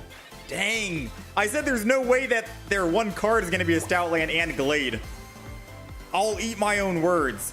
When the opponent is lucky, you can't do anything when they're lucky. You know what I mean? It quite literally is what it is. Now, I'm not going to put energy on Darkrai and give them a free swap so they can start swinging in. I'm going to put energy on Nihilego. I think. If I put energy on Nihilego and I Darkrai and kill this, they just go Stoutland and then I'm still not able to attack.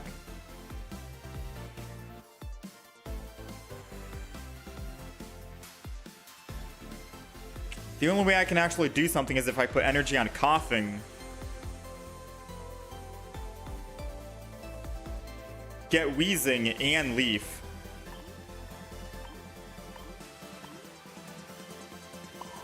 Right? Because if I put energy on Nihilego, they're going to just put energy on Ralts this turn. Or put energy on Gallade or Stoutland, which is the same thing as putting energy on the Ralts in the front. Yeah. And then once Stoutland comes in, it's basically GG. And I need to make sure I can attack with at least someone, which is Coughing. So I need Leaf. Oh, man. I mean, now we just Darkrai because I can energy attack now. I'm gonna other coughing down.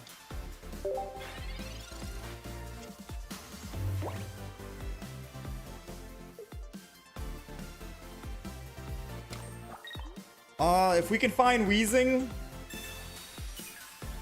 Oh, Guzma, of course. It doesn't matter. If we find Wheezing, it's fine.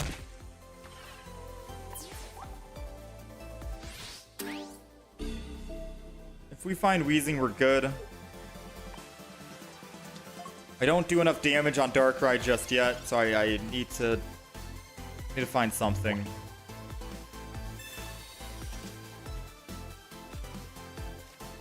All right.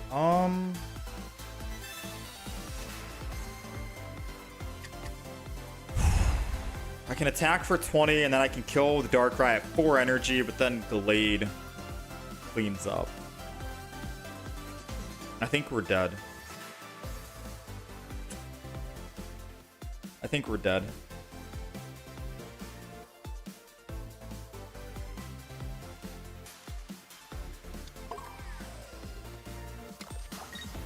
Trying my little best, my heart out here, but I think we're cooked here.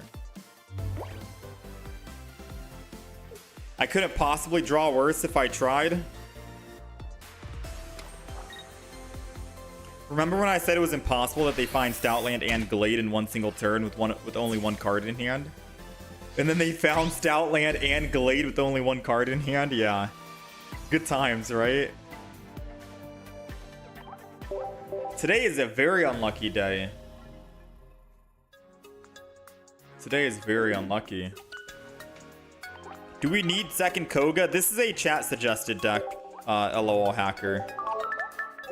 When I was forging this deck, I wanted to go Toxicroak. I'll be honest, because Toxicroak is like the aggressive version of Nihilego, Toxicroak, Darkrai, and just boom, boom, you know? I wanted to go Toxicroak. But I believed in the Wheezing stall, and we like to take recommended decks from chat every now and then. Keeps it interesting. But it's just one game, right? It's one game with a new variant. So 0-1, we'll keep going.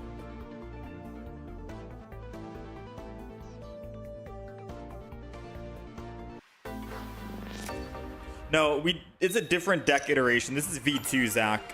So we're going to eliminate the other 2 decks. Technically, we're 0-3, but since I wasn't able to throw in my 20 damage coffin like I wanted to, so I believed in the division coffin instead, that did make us lose that other game that we could have technically won. So we reset the win-loss ratio because we're playing a new variant. This is version 2.0. Just so we're not confusing ourselves on which one was the actual better variant or which one was worse.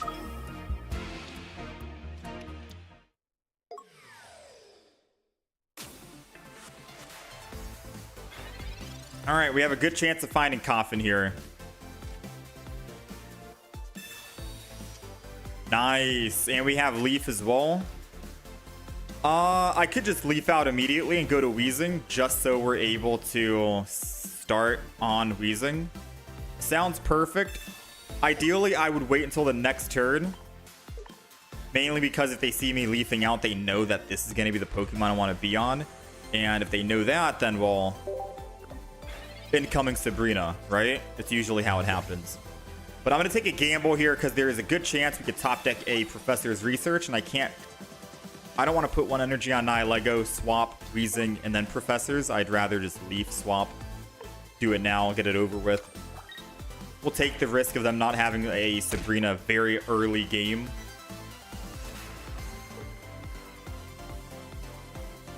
See if it pays off. Pays off. All right, a little bit of luck. Not bad. And we found the Professors, exactly what I am talking about. Exactly how we described it. So it's a good thing we leafed early. Another Koga on the field is perfect. Wheezing in the front. Energy on Darkrai. Start building up Darkrai, our win condition.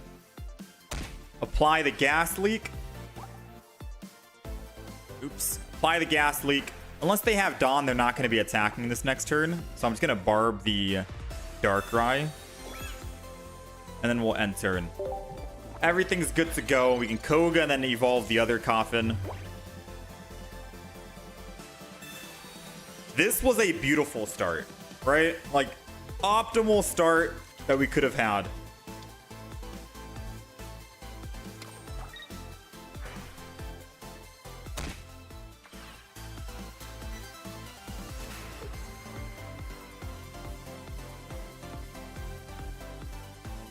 Giant Cape for the back Giratina. Interesting.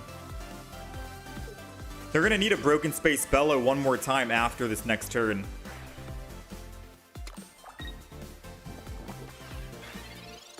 Now, hear me out.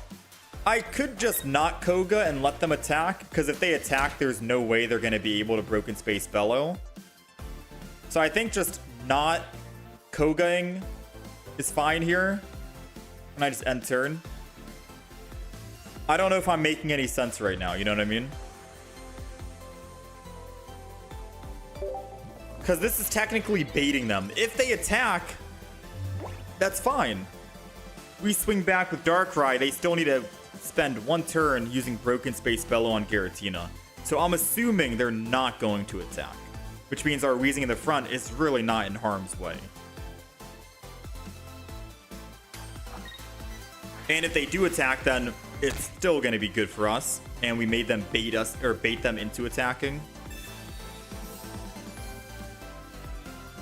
Doesn't matter if they potion or heal. Darkrai will clean up.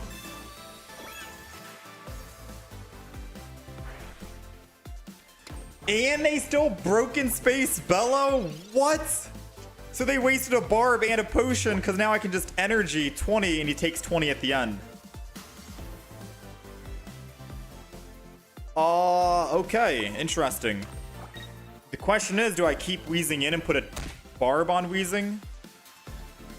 Just so when Wheezing does die. I kind of want a Koga.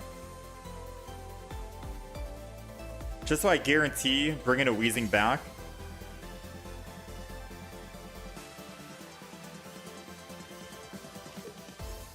No. How many cards do we have? 8.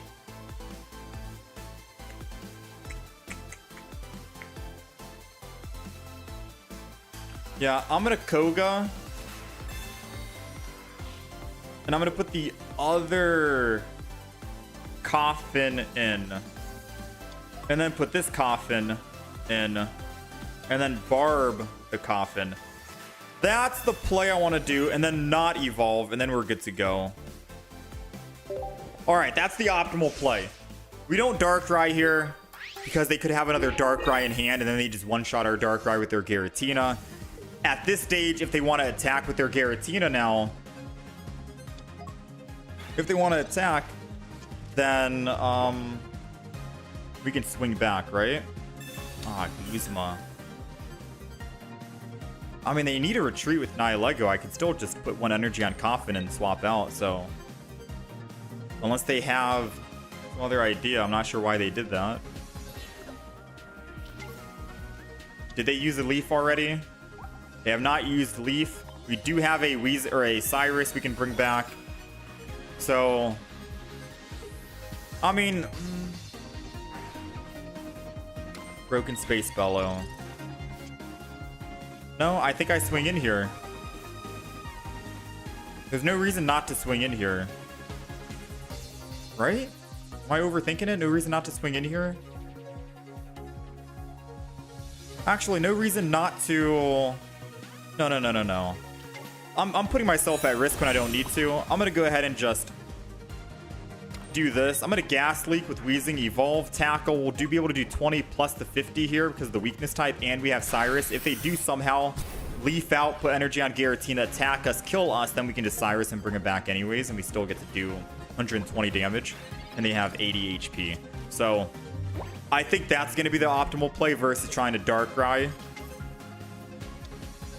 Especially because they have nothing on the field right now.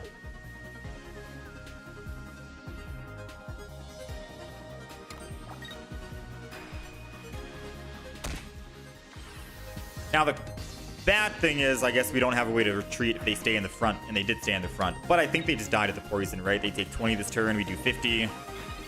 And they're not really doing the math to find out that they can't afford to stay on the active spot. Yeah, they found out right now. They figured it out. They're taking too much damage. They needed to retreat, and that's what I was assuming they would have done. We'll take it. Nice. All right. We're getting somewhere with the deck. We're getting somewhere with the deck.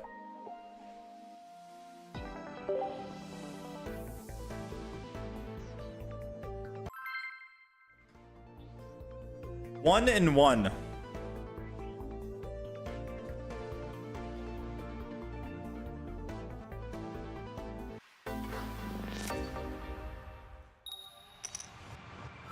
Because sometimes it doesn't appear the second. The problem with this deck is if it's really necessary to have two Nihilegos. We want to put double Nihilego in the deck, mainly so we're guaranteed to at least have one somewhere, somehow, some way, right? I think the same reason why we have double Darkrai, so we can guarantee getting a Darkrai early so we can start adding energy and doing chip damage. Realistically, the field that you want to look is going to be double Wheezing, one Nihilego, one Darkrai, or one Wheezing, one Darkrai, double Nihilego. It's never going to be double Darkrai. Alright, we're going second against Charmander. And we have energy advantage. So we get to market Darkrai, which is good. Now we got to find our Leaf and a Coffin. So we can start applying some kind of poison somehow. I could just put energy on Nihilego if we think that's going to be a better play late game. Because then I get to do 30 damage plus the tick. It's all questionable here. We did find one piece. If we find a Leaf, then energy goes to Darkrai, I think. All right, no energy on no Leaf. If they have Stoke Charizard and they attack in the front, putting energy on Nihilego could be the worst idea, right?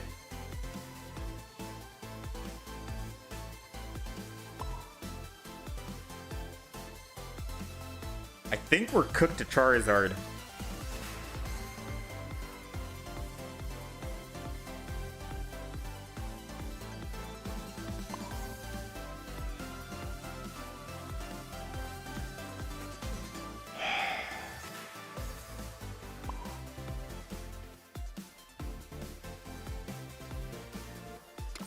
I'm gonna get risky here and put energy on Nihilego. Oh man, please don't have the Stoke Charizard. Please don't have Stoke Charizard. Please, dude. Of course they got it. Yeah, I mean, even if I put energy on Darkrai, we do 40 damage before he starts swinging in for 150, and all of my Pokemon are in one-shot range. This was a match we were not gonna win. No matter what. The only thing I can hope for is, I guess, Nihilego. We hit for 30, we apply the poison, and we just pray they have no healing cards in the deck. And then we just Omega Giga Stall, right? I think that's the only way we can win this. Oh yeah, and we got the other Nihilego.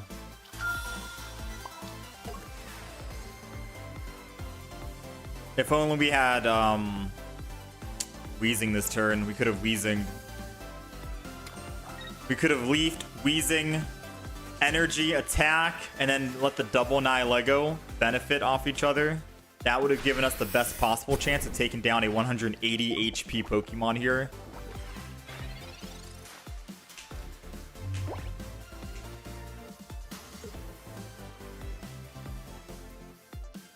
Alright, they got Potion. Hopefully no Poke Center Lady. I don't think there's a chance we win this. I'm holding on for faith because I feel like maybe there's a chance.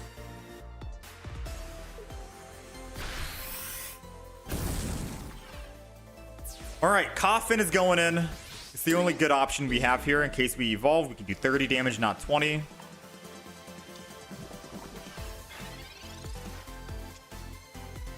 Okay. We're dead. I put energy on Darkrai, that's 20. I can't build up Darkrai quick enough to do the one big hit. I could build up the Nihilego and pray. Then I miss out on 20 damage this turn. We just lose, right?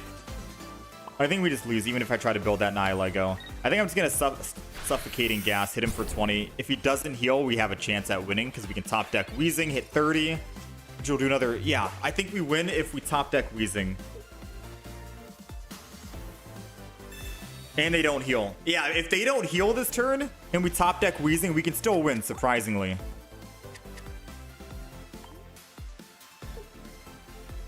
No! Him being at 80 would have dropped him to 60, and then Wheezing 30 damage would have dropped him from 60 to 30. Wait, no, he'd still live at 10, right? Am I stupid? He would have dropped to 60 at the end of his turn here. I attack him. He goes from 60 to 40. And then I attacked for 30 if I got Wheezing. He'd still live at 10. No, yeah, we were cooked no matter what. We lost. We literally, mathematically speaking, there was no way we could have done enough damage. No matter if I built the Darkrai, top decked a Wheezing. We just get cooked. This deck only beats Charizard if they brick, which they never do.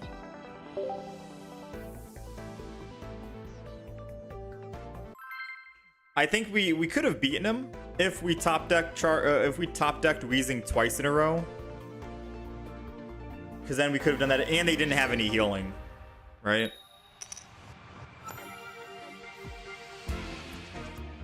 That new supporter, Lily's mom, is pretty broken for the Ultra Beasts. Wait, Lucamine is Lily's mom. Lore. Is that true? I don't know too much about the late gen Pokemon lore, to be honest with you. I was a Gen 1, 2, 3, 4, I think 5 Pokemon guy.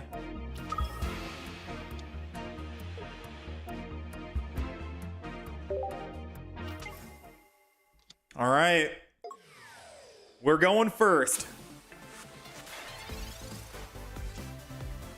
We got Professor's Research. We got Leaf for the next turn.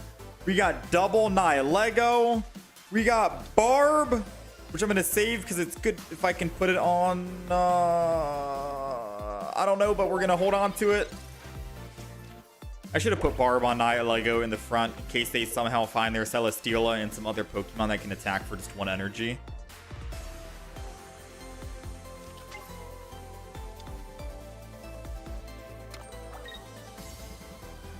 Lily and Gladion are her kids. Oh, snap.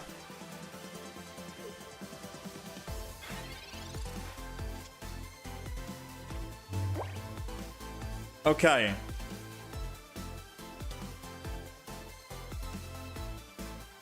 So, I'm gonna Leaf out.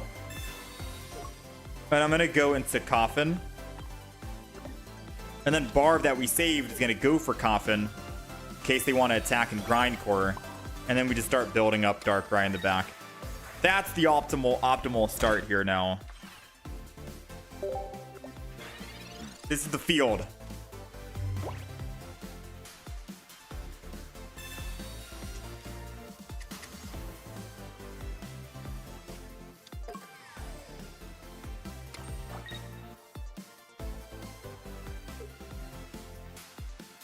Come on, take the bait. I know you want to. I know you want to grind. I know you want to take my... Wait, I don't have any energy. There's no reason for him to attack then. Yeah, I have no energy. I forgot I was building Darkrai, not attacking on Coffin. Yeah, that's awkward. Never mind.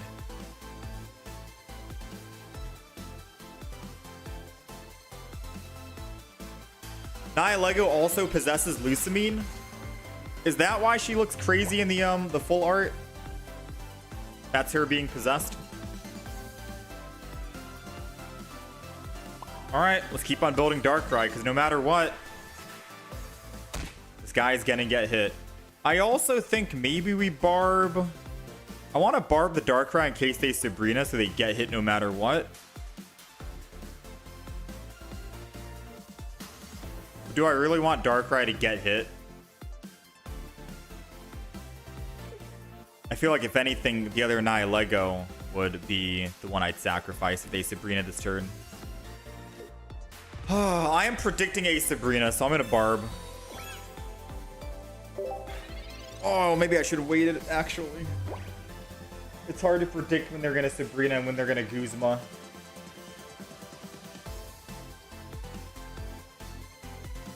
If they Sabrina this turn to attack, I guess I could have waited one more turn.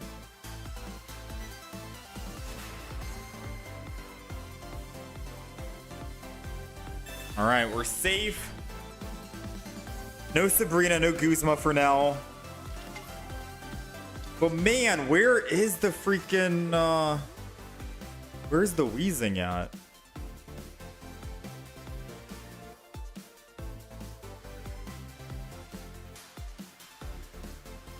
They have Celesteela, so they can swap and do whatever they want. They got freedom to run around.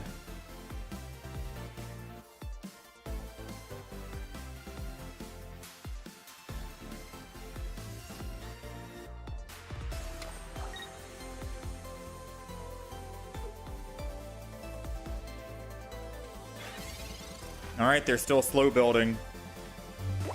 This is going to be another Coffin or a Darkrai, which doesn't really help us.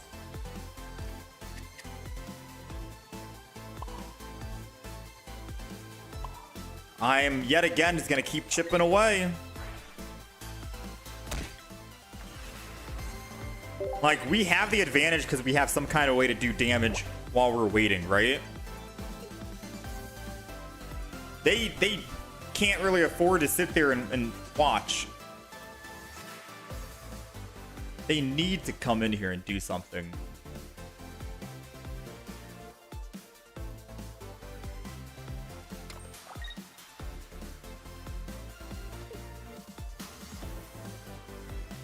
Problem is, no, there's no problem actually. I can swing in next turn, right?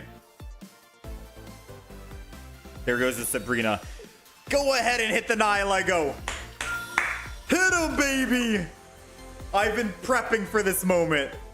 I'd rather you hit the Nihilego and sacrifice him versus the Darkrai at 120, and I would just die anyways if I swung back. That's why we put the Barb on someone else other than Darkrai. Let's go! Because now it doesn't matter.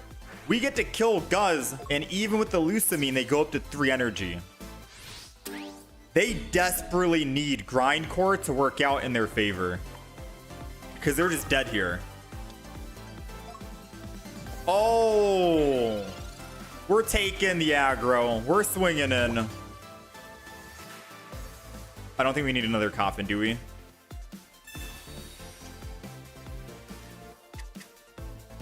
Questionable. I don't actually know.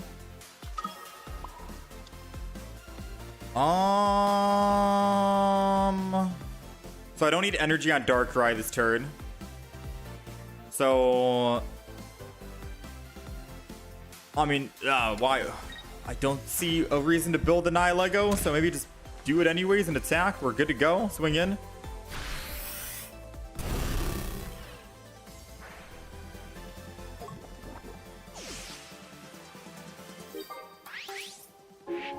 Wait, I didn't really think this through. Because if they Lusamine Guz, I still don't kill in one shot. Wait, I didn't actually think this through, chat.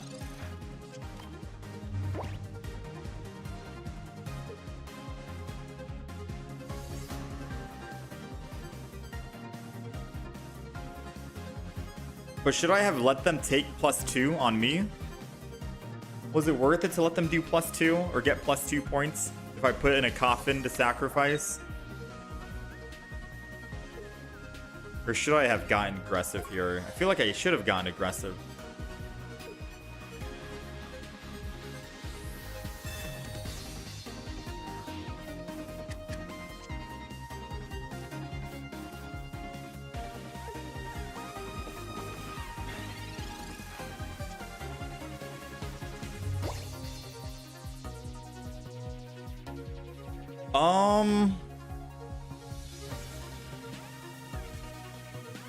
I can always just retreat to Coffin now, right?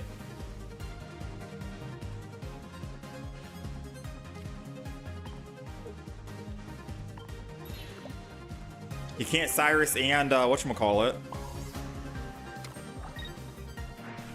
Lusamine.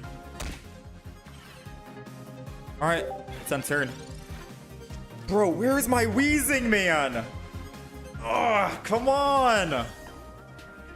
This is like the second game we've gone without a Wheezing. Some of these decks are depressing to play. I just... You know, sometimes I just want to play basic Pokemon that don't need to evolve, aka Buzz. Buzz is such a fun deck. This Coffin deck, even though it's a stage 1, I am bricking. In more games than just one.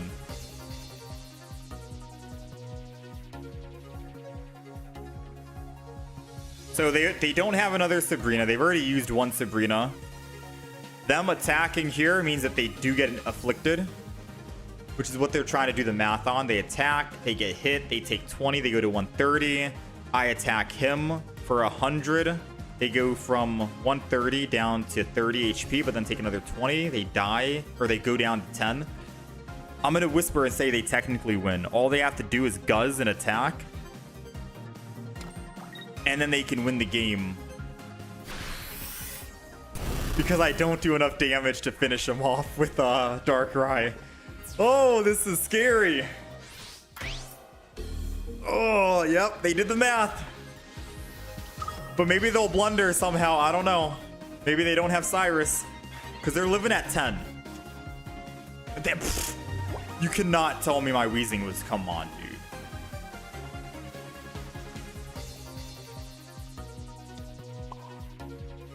Alright, Nightmare Aura. Hit him for 20. Hit him for 80. He's going to take another 20. He's going to live at 10. And if he has a Cyrus, he wins. If he has red, he wins. No Cyrus, no red. It's a long pause, so I'm assuming he doesn't have it. Unless he's BMing and making me wait for the... Oh, he needs T. It doesn't matter. Take a head. Take 2. Take 3. It doesn't matter. I don't need to attack anymore. You have to retreat or you're dead. And I can still Nightmare Aura anyways. For the energy. It's over, man. Come on. Ultra Thrusters, get out of here. Get out, get out.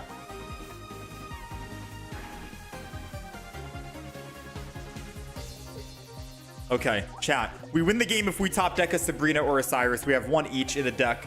We have 6 cards remaining. 6 cards, 1 Sabrina, 1 Cyrus. We need one of those and we win. Come on, enter. Not much else you can do here. Come on, Sabrina, Cyrus. Koga, come on. Oh, man. This game is giving me everything that I don't need.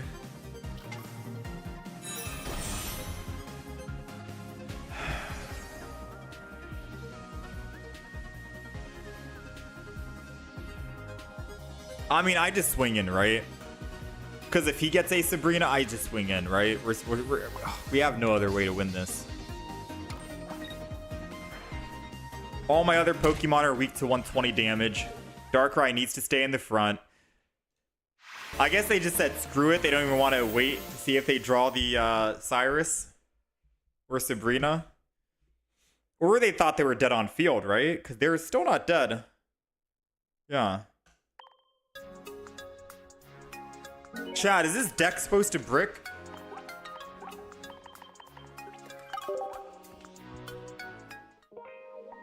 He already used a Sabrina and he might not even have Cyrus in the deck. Oh, so the moment I attacked, it was already over for him. Good enough.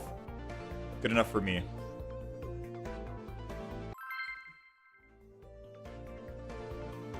A win's a win. We'll take it.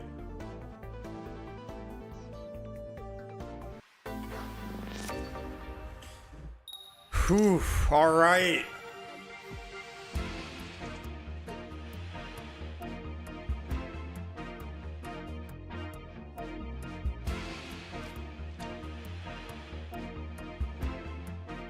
We're going second. We have Nihilego in the front against another Guzz. Guzz is very popular, it seems, right? But doesn't Buzz just counter Guzz? because we have Pheromosa and the type weakness. We can weaken him down with Pheromosa and Kartana.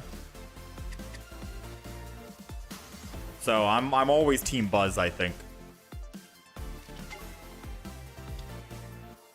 Alright, so they probably Ultra Thrusters and put the other Pokemon in. Because then they can evolve and attack for just 1 energy, 40 damage. We're in a bad spot. Oh, I guess not yet. Because they know we can't damage the front unless we find a Darkrai. Then they probably wish they swapped. Ah, if that was a Darkrai, I would have been happy. I would have been a happy camper. Alright, so I am going to put 1 energy on Nihilego. Because it does pose the threat of, hey, I can attack you and do 50 damage. Or I can use that energy, swap to Coffin, and then Gas Leak. Either way, we need energy to swap, so 1 energy on Nihilego seems good here, just to give us something to do. Giant Cape. So we do die in 2. I don't think Yeah, with the other Nihilego down on the field now, we definitely just swap. We got to make them have a Cyrus. And to punish them even more, I think I'm just going to go ahead and Gas Leak with the Tackle, the energy. I'll probably save the Guzma. We're doing 30 and then 40. Yeah, I'll save the Guzma for now.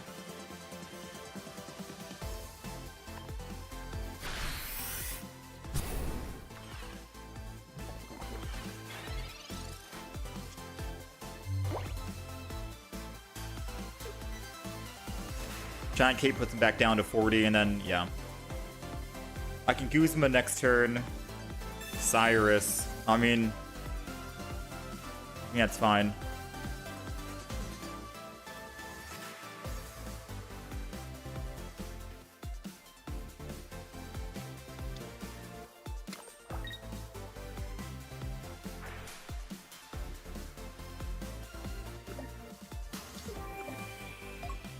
Alright. They have an evolution or no? Oh, they're flipping to try and land.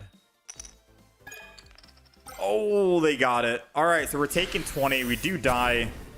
That is unfortunate.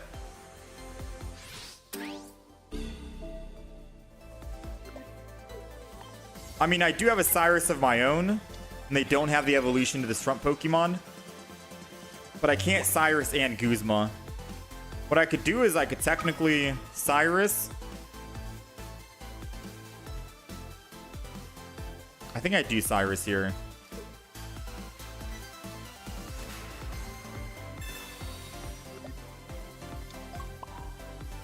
And then energy on Darkrai. And then make sure to reapply the gas as well. And then tackle. Because there's no guarantee they have the other evolution to this Pokemon in hand. They have 1 card in hand. And if they don't, then I get to get another easy cleanup, and we don't have to worry about us getting afflicted with poison or anything. So we're going to once again put the ball back in their court, in their hands. See if they have it or not. It's a Nihilego, and what else? Question mark? They only have 1 energy discarded so far. Yeah, they didn't find it.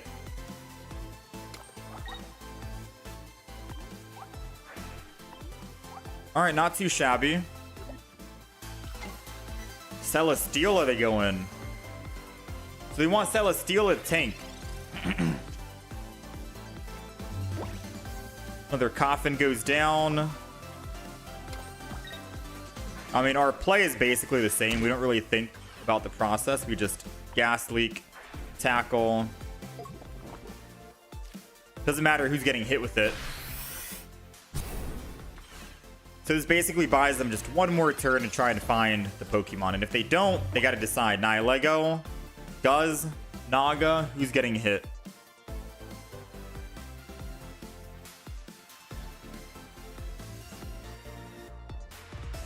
I'm happy with either one because I think we still have a Sabrina. Yeah, so whoever we kill, we can just Sabrina them off of Guzz and kill one of the weaker Pokemon. Alright, so they're opting to sacrifice this one in the front. Well played. Top decking a Barb would be nice right now, I think.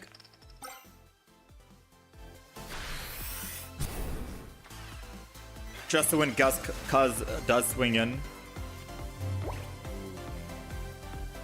So we're going to Gas Leak no matter what. It means that they're taking 20 at the end of the turn. I don't think I Koga. I'm going to go ahead and research because I can find my Sabrina a lot sooner. Or yeah, there it is. All right. Darkrai, Energy, 20 damage. And then we go ahead and tackle for 30. He takes 20. He dies. Now, they have 2 cards in hand. If they have a Lusamine and another Guzz, they can technically win the game. But if they only have Lusamine in hand out of the 2 cards, and if not Lusamine and Guzz, then I can just Sabrina next turn. And they can't Lusamine and Mars me, so I'm happy to say that we'll keep our Sabrina in hand. If they put another Guzz down, then that's going to suck, because I can't guarantee a kill. Alright, we're good to go. Not bad. They got very lucky at the start, getting that early Naga with Celesteela. But us being able to capitalize and Cyrus to bring it back to kill it meant that they weren't able to get another one in time. Good for us, bad for them. Sabrina. And 80 damage on a 70 HP Pokemon. We're good. This deck's okay. This deck feels fine.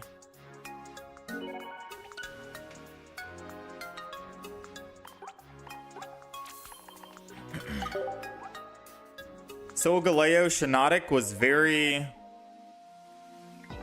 pretty rough for you. Did people adapt to counter it? No, we weren't really running into people adapting and countering the Soul-Galo deck that we played today. It's more like we never found our Soul-Galo. It's either we never found our Soul-Galo or we never found our Cosmog. And it felt like a Skarmory able to do damage, 50 damage to the front and still pose a threat while having a Pokemon Calm and an Iono was a lot better and more consistent. But who knows? Maybe we just got super unlucky. Like, let's find out the next time I play that Soul-Galo Shiinotic deck. Maybe I go on a 10-game win streak and I'm like, this is the best deck in the game. But we lost a lot of games because we just couldn't find any Pokemon. Like, we had a game where we had Cosmog in the front and couldn't find another basic Pokemon. We went like 4 or 5 turns and we couldn't draw a Professor's Research or a Pokeball or one of the other 3 basic Pokemon. It was the most depressing thing ever.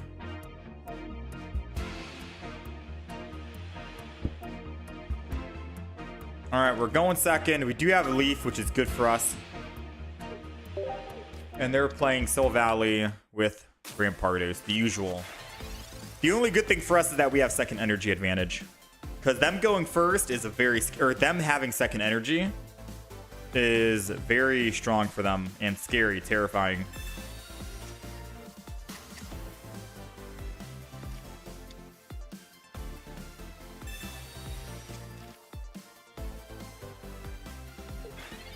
All right, our turn here. We got a Pokeball. This would be very good if it was a Wheezing or Coughing. Coughing. Ooh. I do want Coughing in the front, and I can't Leaf and whatchamacallit, Professors. So it's a good thing I caught myself there. Let's do energy here because it's 20 damage no matter if I put it on the front and attack or 20 on the back. Then we end turn. And then I can evolve into Wheezing, Professor's Research, and we'll be good to go, right? That's the idea. The problem is, they're going to kill our Wheezing. Unless they evolve into a Silvally right now and choose not to do a quick blow 20 damage. We don't have any healing items in the deck, and they'll be able to kill our Wheezing once we evolve it. Without the gas leak being applied.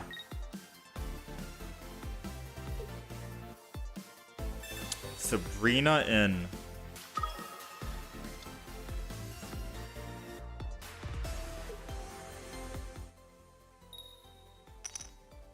And they got us down just enough to do lethal damage with the Soul-Galo.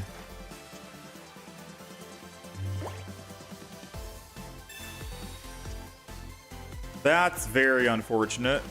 It's Professor's research. Cool.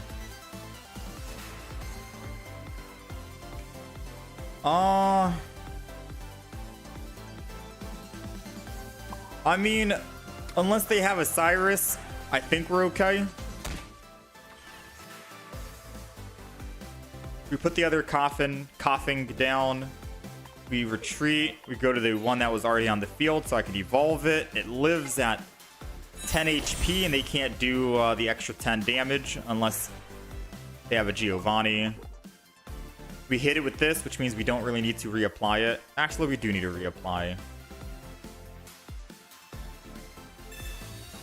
This just feels like a wasted barb, you know? And then we're going to end turn. Because if they don't evolve, then they're dead. And if they do evolve, they cleanse, but then they have to re-hit, which reapplies.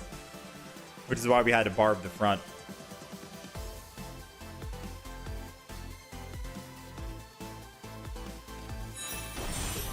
Alright, so they do evolve. They attack, we live, they go down to 50. A Dawn in the deck for energy on Darkrai and tackle would have been beautiful to see. They're gonna Mars us, so we can't Koga out. Oh, never mind. We got Koga and Darkrai back again. And why would they Mars when I only had 2 cards in hand? They effectively gave me +1. They gave me more than I needed.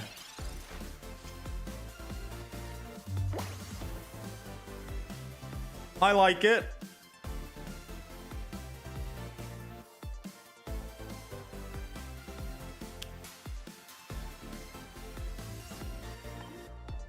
Dang, we have 2 Nihilegos in the deck. I could research into a Nihilego, but I think the play is going to be just Koga out. Play it a little safe. Put the other coughing in. Evolve it into a Wheezing. We don't need a gas leak. We hit for 30. I don't think we need to do that, right? Probably just build another Darkrai, to be fair.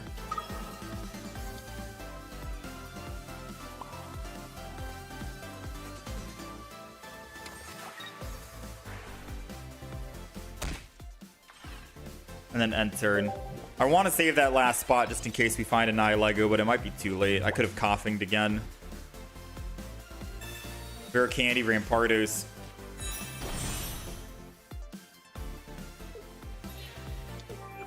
Really? They're swinging in right here, right now. Dang.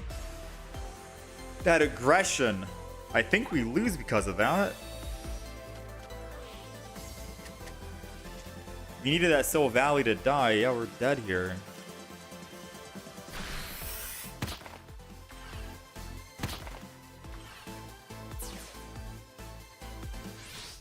Now I wish I did put the other coughing down and not try to save for a Nihilego.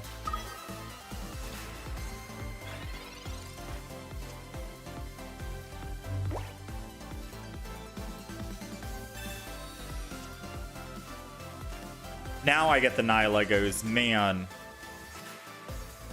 Alright. I mean, the only way we win is if I put energy on Darkrai and then retreat off Darkrai. Question is, who do I retreat to? Do I retreat to a Nihilego or do I retreat to a Coughing? Coughing can still survive an attack against a Soul-Galo, which is what I think I might need. So I think I put down Coughing and then I retreat into the Nihilego and then I put the other Nihilego down when I'm ready.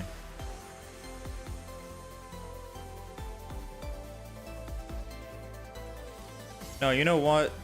Screw coughing.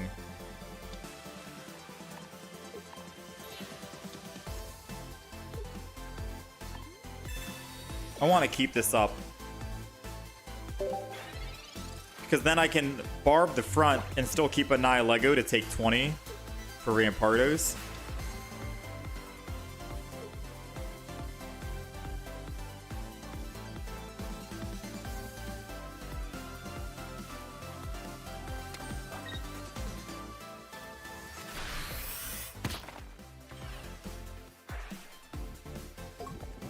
I might come to regret that, to be honest. Because I think he would have been at 20 anyways, no?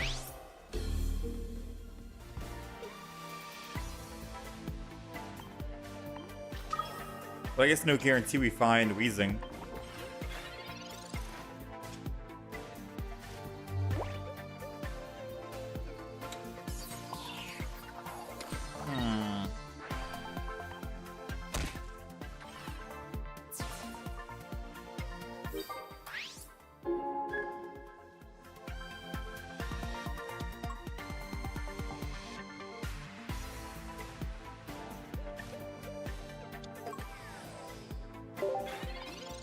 Three cards remaining.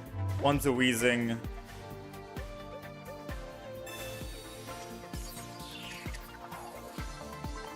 He gets a guaranteed Gladion. Soul-Galo, 100 damage.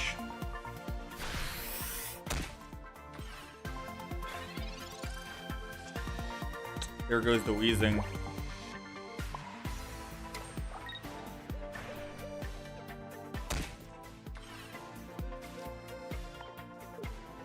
Yeah, so I guess I technically could have been switching to a Wheezing right now and then applying the poison this turn. I think I needed to just sack that I needed to sack the Nihilego early. But if he had another supporter in hand, it doesn't matter, right? Yeah. Yeah, doesn't matter if he had another supporter then. Dang, this deck. So Valley Rampart is the strongest deck in the game. You think everything hits hard? I mean, we're 3-3 with the Wheezing Nihilego deck.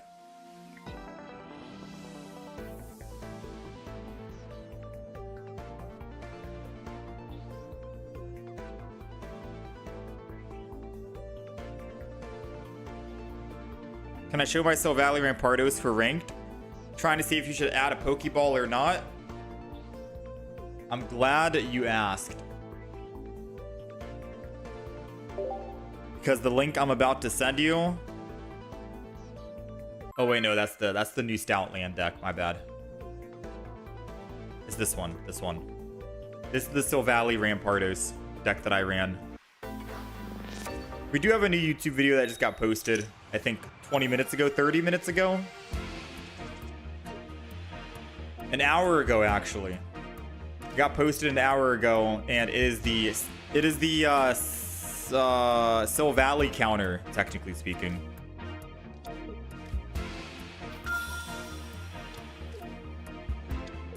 With Stoutland. Alright, we're going second. Now, Charizard is our worst matchup. Because if they Stoke, them going first is especially bad because then they're able to evolve Stoke on their next turn, and I can't do 60 damage in a single turn, right? I think it's impossible unless Wheezing. Oh, I can't evolve though. Ooh, I was getting a little too excited. I was like, Wheezing, energy, 30, gas leak, double Nihilego in the back. That would have been beautiful. That would have been beautiful. All right, so I am gonna barb the Wheezing. And then we'll attack. We have to hope and pray that he does not Stoke Charizard this turn. If he does, we still have a very small chance of winning if we can find a Darkrai. Because we get to do 30 damage, apply the gas leak, and Darkrai energy 20 damage and start slow building. And then the double Nihilego can hopefully trickle down their HP. Okay, they did not find rare candy. I repeat, they did not find rare candy. Do we find Darkrai? This is literally like the Exodia. You ever play Yu-Gi-Oh? You got the left, right, head, the feet. This is the Exodia right now of Pokemon TCG Pocket. With the Wheezing in the front to Gas Leak that already had energy on it because we were going second and we didn't have Darkrai to start off with. And all extra energy goes to Darkrai to do an additional 20 damage while we are dishing out 30 damage on the Toxic or Tackle with 30 damage at the end of the turn. This is it. And a Cyrus in hand to bring him back if he ran. We have everything, man. Yes, he can Stoke here. He can Lily. And that's perfectly fine. But we're still going to be able to do Gas Leak, 30 damage with 30 damage tackle with 20 on our Darkrai. So Darkrai, 20 damage. Gas Leak will do 30 at the end of our turn. I'm going to Barb one of the Nihilegos in case he tries to Sabrina. But he actually, he can't Sabrina and Poke Center Lady. And then 30 damage. And now he's taking another 30.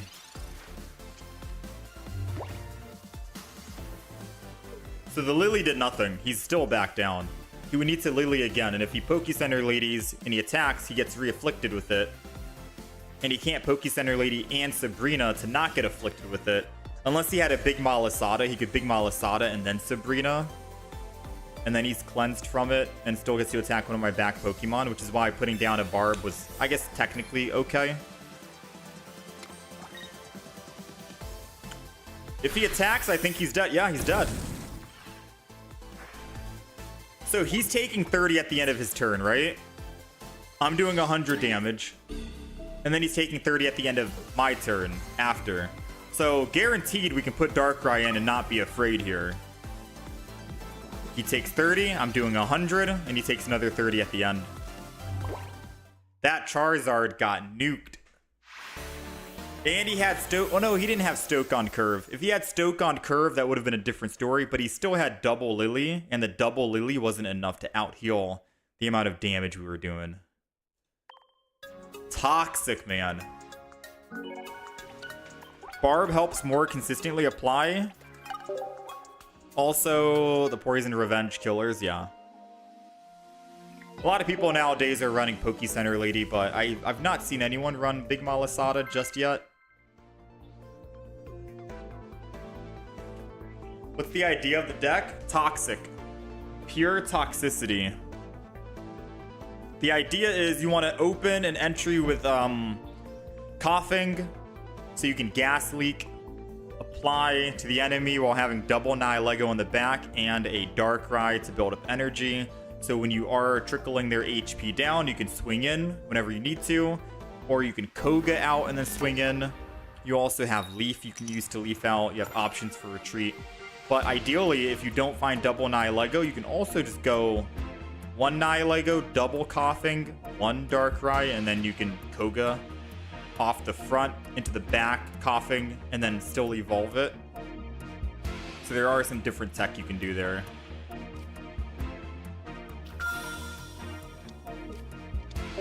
Going second against an Oricorio. We don't care, right?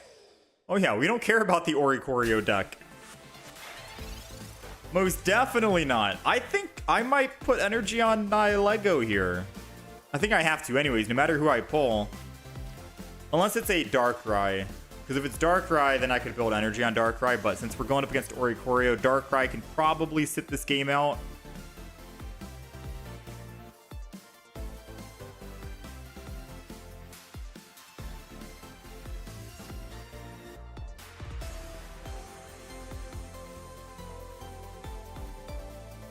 What about Grafaiai? Instead of Koga? Oh, instead of Wheezing? Maybe. They're running Sil Valley Oricorio. What?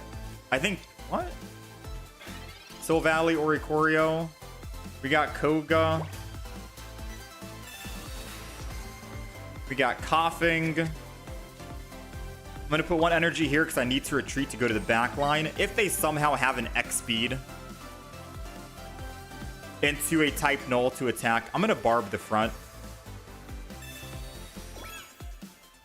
And then I'm going to end turn. Because they can still attack with 1 energy on type null if they choose to with an X speed. They would have to X speed or leaf, type null, attack, 20 damage, 40 damage. It applies it to them. That's perfectly fine. And then I guess we still have Wheezing to come in after the fact and can still apply. Might have been too early to pop down the barb, but I'm trying to be, I guess, safe. I'm sorry. Sabrina.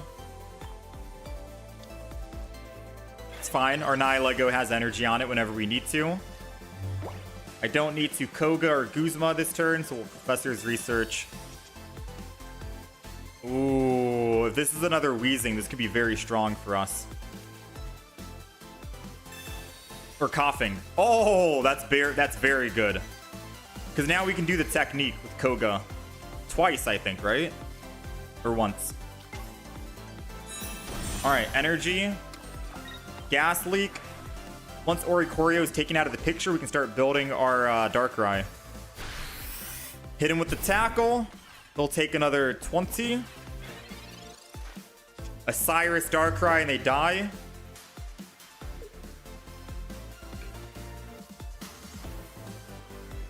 They gave me a free swap and I get to keep energy on Nihilego whenever I need it.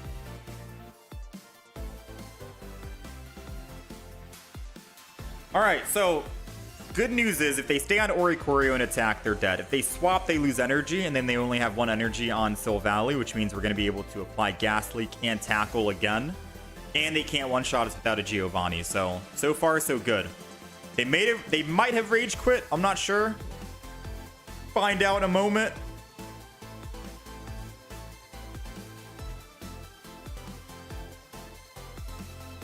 He might have Rage Quit because of the Sabrina. Very true. Even if he didn't Sabrina, we still had a very good, strong start based off of what we got, right? Because say he didn't Sabrina, we just lose the energy on Nihilego. I still go Wheezing. I still apply the energy, Tackle, Gas Leak, and then we still have an extra Koga with Wheezing on the back line. So no matter what, him using Sabrina now didn't do anything. And if he used it after the fact, if I had Wheezing here, it still doesn't do anything because I have another Wheezing. Yeah, he was cooked no matter what.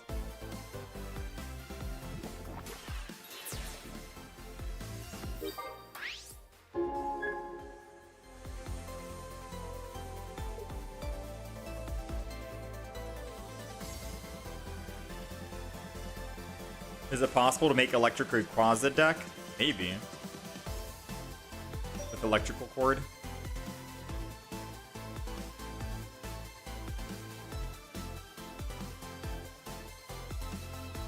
Yeah, okay, so the opponent didn't return, unfortunately. I guess they did just Rage Quit because of, yeah, this is the first time I've seen someone legitimately Rage Quit in a ranked match. So I think they just got angry because Sabrina messed him up. But in reality, it didn't matter because we had everything we needed. This deck just counters that Oricorio deck. Or any Oricorio, I guess, right?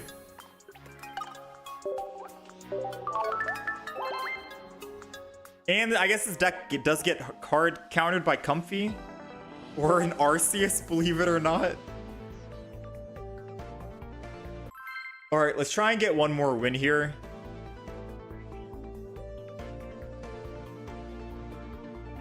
Let's try and get one more win before we wrap things up. So far, this deck's definitely made a comeback. It started off kind of rough, kind of shaky. But I am definitely feeling this right here. Alright, we're going second. I'm gonna just pop down everything. Yes, we are kind of vulnerable to a Sabrina, which sucks on turn 1. But the odds of an opponent having a Sabrina on the very first turn versus them just wanting to Mars or red card me, and I've been Marsed and red carded far too many times. I'm gonna just put the full hand down, right? We're dropping it all. Because I'd rather them Sabrina versus them red carding or Marsing me. That's more punishing. Alright, so they want to save their Pheromosa. Because they can always just bring it back whenever because of Ultra Thrusters. We got Koga. If this is another coughing, I think it's good. It's not another coughing, unfortunately. 20 damage is 20 damage. No matter if I put energy on coughing in the front or energy on Darkrai, so energy is going to go to Darkrai guaranteed. And I am going to just barb the front because next turn, because they're able to attack, they will most likely be using Ultra Thrusters, bring back Pheromosa, and then attack and hit my Darkrai. The question is, do they have Sabrina? Because if they don't have Sabrina, we're off to a good start. All right, here comes the Pheromosa. Small pause for a Sabrina. Ooh. That stings a little bit. We need to find a Wheezing. Guzma, man. A lot of people are playing Guzma. Guzma's basically a... Wait, they're hitting the Nihilego, not the Darkrai. Wait a minute. That's good for me, right? We found the Wheezing. And we have a coughing. So I can do the coughing tech if I want to. I'll put the other coughing down to prime it up. Apply. That's going to do 20. So at the end of the turn, he takes 20, goes down to 50. I attack for 30.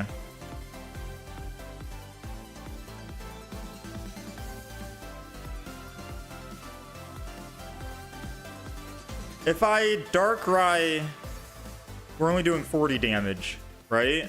And at the end of his turn, he gets to live at 10. But I still get to Nightmare Aura and apply Poison to one other Pokemon. I don't know if I want a Wheezing an attack here, to be honest. I think I just Darkrai.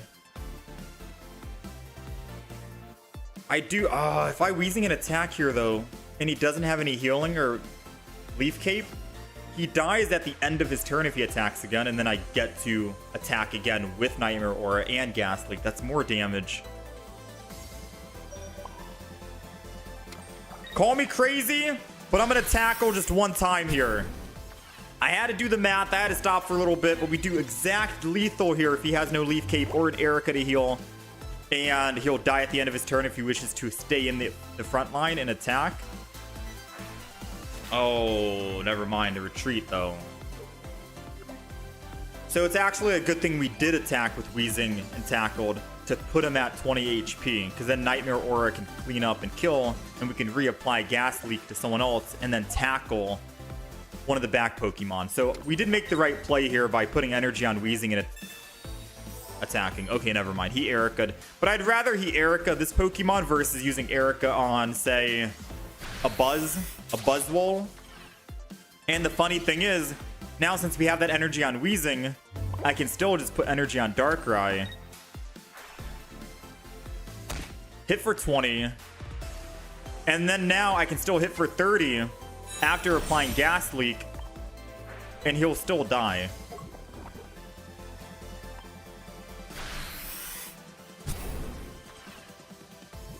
And that's perfect. He could Lucamine and attack with Celesteela, and my Wheezing in the front is dead. And then in that case, it's questionable if I could have Koga'd and not put energy on Darkrai, but we wouldn't have been able to kill that Pheromosa, so we needed to put energy on Darkrai to get them in exact lethal range. Let's just pray they don't have Lucamine. They do have Lucamine. Now we have to hope they don't land heads. And they did not land heads. So I think we...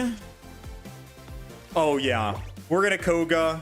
Oh, it's over for them. I was going to say, we Koga, put the other Wheezing in, drop the second Nihilego. Oh, that was done, man. Whoo, hoo, hoo. Whew. Beautiful, beautiful.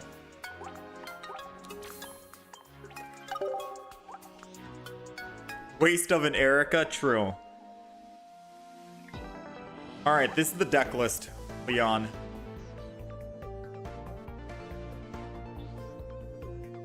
That is the deck.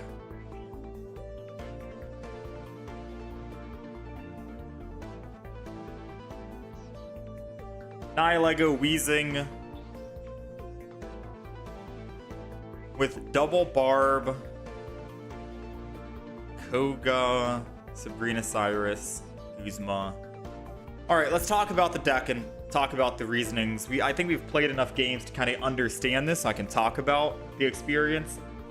All right, so this is the Coughing, Wheezing, Darkrai, Nihilego deck. It's the Ultra Toxicity Toxic deck that we are currently playing. Just this first variant, because I know there's a lot of other decks you can play with, like Nihilego, Naga, Nihilego, and Toxic Croak, which we haven't tried out yet, but we've tried out the Wheezing deck. Seems very strong. The idea is you have Coughing in the front, and you evolve it into Wheezing. You can Gas Leak. Then you have Nihilego in the back, either 2 Nihilegos, so they're taking 30 damage from the poison every turn, and then you keep putting energy on Darkrai to do 20 damage, and it keeps stacking and stacking and stacking. When your Wheezing is about to die in the front, you can always Koga out and then swap over to your Darkrai that is finely built, and then dish in your additional 100 damage with Darkrai because of Nightmare Aura. So you have options for that. If you have a bad start, we do have Leaf in the deck. So if you do start with Nihilego, you can always Leaf out, go back into the Coughing. Or if you start with Darkrai, you can Leaf out and go to the Coughing. You want Coughing in the front line. We also have Barb, just in case they have Poke Center Lady and they cleanse. Or if they retreat into a different Pokemon and then still kill your Wheezing in one hit, you want to make sure that there's some way to reapply the poison to the enemy. Especially if you're going up against a Buzz deck or a Guzz deck, we're technically in one-shot range on Wheezing. And with Ultra Thrusters being added to the deck and them being able to swap for free, it's going to cleanse their Pokemon. No Poke Center Lady needed. So Barb on Wheezing is good, but you can throw Barb on any Pokemon you want, given the situation as the decks get played out and throughout the matches that you've seen. We have Guzma to remove them of their Barbs, Rocky Helmet, Electrical Cord, stuff like that, etc. Sabrina Cyrus to bring him back because we are going to be doing a lot of trickling damage. So Cyrus to bring back anyone who's weak is good. Sabrina could slow down their tempo. And that's pretty much it. Ideally on field, the best build is going to be just one Darkrai, double Coughing, maybe one Nihilego, and that's good enough because then you can use the Koga Tech to take out Coughing from the front or Wheezing from the front, put down the other Coughing that was already on the field in the active spot, and then you can reapply Wheezing full HP, fully healed, and then still keep using Gas Leak or swinging in and stuff like that. You never need double Darkrai built on the field. And then if you don't have double Coughing, you can also just run double Nihilego, one Wheezing, and then one Coughing on the back. The reason why we're running double Darkrai is just so we can find it as soon as possible, more consistency on finding it, and start putting extra energy on it so we can actually start ramping up and dishing out that extra damage. Same reason why we have double Nihilego in the deck. And that is the Wheezing Nihilego deck. It was a chat recommended deck. Turned out really good. I like it. Charizard is definitely a scary matchup. If anyone's running Comfy, that's a scary matchup. Arceus is a scary matchup. But overall, was a very strong deck. Fun to play. And I think there's going to be different variants you can do here with Darkrai and Nihilego. Especially with like Clodsire and Barb. You can go Toxic Croak. We're going to be trying out different variants with Nihilego. This is just, what, iteration 1? Essentially speaking.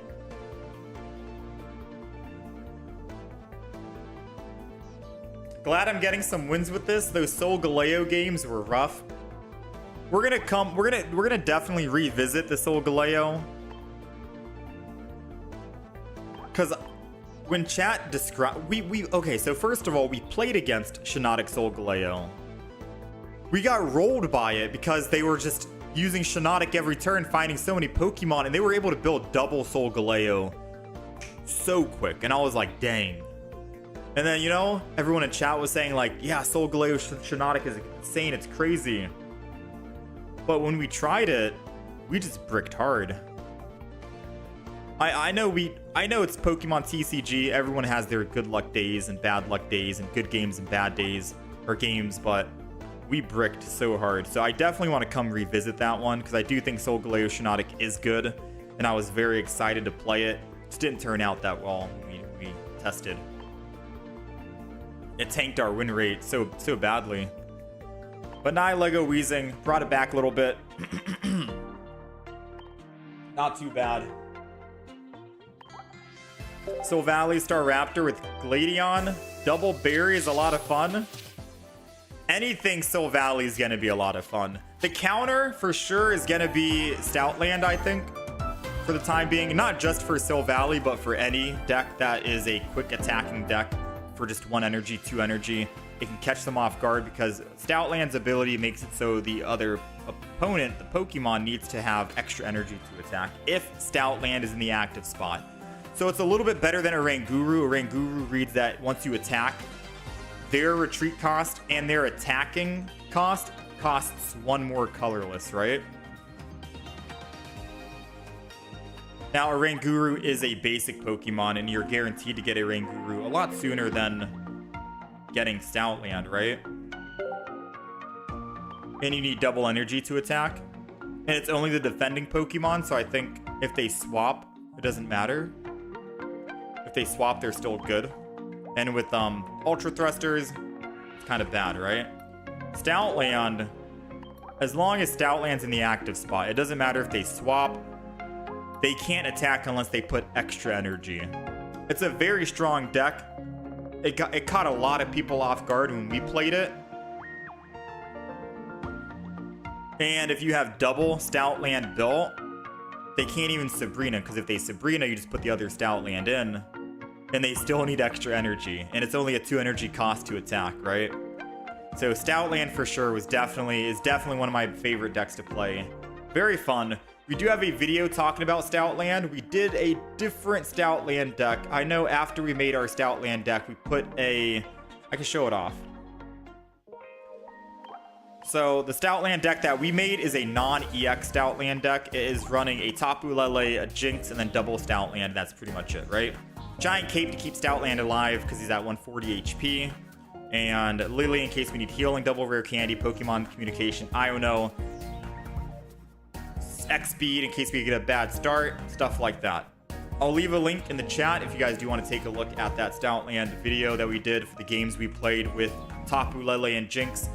Immediately after, like the next day after we already played this deck, which I guess is today, right? We played this deck yesterday. Yeah, we played this deck yesterday.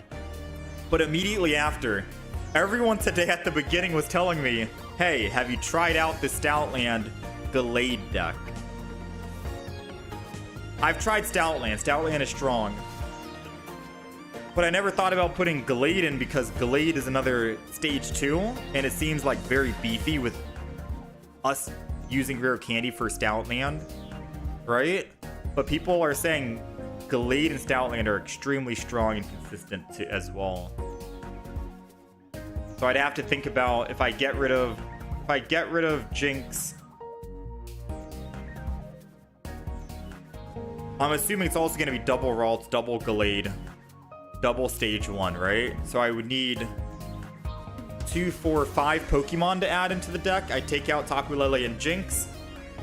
I would still need to find a way to add in 3 other Pokemon. I'm assuming I'd get rid of Giant Cape. So that means I need 2 more Pokemon or cards to get rid of. It would either be get rid of Lily, maybe. Then I would need to get rid of 1 more Pokemon here. Maybe get rid of the X-Speed. So I would get rid of Tapu Lele, Jinx, Giant Cape, X-Speed, Lily, and then there you go. Double stage 2. It's a 2-1-2 Gallade deck. That's how I would build it, I think. Yeah, and there's also, like, if you want to search, right? Just go here, search, type in Psychic. There are a lot of Pokemon with the Psychic ability that Gallade has. You have Executor, if you really want to go that route, 4 energy. You have a Alolan Raichu, which is a stage 1, so you can save more card slots in your deck. Alolan Raichu might be better, who knows? 3 energy. Although I think it might be easier with Gallade because it's just 2 energy, so you can still attack with Stoutland. He's doing 70 damage, and then Gallade is 20. You have Bronzong with Psychic, 3 energy. You have Alakazam, although that's also a stage 2. And the other Alakazam, I think, is 3 energy.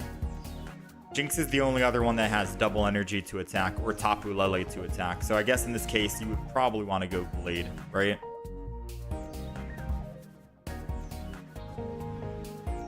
It's another variant, might be strong. Yeah. The Stoutland deck that we made with Tapu Lele and Jinx, it's still very strong. All the Sil Valley decks we ran up against was basically just hard countered. We even took down a Charizard, funny enough. I don't know if I'm gonna make... I will in the future, just not immediate. I will make a Gallade Stoutland deck just to try that out. But this is the Stoutland deck that we ended up making. And we'll also try more variants with Nihilego on top of that. So I'm gonna get rid of Decidueye here.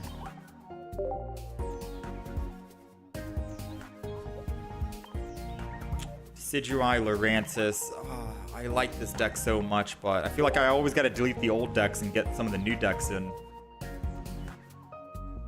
Oricorio with the Alolan Raichu's gotta go. I'm sorry, friend.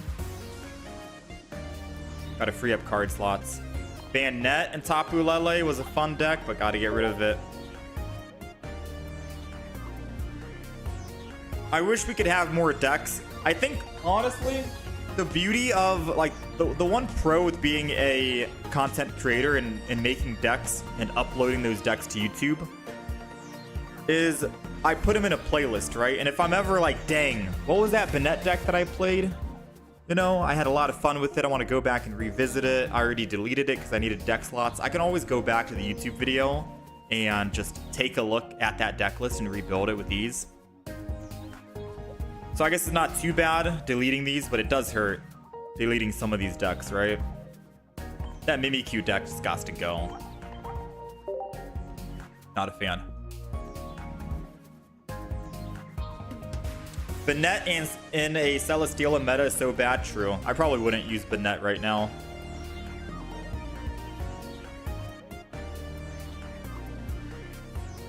No Mars or red card in the Wheezing deck? No. No Mars or red card in that deck. Have I tried Zeraora and Tapu EX? We've tried Tapu Lele or Tapu Koko 3 different times with Zeraora. Like 2 days ago, we tried it 3 different times. We tried it with Tapu Koko and Pikachu. I think we tried it with just Tapu Koko and Zeraora, and that's it, because we were having too many Pokemon. We had Pikachu, Oricorio, Tapu Koko, Zeraora. Didn't work out, so we got rid of Pikachu and Oricorio and just went Zeraora and Tapu Koko, so we can find Zeraora early and start with that Pokemon. Still didn't work out. It was pretty bad. We also tried Zeraora with Electivire today. Also lost 2 games in a row. We're gonna come back and try out the Zeraora deck. So next time you guys see me live, we're gonna try out Zeraora. I'm gonna write this down on the notes just so I don't forget. I think we're gonna do a Zeraora. We're gonna do a Zeraora plus Magnezone plus Oricorio. Because we went up against it earlier today. It seemed very good, but they had like the best start possible. That's going to be the new Zeraora deck, I think. And I'll try the Luxray. I know someone suggested Luxray and I disregarded it. Is it new Luxray or old Luxray?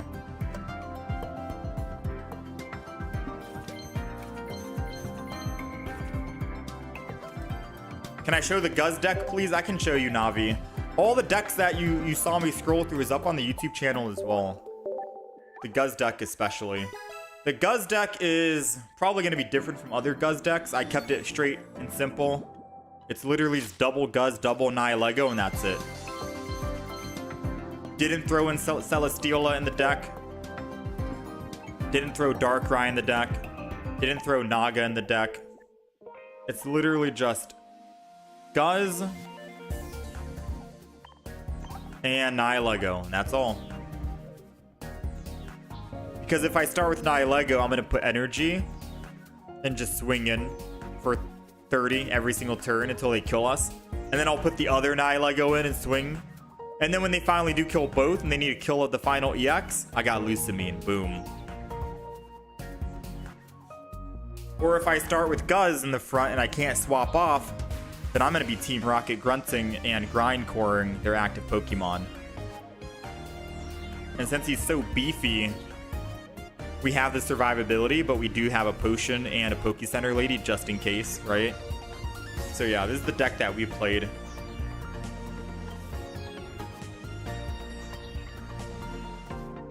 You washed a Bayonet deck with Buzz. They couldn't do a damn thing. Old Luxray. Okay. Alright, I got it on the list. So I got Zeraora with Magnezone and Oricorio. I got Zeraora. Alright, so if you guys want to see what kind of decks we're going to be playing in the future, I have 3 different lists. I have the miscellaneous section. It's Blacephalon. I have Crocodile. And I have Shiinotic. That's the miscellaneous. I have decent decks to play, which is Nihilego-Wheezing. I have a Nihilego, Naga, Nadal. And then I have Meowscarada with Decidueye.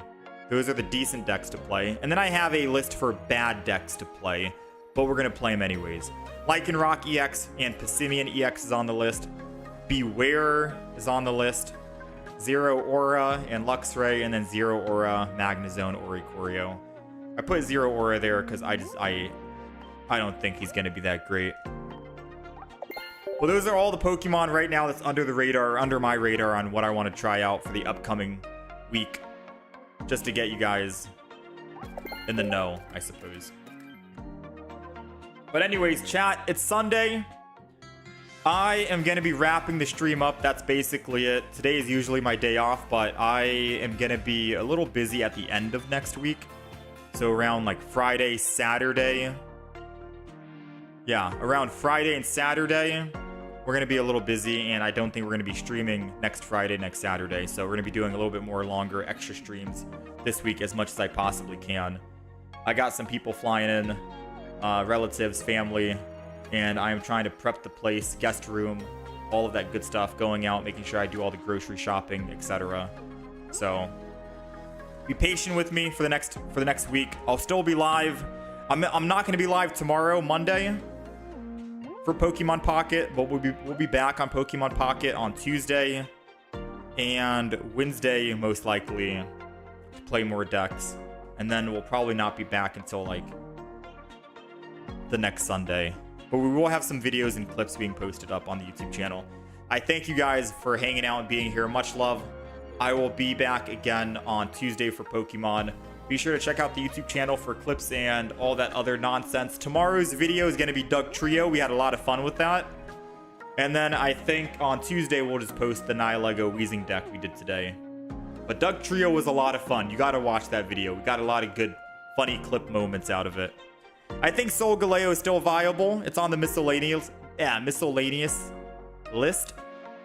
I'm going to retry Soul-Galo probably on Tuesday, along with Zeraora. So we're going to retry that. And then there's still Crocodile on the list with Meowscarada, Decidueye, etc. But yeah, you guys enjoy the rest of your Sunday. Much love. Thank you guys for hanging out. I'll see you guys again Tuesday. Guz has potential as an 18 trainer. Absolutely, Parallel. I don't know if you're still in here or not, but absolutely Guz has potential to be an 18 trainer deck. The most toxic, vile thing ever, right? We ran him in a 16 trainer deck, technically, with Nihilego. You can do it in a 18 trainer as well. We might also try that out in the future. All right, take it easy, Tater, Ryan, Denny, John, Princess Gothic. All right, much love.